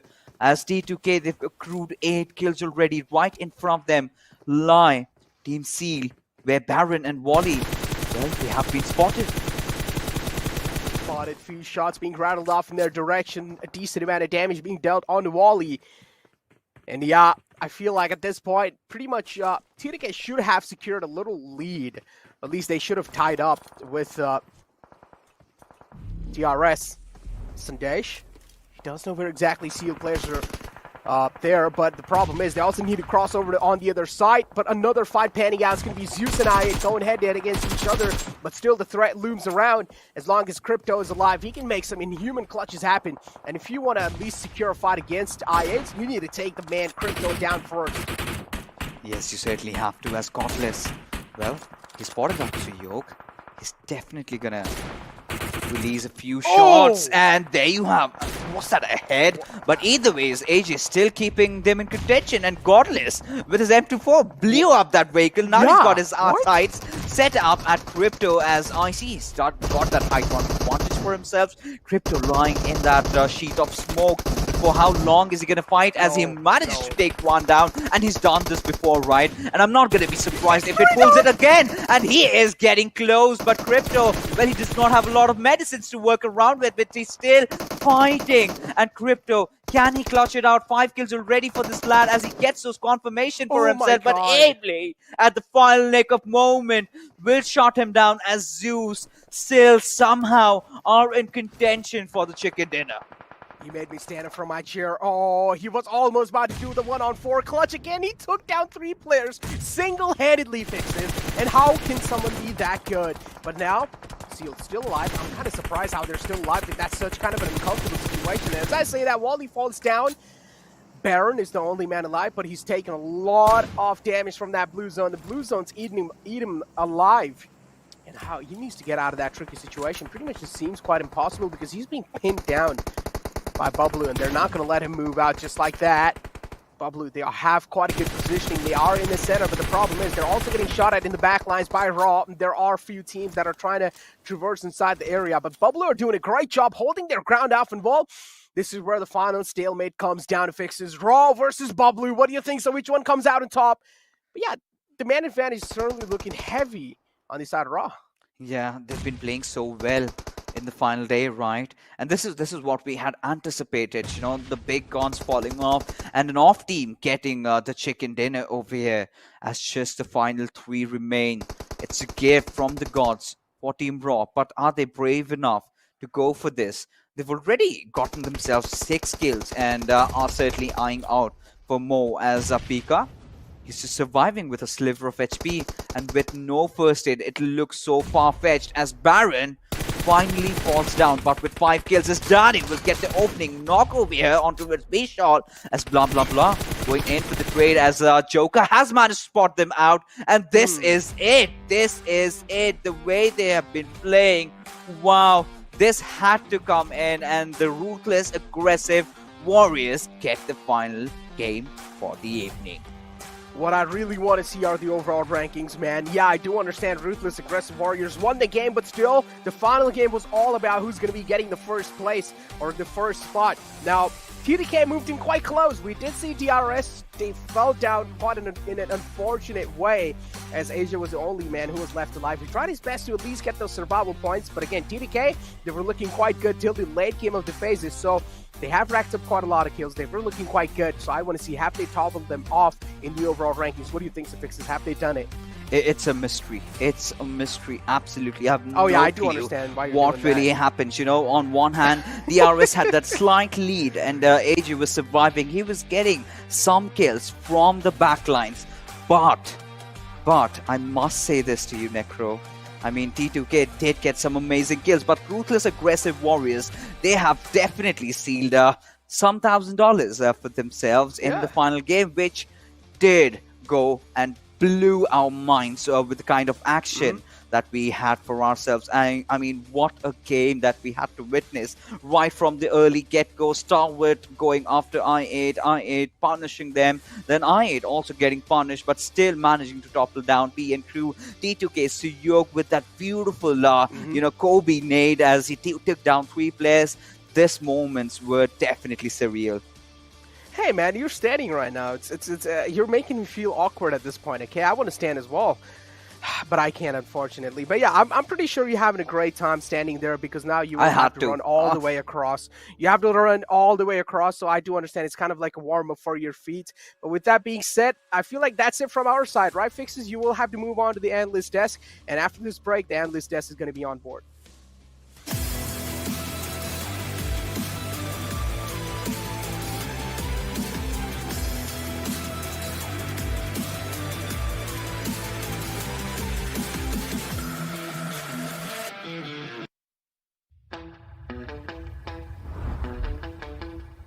Are you keeping it real? I'm calling shotgun, wanna see my baby run. Oh, what's the word on the sea? Kicking up the dust, if you know what I mean. We got a good thing going. We got a good thing going on. Once again, welcome back, ladies and gentlemen, to the PMPL South Asia Season 4, brought to you by the Oppo F19 Pro. Woke up your fun with the Oppo F19 Pro. This is Super Johnny, joined by Ocean and Fixes, and what an interesting game, I have to say. What do you guys have to say about this? Ocean, did you have fun watching this match? I actually had fun, and just like Necro, I just want to see those rankings in front of me. I mean, just give us those already. I mean, it's we have a habit of making people wait. We like to build it up, and then it is going to be a final reveal, like a great magic trick, right? So we're going to wait for the final standings. Before that, though, we have a lot to discuss, and starting things off, it is going to be the MVP of this match. Now, Fixes, while you were casting this game and you were dictating all the action that was taking place, did you expect Crypto to just go on a destruction spree, and such a nice one as well? 6 kills, 2 assists, just 200 healing done, and 1400 damage dished out.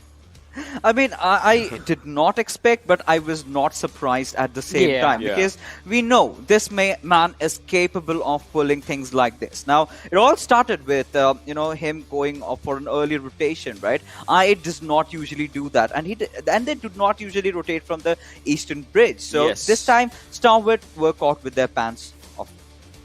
Yeah, definitely. I do agree with that. I mean, just think about it, right, Fixes? When we were looking at the way I8, well, the players were being taken down, we thought it might just be the end game for Crypto as well. But the lad just clutches out the Stalwart situation, and that too with real ease. And now, talking about Ruthless Aggressive Warriors, well, I'm really happy for this team. Finally, they are just getting up those $1,000 for themselves. Joker coming up with 4 kills, 7 to 7 damage. It's pretty good.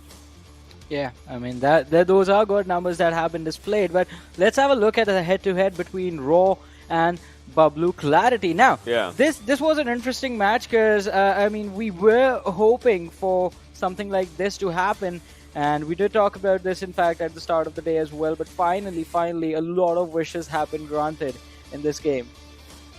Definitely.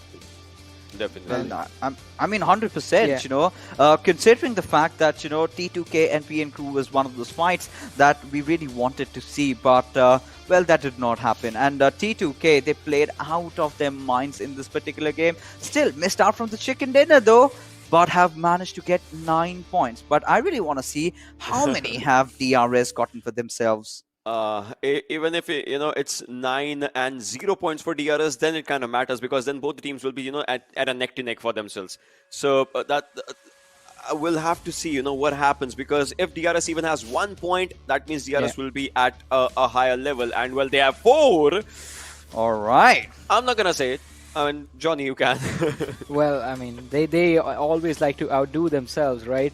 But it was still a close finish. It was still an exciting run from these teams. And as I said before we jumped into the game, things are not done. This was just the Super Weekend. From here, top 16 teams will be moving forward to the finals where the action is going to continue. But for now, I believe now it is time for me to, well, not for me, but for Ocean to explain to me and to you guys as well exactly how the rotations worked out in this game. So I get it. You were gonna say it's time for you to tell me. Yes.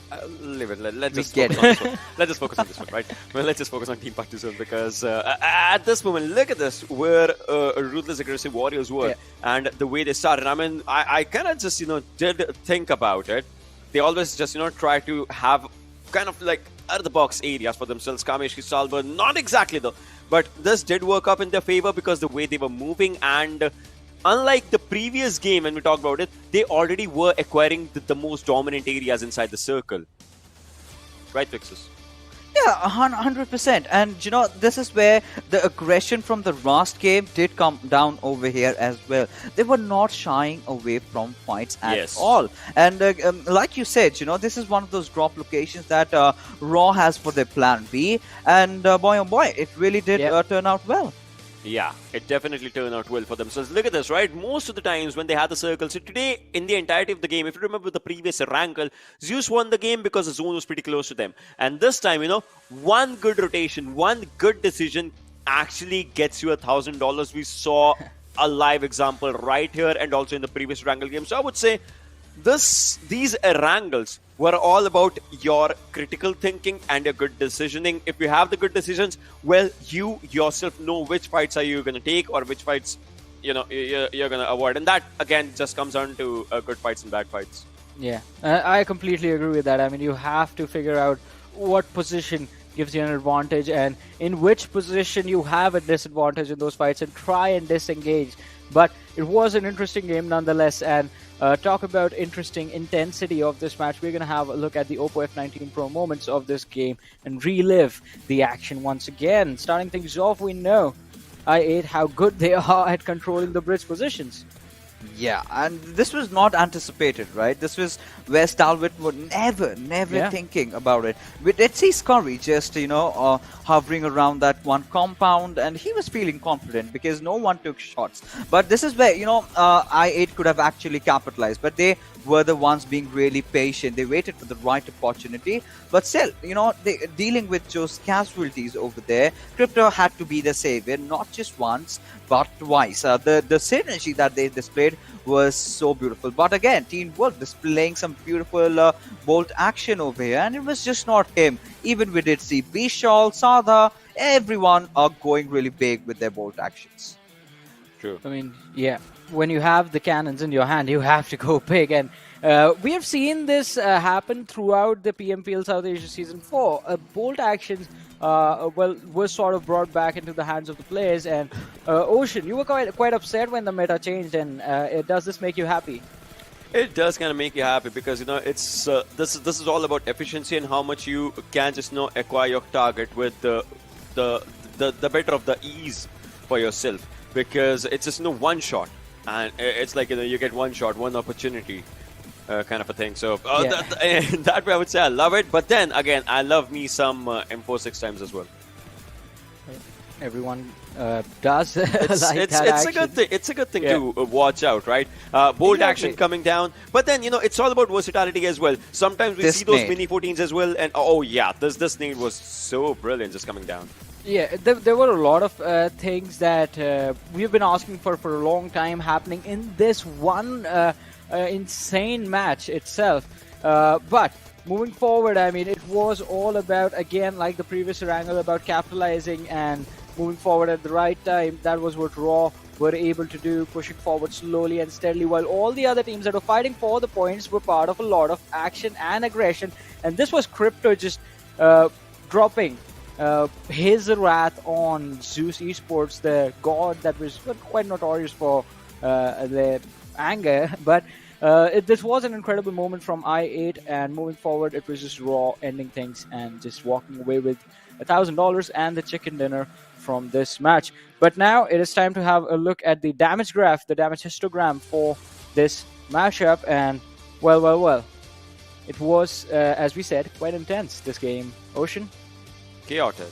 Intense and chaotic both, because you see Wizzes with vibes, well, they were trying to just carry on forward the momentum for themselves. T2K, their main goal was to survive, and they were doing it with a lot of ease. I mean, they were in a few final moments, they were definitely being spotted out. Well, DRS, again, you remember, when the rush was around, DRS, last man just started moving forward to get to the center of the circle. Again, their main objective, survive. They did do that in a really good fashion, though. I8, again, the classical I8 as we were talking, but then Ruthless Aggressive Warriors, they had it for themselves.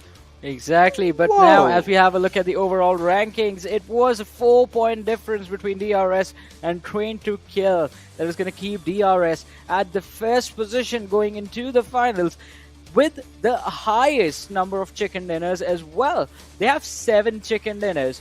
I believe that is more than more money, $7,000. That's more money than if you finish second in the finals. So DRS, they're going to have to, they will be able to capitalize, and they'll be walking away with a lot of cash in their pockets at the end of this PMPL South Asia Season 4. That's what the fans are going to be hoping for. But again, top 10 teams moving forward to the finals. DE, the drop was massive, moving from the top 3 all the way to the 10th position, since they were not playing any matches in this final Super Weekend.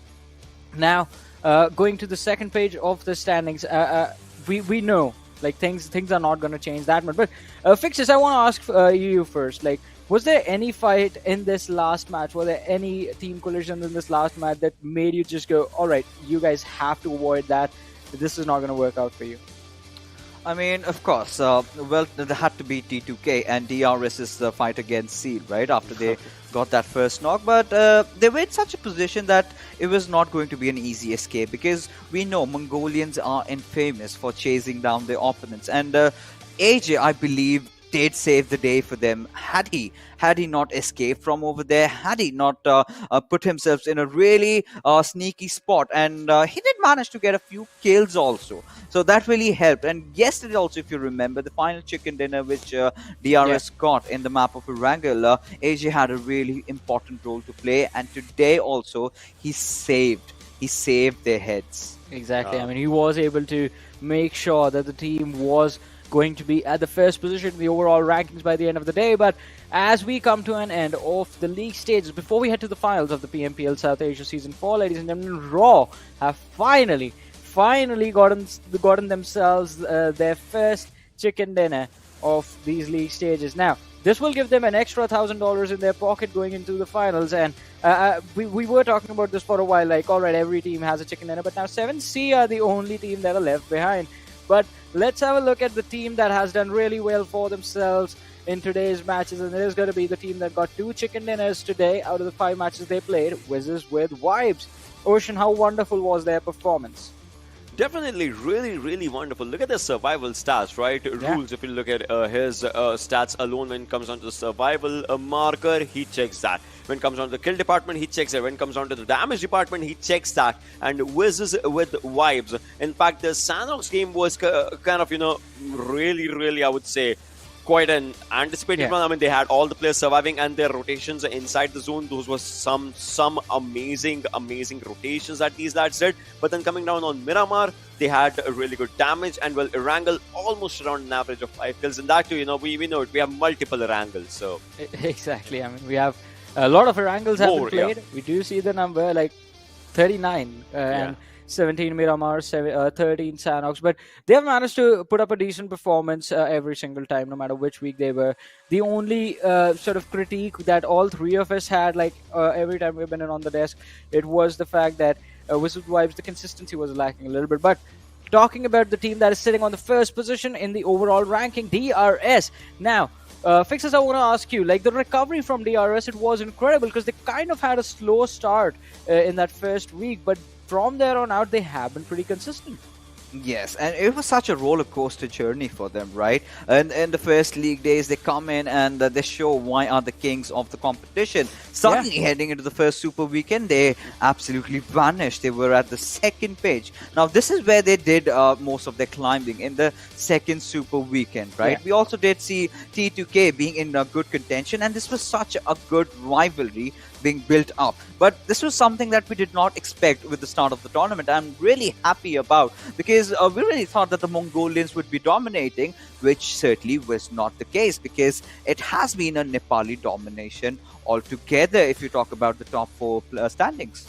Yeah, completely agree with you on that. I mean, the Nepali teams have shown up really nicely for this tournament, and we've had a conversation about this, me and Ocean as well, as to what went down since between season 3 and season 4 of the PMPL South Asia, since we first saw the Mongolian teams getting introduced to the South Asian region. They were able to catch the teams from Nepal, Pakistan, and Bangladesh off guard, and well, it sort of gave a boost to the morale, I believe, of these teams, because now we see a lot more aggression from the South Asian region, and the fights that they take are incredible. Ocean, what are your views on this? So let's compare Season 3 versus Season 4 League, right? Overall, if we just talk about it, as we'll be seeing, overall what has happened in these Super Weekends as well. So if we talk about the previous time, look at this. Day 1, right now in this Super Weekend, right? Day 1, it was heavily dominated by Stalwart Esports. Day 2 comes on for BABLU Clarity, and then it's Wizzes with Vibes today, just coming up really good, having multiple chicken dinners for themselves in one day, getting 72 points. But ZEUS, last time, in 45 games that they played, they had 5 chicken dinners, 206 placement points, 241 kill points, and they got 447 total points. 447. Then comes down DRS and T2K, both of them as well with 5 chicken dinners and 392 points each. That means at that moment as well, they had a close competition for themselves. And right now, out of the 45 Super Weekend matches that we have seen, 12 chicken dinners are in just first and second position, 7 for one team, 5 for the other team.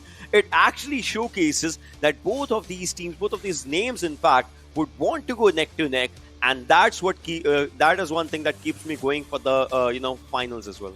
Exactly. I mean, very well said. I mean, we have seen the improvement from these two teams, and it has been quite an incredible stance they have taken this time. But now looking at the kill leaders, Action and Top, it feels like it is going to be some next level aggression that's going to be required in order to beat these lads. But since the start of the day, Crypto has closed in on Top's position towards second, 120 versus 113. Yeah, 100%. I mean, you talk about Crypto. Right at the start of the day, he was at the 4th spot and wasn't really looking too good. But look at the damage numbers, right? 26,000 points of damage. Now, this shows how good this lad has been throughout the entire course of the evening. And Action and Top, just barring that first game, they really haven't been visible at all. Stalwarts had such a tough time today. I mean, it was not a good day for Stalwart Esports. They had a shaky performance, but moving forward, looking at the next 5 kill leaders, it's going to be quite interesting to see where does this the end of this day put the lad from ZEUS, where we were seeing him on the 10th. Johnny, but I would say, somehow Stalwart did have a really good start of the day in which they were Yes. in the top 3 for themselves. But then, then things kind of just, deteriorated for the team. But Sandesh and Suyog, well, these lads actually did really good. Suyog especially in one of the games was just, racking up those numbers. Godless, well, not anymore on 10th now, is getting up ahead slowly and steadily. 91 kills for him as well. I feel finals might just be a thing for maybe Stalwart or ZEUS, because when it comes down to those, the major tournaments, when it is like a 4-day affair or a 3-day affair or something like that, these teams love those kind of short forms for themselves. Yeah, exactly. I mean, when it is just a matter of couple of days, a couple of matches, the things usually we have seen in the past are working out in the favor of these teams. But I mean, it is going to be really interesting to see what mindset they enter the finals with. Are we going to see some massive changes in terms of how the teams have been playing all this time in the league stages, or are we just going to see them stick to the same strats and maybe get countered? Now, it is going to be really interesting to see how things go about. But I mean, it has been an incredible journey during these league stages. We have seen a lot of damage being dished out as well. Let's have a look at the overall leaders by damage. We know, I mean, this is where top comes to the first position with 29,171 damage, but Action is going to be sitting on the second with 28,581, even though he has 8 more kills. But this time in damage leaderboard, we see 2 players from the side of ZEUS sitting on the 6th and the 7th. It is going to be Icy on the 6th with 19,923 and Godless on the 7th with 19,567. So, I mean, it was pretty clear, and you guys have mentioned this as well. The problem with ZEUS Esports sometimes, I mean, especially in the early days, was the fact that they were being a little too over-eager for those fights, even in situations that did not favor them at all. Fixes, what are your thoughts? Yeah, of course. And towards the late games, towards the late stages of the Super Weekend, they did work upon it, right? They fixed every single thing. They knew that overextending was never a solution. And now they are starting to get themselves in really sublime form. Now, heading into the finals, I'm excited as ever. Everyone is going to be excited for the finals. You are, Ocean is, I am for sure, and I know you guys watching at home are going to be excited as well. So make sure you guys are following PUBG Mobile Esports and PUBG Mobile Esports South Asia on their socials, and also subscribe to the relevant YouTube channels as well, so that you do not miss out on any action, any content that is being dropped by us on these platforms. And also, we are done with our show for today. We're going to be back on the weekend starting Friday. It is going to be the finals that are going to be beginning, ladies and gentlemen. Good night. Take care. We'll see you again on the battleground.